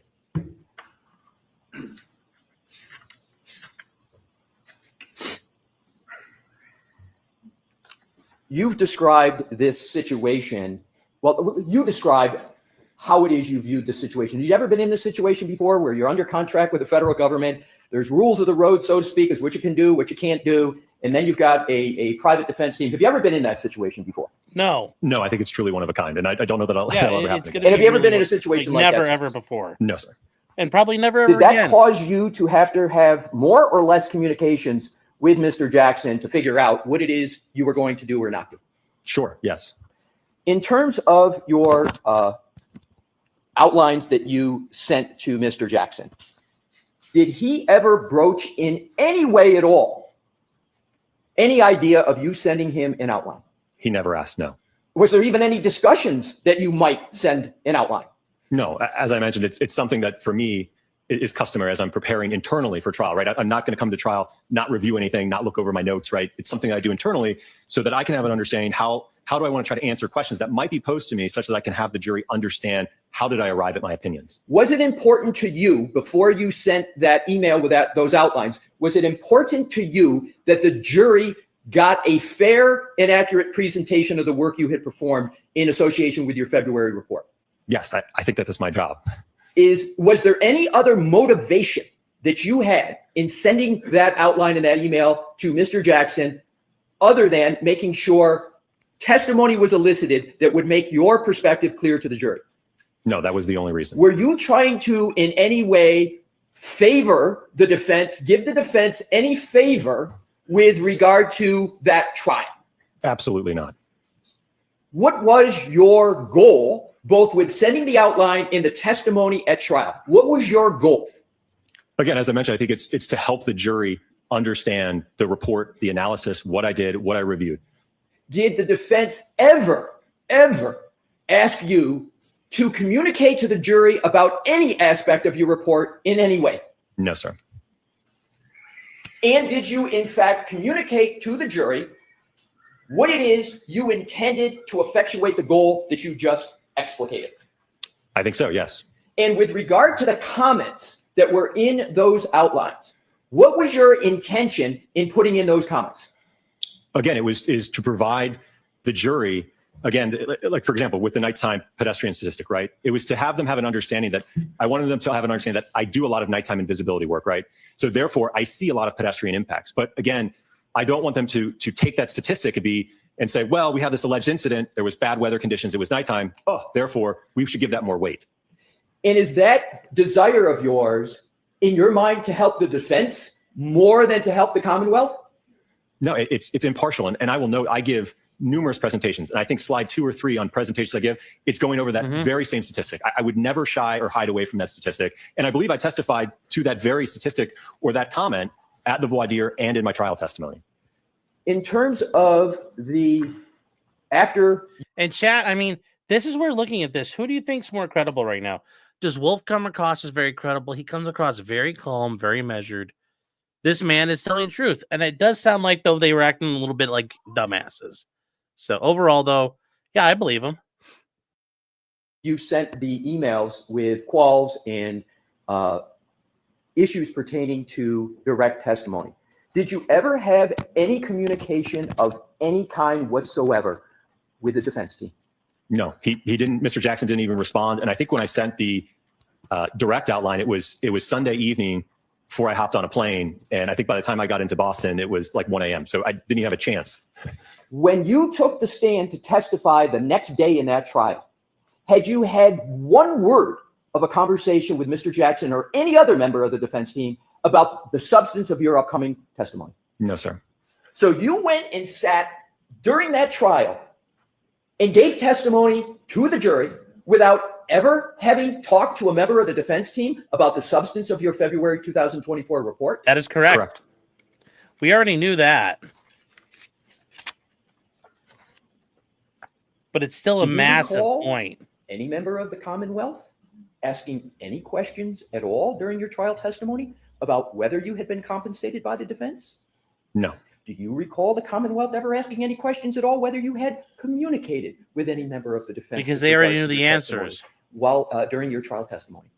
I don't think that was asked. Do you recall any questions from the Commonwealth about whether back in March or any other time you had been promised or induced by the defense? Do you remember any of those questions? No. Do you remember any questions by the Commonwealth at either the voir dire or the direct testimony about whether you had had conversations with the defense? No. Do you remember any Hi, questions to the Commonwealth at all before you sat down and after you sat down for trial about whether you had any text communications with any members of the defense? No. At the end of the trial, did you have any understanding whatsoever that Arca was going to be compensated by the defense? No. At the end of the trial, did any member of the defense ever say to you, we're now going to compensate you for any of your work up to the time of your trial testimony? No, and the record certainly reflected I never spoke to Mr. Jackson after the trial in 2024. There was no conversations between us. Well, let's go beyond Mr. Jackson. Let's go to any human being. Did you have any discussions with any human being as to whether the defense was going to compensate you for any work, travel, expenses, disbursements that you had or incurred up to and through your trial testimony? No. And at that time, were you still under contract with the United States Department of Justice? Yes. Yes. There you go, chat. Now let's proceed to December of 2024. Were there any conversations from the end of the trial until December of 2024, other than logistics? Was there any conversations of any kind? And please summarize briefly what they were, or texts. The only communication I had with the defense was Mr. Jackson. After I took the stand, I think that he sent me a text just thanking again for my time traveling up here. I said it was great, and then we left, and that was it. I did not communicate with Mr. Jackson for the remainder of 2024.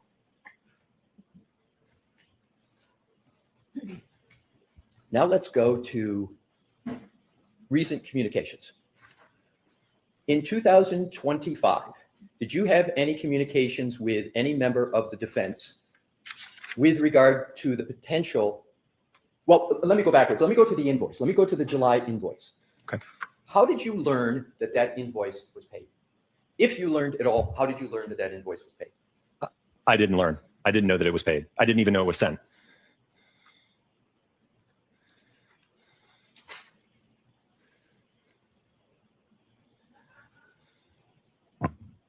Now let's go to this year. Did the defense approach Arca to see if they might be able to testify in this trial that's currently pending? Well, I think that the first communication of 2025 trial, that happened Elsa. between myself and Nice Mr. Jackson try. was in February 13th of 2025. There was 2 calls, 25 minutes and 5 minutes, but it looks like Yes, there guys, was a this is the disconnect. So it was about a voir 30 dire. minute. AJ, how you doing? This is the voir dire. We're seeing what's happened.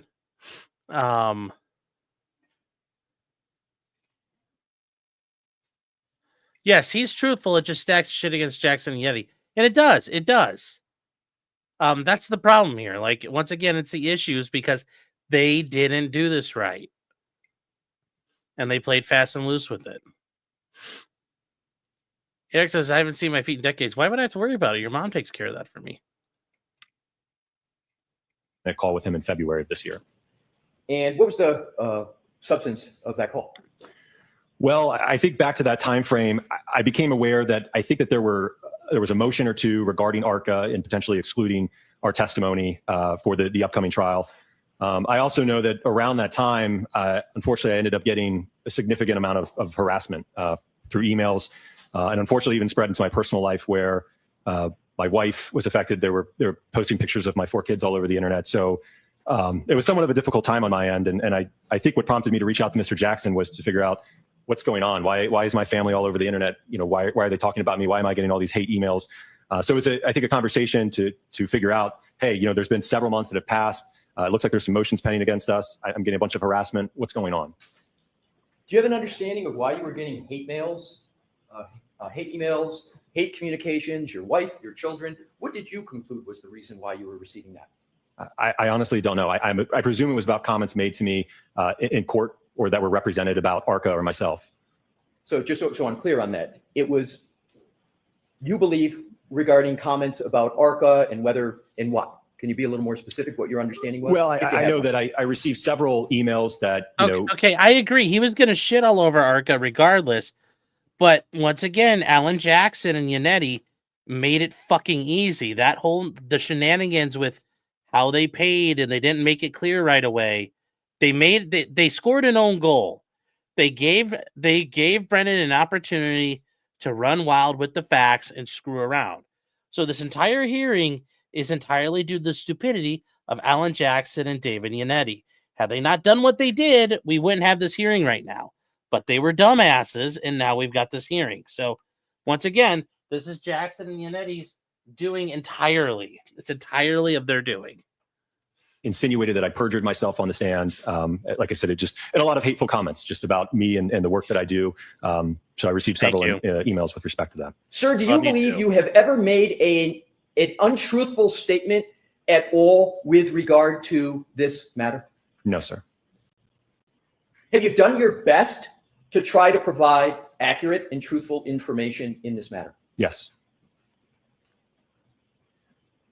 Now to the last part, which is, did the defense contact you with regard to potential further work? I want to separate out now and move on from the work that you did with regard to the U.S. Department of Justice, your February 2024 report. We went all the way through the trial in that matter. We went to the end of 2024. Now I want to come to 2025 in a different subject matter, which is communications with the defense about doing further work for this trial. Yes. What was the nature of the communication? And so we can move through this rather quickly, but importantly, I want to get it complete and accurate. Just describe what the communications were on a timeline basis, subject matter, and with regard to your understanding of why you were contacted. So subsequent to that February 13th call, as I mentioned, Mr. Jackson indicated that he preferred to utilize Signal to communicate. So we exchanged a few messages and phone calls on that. Like I said, they were rather short. I'm going to interrupt you for a bit. Was there any discussion about the reason for Signal because the prosecution had been subpoenaing the phones of Mr. and Mrs. and Dr. Reed, subpoenaing and seizing the phone of Miss Reed, that phones of defense attorneys had been requested to be looked at? Was there any understanding in your mind that there was a need to go to Signal to protect the defense and the integrity of the defense? I didn't know that was happening, but Probably. But like I said, I did not have a problem with communicating. To me, it was just another messaging app. I know people use all different types of applications, so I didn't have a problem with it. Was there anything in your mind nefarious or underhanded about using Signal? No. And my understanding is it's the first time you used a Signal app with regard to a matter professionally. Is that correct? Correct, yes. Did you get any understanding from communications with the defense that there was anything at all untoward about communicating through Signal? No, I was not aware of any issue with using that communication. Was there any communication whatsoever that you can recall on Signal that you have any concern about as you sit here today? No. And what were the majority of the communications, as best you recall, with the defense on Signal? Well, as I described, I know that at that point, and like I said, it was primarily confined to a pretty short window in March, but Mr. Jackson had indicated that around that time, I think Arca was being litigated by this court in terms of our involvement in the case. I know that they had started to, I think, receive discovery as it relates to the Commonwealth's accident reconstructionist and biomechanist. So they were, I think, interested in utilizing us potentially in the second trial. So I think that they had submitted a letter to the U.S. Attorney's Office to try to be able to work with us. I said that on my end, I could reach out to them because I hadn't heard from them in months. So I think it was around mid-March, I had reached out to the U.S. Attorney's Office to try to get my own clarification on whether or not we could move forward. All right, so I want to stop you there. I apologize for interrupting you, sir. But what was the date that you reached out to the U.S. Department of Justice to see if you could participate in the second trial? Probably around mid-March, maybe March 18th, March 15th. Did you have an understanding at that time that the Commonwealth had retained an entirely new firm and expert in the area of accident reconstruction? I think Mr. Jackson had indicated that there had been some material disclosed, but I think it was just a simple report or something of that nature at that point in time. Was it a report, just like a page and a quarter or so of findings and conclusions and then a slide presentation? Is that what it was? Yes, that sounds right. Was any of that information at all helpful or meaningful to you in your ability to respond to that and to determine what was done and what Arca might want to do in response? Well, certainly not the report. The report was very, very brief. The PowerPoint, somewhat hard to follow, but again, it really didn't provide a complete picture. And in terms of scans, electronic data, et cetera, do you recall when you finally got that information? Well, I think that would have been after the defense officially retained us on March 26th. I think that's when we received that information. So, Okay. So in terms of the information that you received, those scans, et cetera, did that allow you to proceed with any meaningful work? Well, it gave us, again, a better insight into the foundation or the basis for the analysis, yes. Could you have proceeded with a contract with anybody, not just the defense, but anybody, with the level of information you had before you got the scans and the data? I think it would be very difficult to do so. Could you have even created a scope of work based upon that report and that PowerPoint presentation? Most likely not, just because some of the areas that Dr. Wrentschler and myself are particularly interested in are extremely vague in that report in PowerPoint.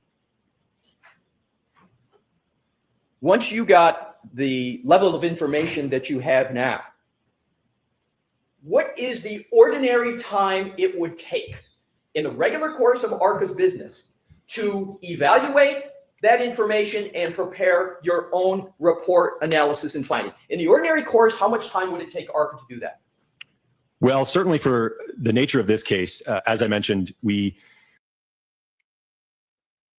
were officially retained by the defense on March 26, 2025. As I mentioned, I myself just got word from the Department of Justice just a day or two, I think, prior to that we could move forward. So immediately, once Mr. Jackson, I indicated to him on the 26th that we did have authorization to move forward, he immediately asked that I send over, again, our typical procedure with the contract and retainer. And I think that same day, at the 26th or the 27th, his office sent over, I believe, links to notices of discovery, I believe 1 through 62, which I think encompassed about 800 gigabytes worth of information and data. How much in relative terms, 800 gigabytes? Is that a little data, medium amount of data, or a lot of data? Voluminous, a lot of data. So we immediately started to review that. And again, I feel like maybe I speak for most experts. One thing we always want is more time, right? So in a case like this, I mean, ideally we would be talking months to be able to sift through all of that information, be able to do analysis, be able to do testing, be able to write a report, right? So I think certainly we were on the order of months, not weeks. What did you do, however, if anything, to try to expedite the work and get it done as quickly as you could once you got the level of information you had from Aperture? Certainly. So I certainly understood that the trial was imminent. So I worked as quickly as I could, along with Dr. Wrentschler, to review that material, and certainly in parallel, try to determine, okay, what testing do we need to do to effectively evaluate and potentially come up with opinions for this case? Did you put other work aside at Arca to work on this matter? Absolutely. Work and personal things. And personal things. What did you put aside? Just one example. So the other week, my wife and I, we celebrated our 10-year anniversary. So it affected his personal life, I understand. Okay, I'll move on, Your Honor. With regard to the work, you performed it on an expedited basis, as you said. You shortened the time period down as much as your firm possibly could. Is that correct? Correct. You said you would like to have had more time, correct? Correct. But I understood Your Honor's order, and I wanted to beat that deadline. So I worked as quickly as I could over the last week to ensure that, again, we could respect that deadline, and we completed our testing.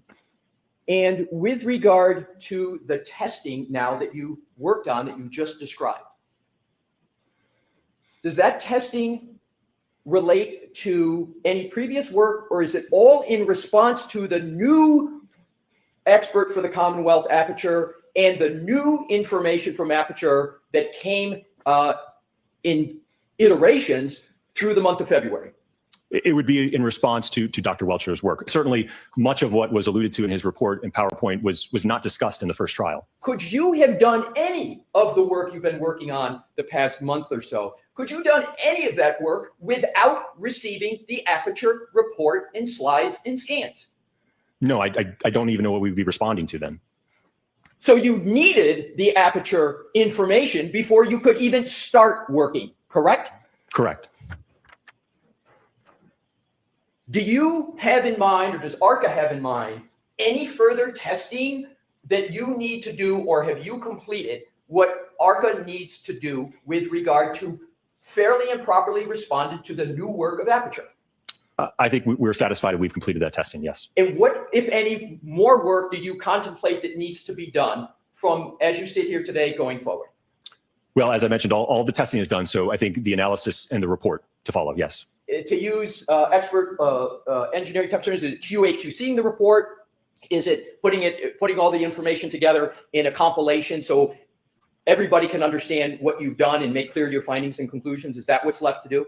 Yes, and I will note, obviously, as the court is aware, we've produced all of that raw test data, photographs, video. So it's all there. The basis and the foundation for what the report will lay out has all been provided to the court. You got ahead of me, and thankfully, so that my next question, which is, there's nothing that you have that you've done that hasn't already been produced to pursuant to the court's order. Is that correct? No, I think that we've responded to the court's order. Yes. How long on an expedited How basis? long? Well, let me guess. In the ordinary course, how long would it take you to do this last part of your work in the ordinary course? Probably, again, it can vary. Maybe around a month would be fair. However, it would take a month in the ordinary course. How quickly can you get that work done fairly? I'm hoping if it pleases the court, hopefully May 7th will work. And so you wow. believe everything would be The completed by fast May 7th? turnaround. Correct. These guys are working their ass off. And Karen's going to get a massive Don't have it fucking this way, bill. Your Honor. And when she wins, she won't be able to get recompensed at all. Hank will just shrug his shoulders and go, whoops the doodle. Sorry. All right, here we go. Hank again. Doctor, you're suggesting that it's going to take until May 7th for you to complete your reports in this case? And the analysis, yes. Do you know when this trial started? I think like a week or so ago. You provided raw data last Friday, Yes, but you would agree you still have not provided any reports. correct. You said if you Okay. were notified or received information, you could have your testing and opinions done within a month, correct? Potentially. Again, it would also depend on when we got authorization from the Department of Justice, which, as I mentioned, was at the very end of March. I understand that. We're going to talk about that separately. I'm talking specifically about how long it would take. if Well, you then what received the fuck, information. You dude? said that you could have the testing and reports done in 1 month, correct? I don't know. I said the testing, the reports, and everything. Would it take longer than a month? Ideally, I think it depends on what kind of a report that we're talking about. I think if it's something along the lines that Dr. Wrentschler produced, I think it could be pretty quick. You said March 26th is when you received authorization, and you're going to have things done by May 7th. So that's a month and a week? Mm-hmm. Sounds about right. Okay. Do you know when Yeah. the Commonwealth in this case turned over Dr. Welch's information to the defense? Do you know? No. I don't He's know, like, no. I don't know what Did the hell you know guys that it was did. turned over and report on January 30th? Just the report? Yes. I didn't know that. And no. the file in its entirety was turned over by February 5th? Did you know that? Objection, Your Honor. Do you know that? I don't, Your Honor. And if you had a month from February 5th to complete your testing report, you could have been done by March 5th or even the second week of March, couldn't you? Maybe. Presuming we had authorization, the defense had authorization from the Department of Justice as well as Arca, yes. Putting aside the authorization, I'm going to ask you about that. But just the time you need to test. If you Cam W, 9 months, saying, why has the previous trial been canceled? No. The previous trial, she got a hung jury on all 3 counts, and they had a retrial. So this is trial number 2. The first one went the whole way, and the jury couldn't reach a verdict. So that's why we're here. Good to see you, by the way. Thank you for joining us tonight. do or testing report, you could have been done by March 5th or even the second week of March, couldn't you? Presuming we had authorization, the defense had authorization from the Department of Justice as well as Arca, yes. Putting aside the authorization, I'm going to ask you Well, about that's that. pretty But just critical, the time you need Hank. to test. If you knew or received the information by February If 5th, we didn't get you could have permission, we been can't done do by anything. March 5th Duh. or mid-March, couldn't you? What an Potentially, asshole. yes. Well, you're going to get it done that quickly now. So wouldn't that be an accurate guide to when you could have done it then? It's certainly not ideal, but we certainly are working as quickly as we can. I know it's not ideal, but isn't it the same time frame? Whatever it's going to take you from March 26th, you could have done from God, February imagine 5th. Hank True. being your fucking dad. Again, I don't know the Imagine timeline this in terms asshole of being what your exactly was dad. produced Must when be from so Dr. Wrentschler, so awful. I'm not aware of that. But I'm not asking about the timeline. I'm talking about the time needed to deal with this information. You said you could have done in around a month. I think a month or more, yes. So your contract with the federal government ended, Arca's did, in June of 2024, didn't it? I believe it was sometime last year, Do yes. you know the Commonwealth notified the defense that they were going to have a new expert back in October of 2024? No. Are you aware of any effort by Arca or the defense to try to facilitate an agreement that the defense could use Arca as witnesses back in October or November of 2024? No. Are you aware of any efforts by the defense to try to notify the federal government to be able to use Arca in December or January? No. And so as far as you knew, this came out of nowhere in March, that the defense wanted to use Arca, or specifically you and Dr. Wrentschler, in late March of 2025. No, I think, again, it was, like I said, around February of 2025. I know that, like I said, when I spoke to Mr. Jackson, that he had indicated that the Arca issue was being litigated. And I think that, like I said, there was, I think, multiple motions pending against us, and he didn't even know if he could move forward with us at that point in time. Do you know why the defense waited until February 2025 to even seek permission from the federal government to retain you and Dr. No. Wrentschler? So you How could would he review know the materials? answer to that? Objection, Your Honor. Do you know? Do you happen to know that? I don't know, no. Next question. You shared with us communications you had with the United States Hank, Attorney's you know Office. why you're such an asshole? Were you receiving information in this case since the last trial from the defense or from the United States Attorney's Office? What do you mean with respect to information? Evidence, discovery, information. From the Department of Justice? Anybody. No, not until recently, no. So you haven't seen any discovery until after February of 2025. Isn't that fair to say? Correct. Now, when you were involved in this case before trial last year, we talked about your communications and conversations with the defense. Was anybody giving you information as an intermediary? Was anybody updating you on the defense of the case or giving other information to you? Yeah, I think I previously testified that the Department of Justice was closely watching the trial and providing us information. What information were they providing you about the trial? I think that they provided information regarding the some of the witnesses that had testified with respect to, I think, the reconstructionists, I think some of the evidence. So when Oh, the wow. Department of Justice was giving you information during Interesting. the trial about witnesses, what witnesses do you remember they were giving you information about? One that comes to mind was, and I don't even recall his name, it would have been the accident reconstructionist. Is it a coincidence that when you were receiving information from the Department of Justice about particular witnesses testifying in this case, is it a coincidence that your phone calls and text messages are more frequent? Is it a coincidence? Yes. I presume so.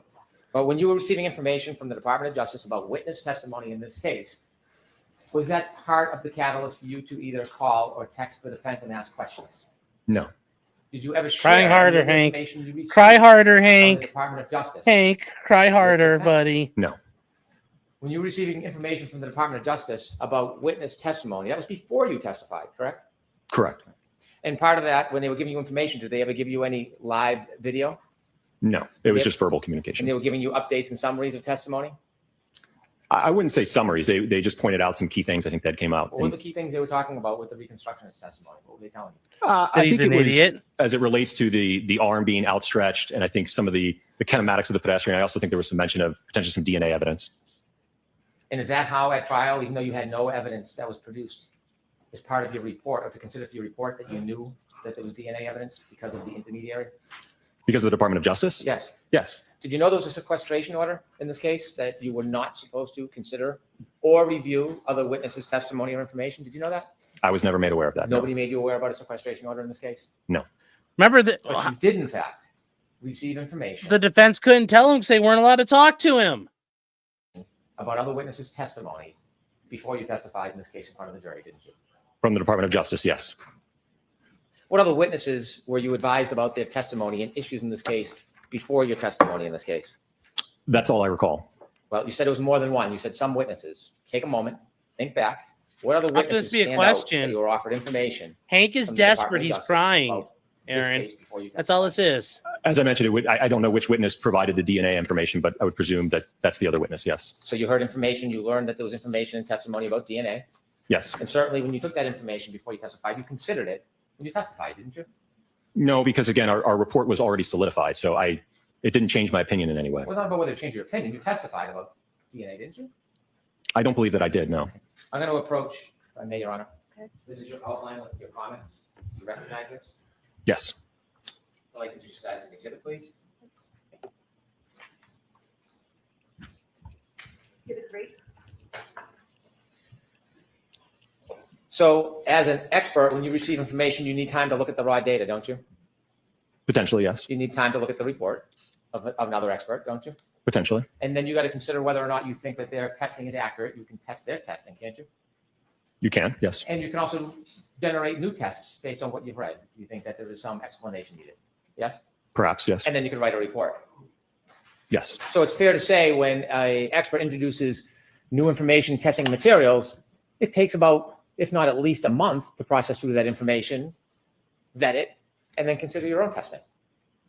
Well, if they've already authored a report and done their own testing, that should be solidified and memorialized already. Well, if there's new testing, if a new expert does something new and an expert wants to look at it, you would agree to sift through that much information and consider and vet it and then do independent testing. It could take over a month, couldn't it? If it's necessary. And it would be the expert that determines whether or not that was necessary, wouldn't it? Sure. And if your report is not due until May 7th, is that what you said, May 7th? Yes. May 7th. It could take an expert, if they wanted to do testing based on new testing that you provided, over a month, couldn't it? It depends. I can't answer that. When you wrote that initial report and you provided the report, how many pages was it? 10, 12 pages? The original DOJ report? The report that you produced in this case with your opinions, yes. That sounds about right. Okay.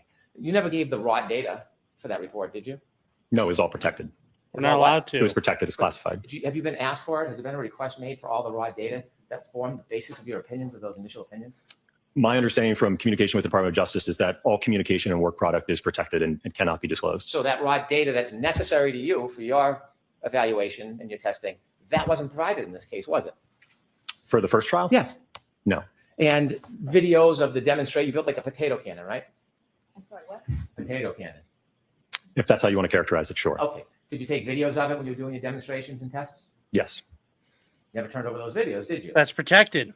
Again, Yeah. we're talking about trial one. As I mentioned, for trial two, let me That's finish. Trial one. So Okay. no, I want you to focus on. Okay, no, that trial was one. not produced. No. Never turned over any of those videos, did you? He's not allowed Again, to. we were not able to. And was there any failed testing the first time around? No. In addition to videos, I'm sure you had other raw data, notes, photographs, right? Yes. And so when you look at a report, so for example, you saw Dr. Oh, Welch's you guys, some report. of you guys didn't know that? Yes. They built basically a spud gun to shoot drink glasses at car taillights to see if they could shatter them. And you would need immense velocity to shatter a car taillight, the way John O'Keefe is alleged to have done. It would have to be at a massive impact speed. So there's a lot of reasons why what everybody's alleging happened is kind of a bullshit theory. So, but yeah, that's what they use. They use a spud gun to show John couldn't throw it that hard. Had access now to his file and data, correct? Correct. You reviewed that, didn't you? Yes. Because to be fair, you need to review not just the report, that's just someone's opinion. You need to review the raw data, don't you, to get an accurate understanding of an opinion? Right, which we have already provided in response to Dr. Wrentschler. Got Without called the out. Video and without the raw data, as an expert, there's no ability to really vet the reliability of your first experiments that led to your testimony in trial one, is there? I think you might be confused. Again, our role for this round. I don't think I am. Objection, Your Honor, should be allowed to answer. I don't think I'm confused. I'm talking about trial one. Right. You had a 12-page report. You He's provided no allowed to video, explain no raw himself. data, no notes, correct? Hank Correct. is just But for this whining trial, now. sir, we are being asked to respond to Dr. Wrentschler. That's Okay. not what I'm We asking have you. provided everything that he would need to evaluate the testing that we have done. That's not what I'm asking. What if he wants to evaluate the testing you did the first time? Are you going to come into court? Do you hope to testify about the opinions you gave the first time? About those 4 opinions? I don't know what the defense's plan is for us. My understanding is that it's to evaluate and respond to Dr. Wrentschler. All right, with that, I need to see counsel attack. Uh-oh, Bev is just like, I think Bev is going to tell them, you need to chill the fuck out, Hank. They're coming in. Why are we doing this now? Like, I think Bev's going to ask, what is the point of this? Because at this point, like, what are you getting at, Hank? Now this is Hank just crying. This is tampon wagging at its finest. Hank is just sitting there wiggling his tampon around, saying, but Judge, well, this is what he's doing right now. So let's see what we can get to here. Thank you, Your Honor.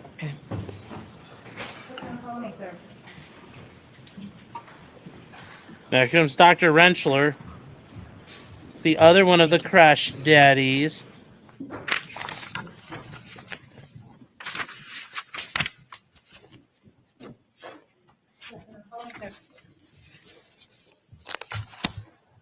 This is the other one who testified, chat. Do you solemnly swear that the testimony you shall give to the court and the matter now hearing shall be the truth, the whole truth? and I think nothing all you wine moms got really horny over this guy. If I remember correctly, you guys got real horny about him.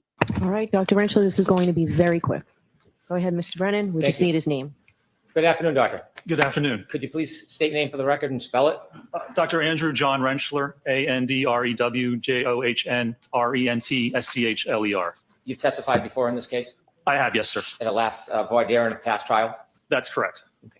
Did you have conversations and communications with the defense before your last testimony? I did, yes.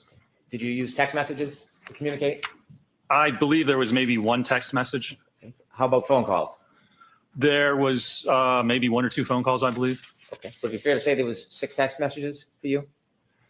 Yeah, I believe I sent one and then there were 5 sent to me. And were there 23 phone calls? No, I don't believe so. Have you looked at the records outlining the phone calls that supposedly you made to the defense? I looked at the records from the defense, but then I looked at my own records, which indicate a different number, only 3 phone calls, I believe. Okay, so the 23 phone calls that are summarized, you don't think you made those phone calls? No, if you look at them, it's like 1 minute, 2 minute, 3 minute. And in that time period, according to my phone records, I have like a 21-minute phone call that encompasses most of that time. Did you discuss with the defense before your testimony anything about this case? I don't believe so, no. You can say you don't believe so. Do you remember speaking to them about this case at all? I remember speaking about my qualifications and my background, and I believe that's it. He just said, I don't Did you believe ever so, use any other asshole. medium to have conversations with the defense other than text or emails or phone calls? No, sir. Did you ever communicate with them on Signal? No, sir. Why not? There was no reason to. As an expert, when you communicate with clients, there's no concern about having it in writing, is there? So when I Keeping a record, whether it's a phone call or a text message or an email, there's no concerns when you're dealing with clients having a record of that, is there? I don't believe that Arca has any specific policy for that, no, sir. Did you keep track of your hours prior to your testimony? I did, yes. And before you testified, did you have conversations with people from the Department of Justice about this case? Yes, I did. Did they inform you about witness testimony? They did inform me, yes, about testimony and situations and events that came forth in the trial that I was not aware of. Who decided whether it was going to be an issue worthy of talking about before trial?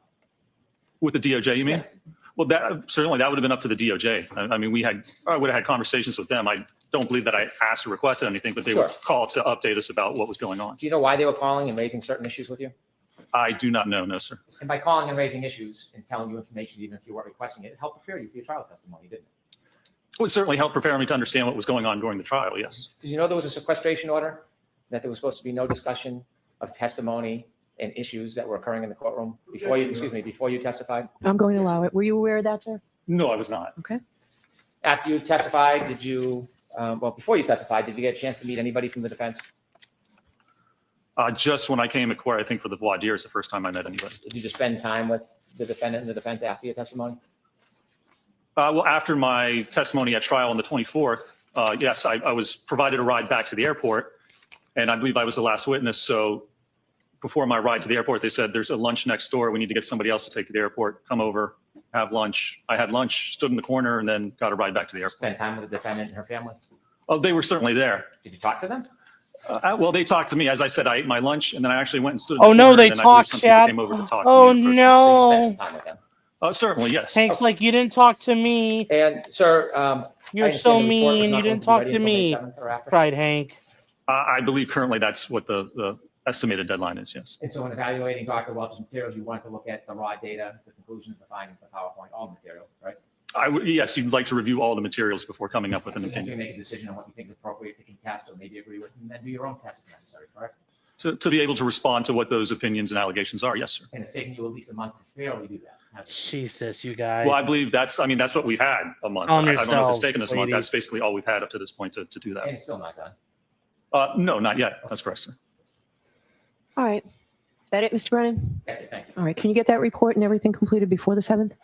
If I order you to do so? If you order me to do so, I mean, I could certainly try and expedite it. All right. I appreciate that. Thank you very much. You're all set, sir. Thank you, Your Honor.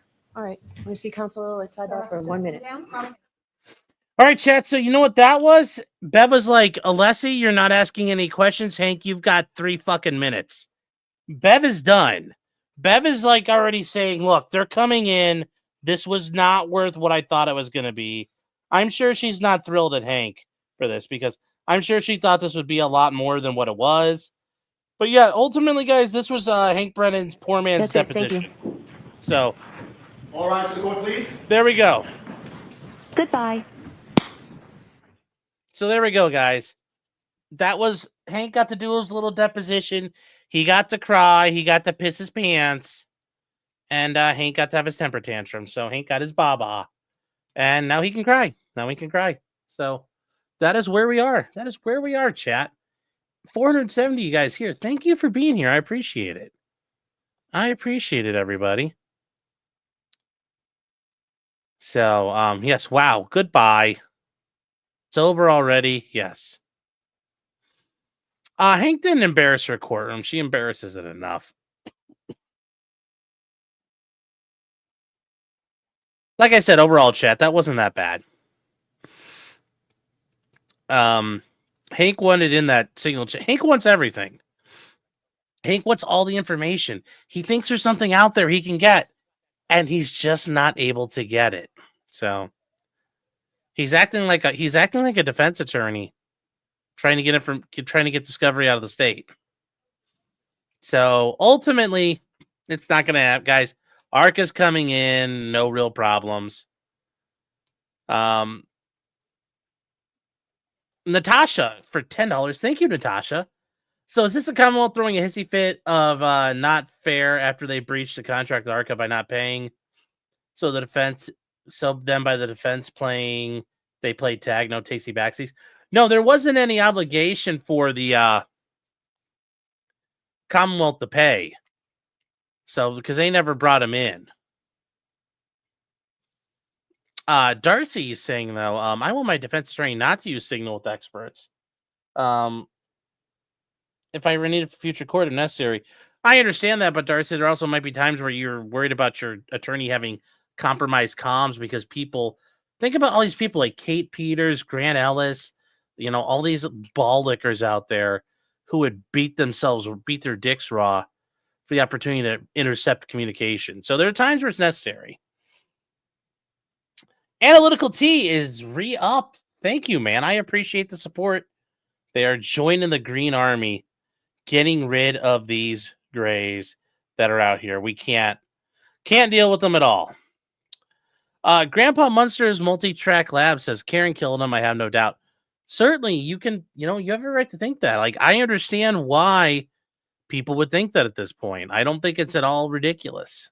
I mean, personally, I would disagree with you, but you're allowed to have that conclusion. Thank you for being here, by the way. Kathy says, and remember, guys, Kathy, your realtor in Jersey. If you guys need something in New Jersey, then get a hold of Kathy. She says, who cares about his time? How scientific is that? Well, it sets up the timelines for what's going on. It sets up the timelines for how things are working.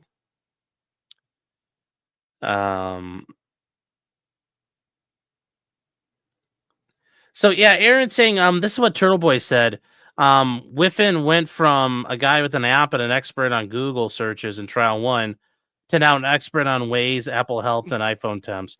Yeah, but I mean, that's where, remember, Alessi's probably going to get into some of that stuff going forward. We'll see what he does tomorrow. But I will say this much, though. The way they've gone through things, I will tell you, chat, if I had a case involving fucking Cellbrite, then I've got all kinds of evidence. Like, this is your king shit. This is your daddy examiner. He said all these things. Is that wrong or right? So that'd be very fun to use. Torgo the White's been a member for 18 months. Says we should get a King Sterling emote. That would be funny. That would be very funny. Kurt said this earlier, and he says the Arca hearing is one of the most fucking ridiculous things I've ever watched. It's a poor man. We've watched this before in other trials, guys, where there's like basically you get a last minute deposition of the party. That happened in the Sarah Boone trial. The judge let Sarah Boone's attorneys basically depose the witness, the expert. And that's what happens. And that's what this was.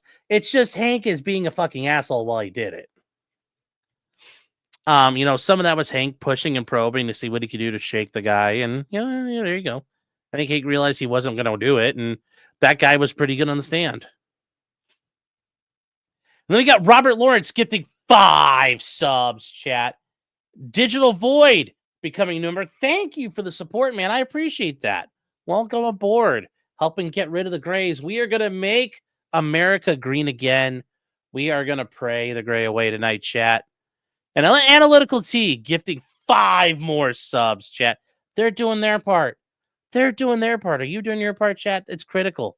You have to do your part. Fight for the future. I'm doing my part. I'm doing my part. I'm doing my part. I'm doing my part too. Are you doing your part? You have to ask yourself that, chat. Bev killed your wood. Well, yeah. Yes, guys, Jen will be tomorrow when I'm traveling. Yes, Jen McCabe takes the stand tomorrow. Yeah, Hank literally asked for everything. Hank is just getting retarded with everything. But yes, tomorrow Jen McCabe takes to the field, chat. Whether horse teeth and everything. Whether I'm going to bite your cock off. Angry look she had. It's going to be mighty interesting.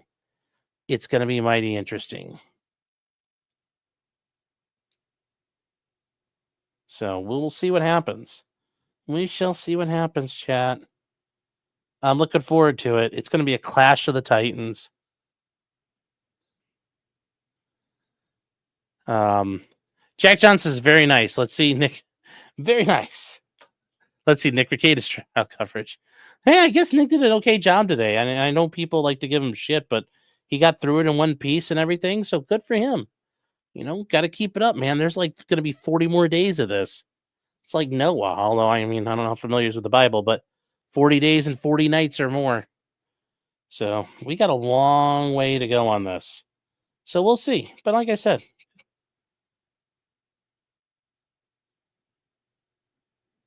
should be fun. TJP, thanks for being a cool guy. I'm not really a cool guy, but I do appreciate it. Arca kills the prosecution's narrative. They do. Arca is very good very good experts, and that's why Hank doesn't want them in. Hank probably thinks the Big Bang Theory is funny. Well, I'm sure he does. Hank goes, ha ha ha, science.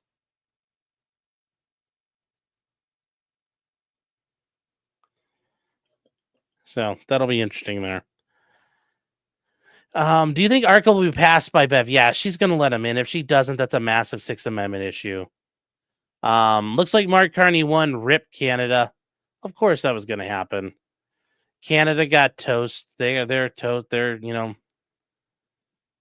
they're toasted. They're toasted. And they're toast on a bagel. Tracy D says, hi, Kurt. Oh, hello.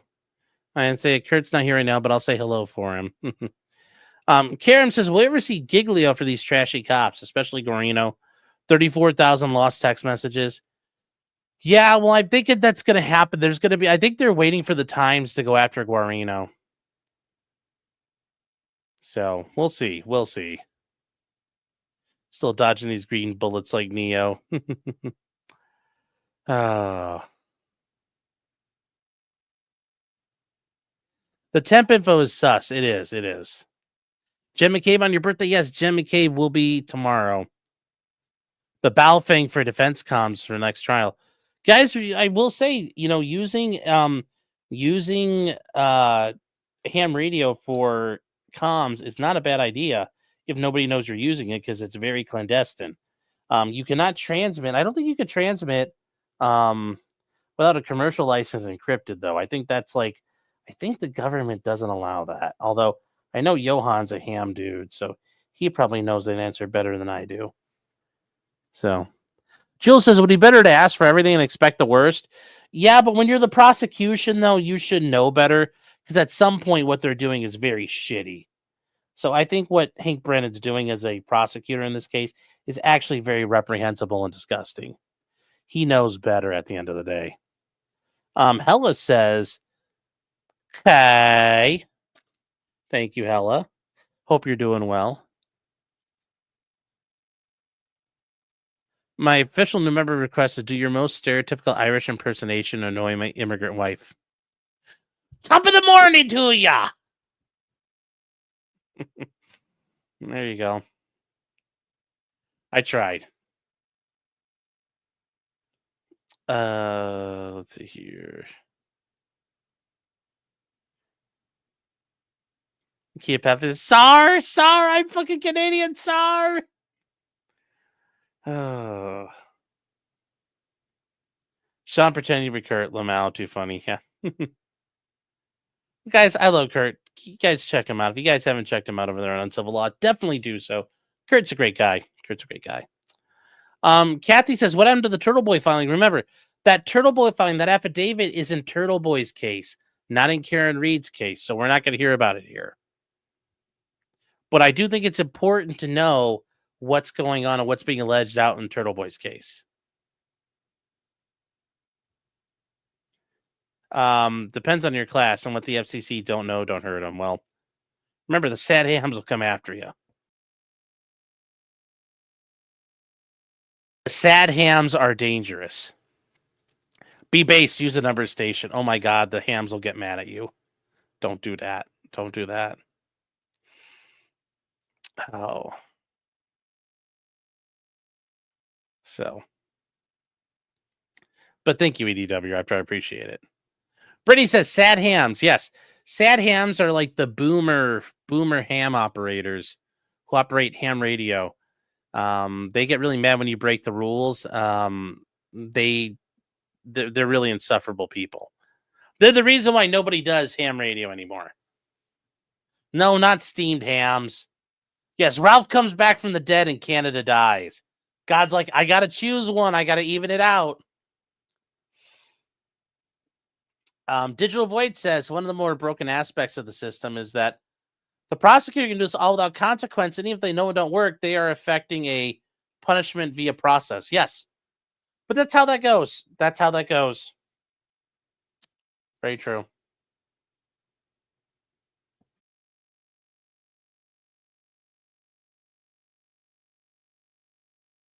Yes, the Karens of ham radio are very powerful. So, all right, guys. So, all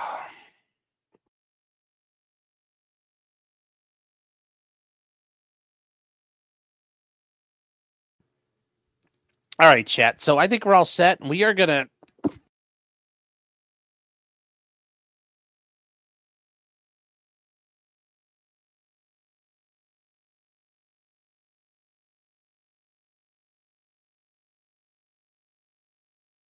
Sorry, chat. Yeah, we're gonna wrap this up here tonight, and yeah, that hot Sean coughing action. I know. So, oh, yeah, yes, can't abort the retort, bish. Yes. So, you guys, today it was.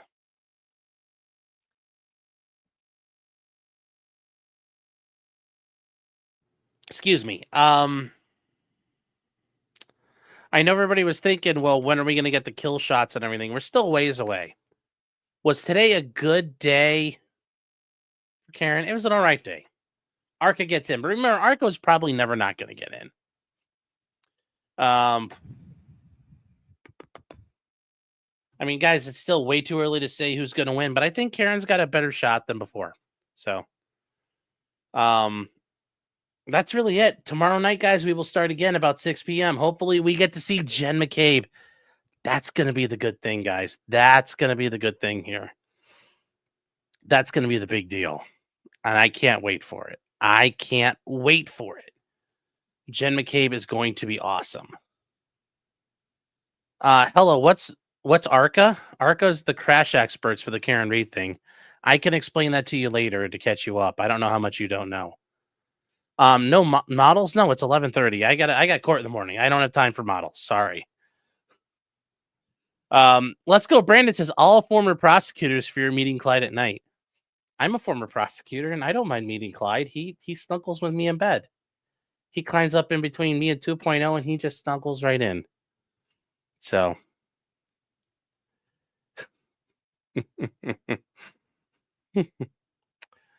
Jeez, bite my head off. You'll be okay. I'm a big fat guy. You got to be careful. I tend to bite and eat things.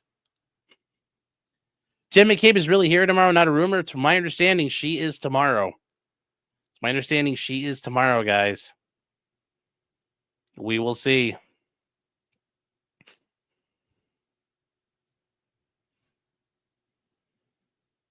We will see.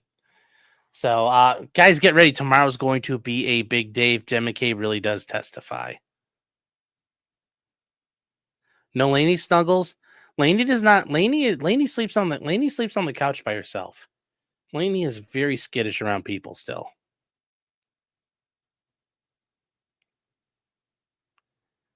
So, grill Jen about her data the way Hank grilled the Arca crash daddies. That'd be great. Jen better bring along her timeline and her notes. Yeah, those notes will be very critical. So Eric says, poor dog. Yeah, I mean, it's rough for Lainey, but she's getting better and better. But I mean, she gets to sleep in a nice, secure, like she sleeps, she's all stretched out. So she sleeps, she seems very comfortable and safe. It's just, she's skittish around people and sleeping around people is kind of tough for her. So that's just how she is. And maybe she'll get better, but you know what? She's been through a lot. She's been through a lot.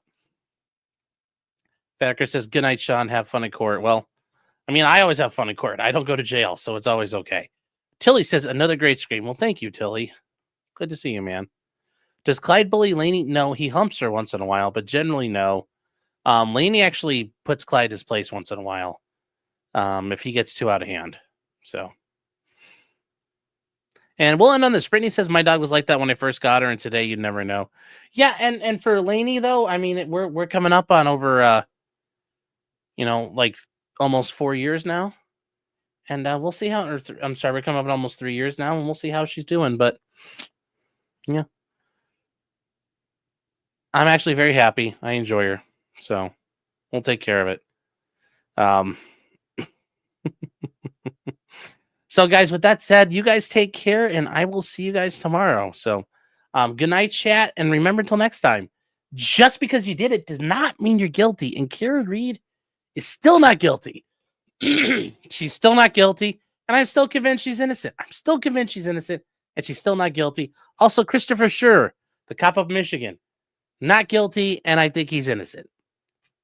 So that's where we are, chat. Good night, and you guys take care.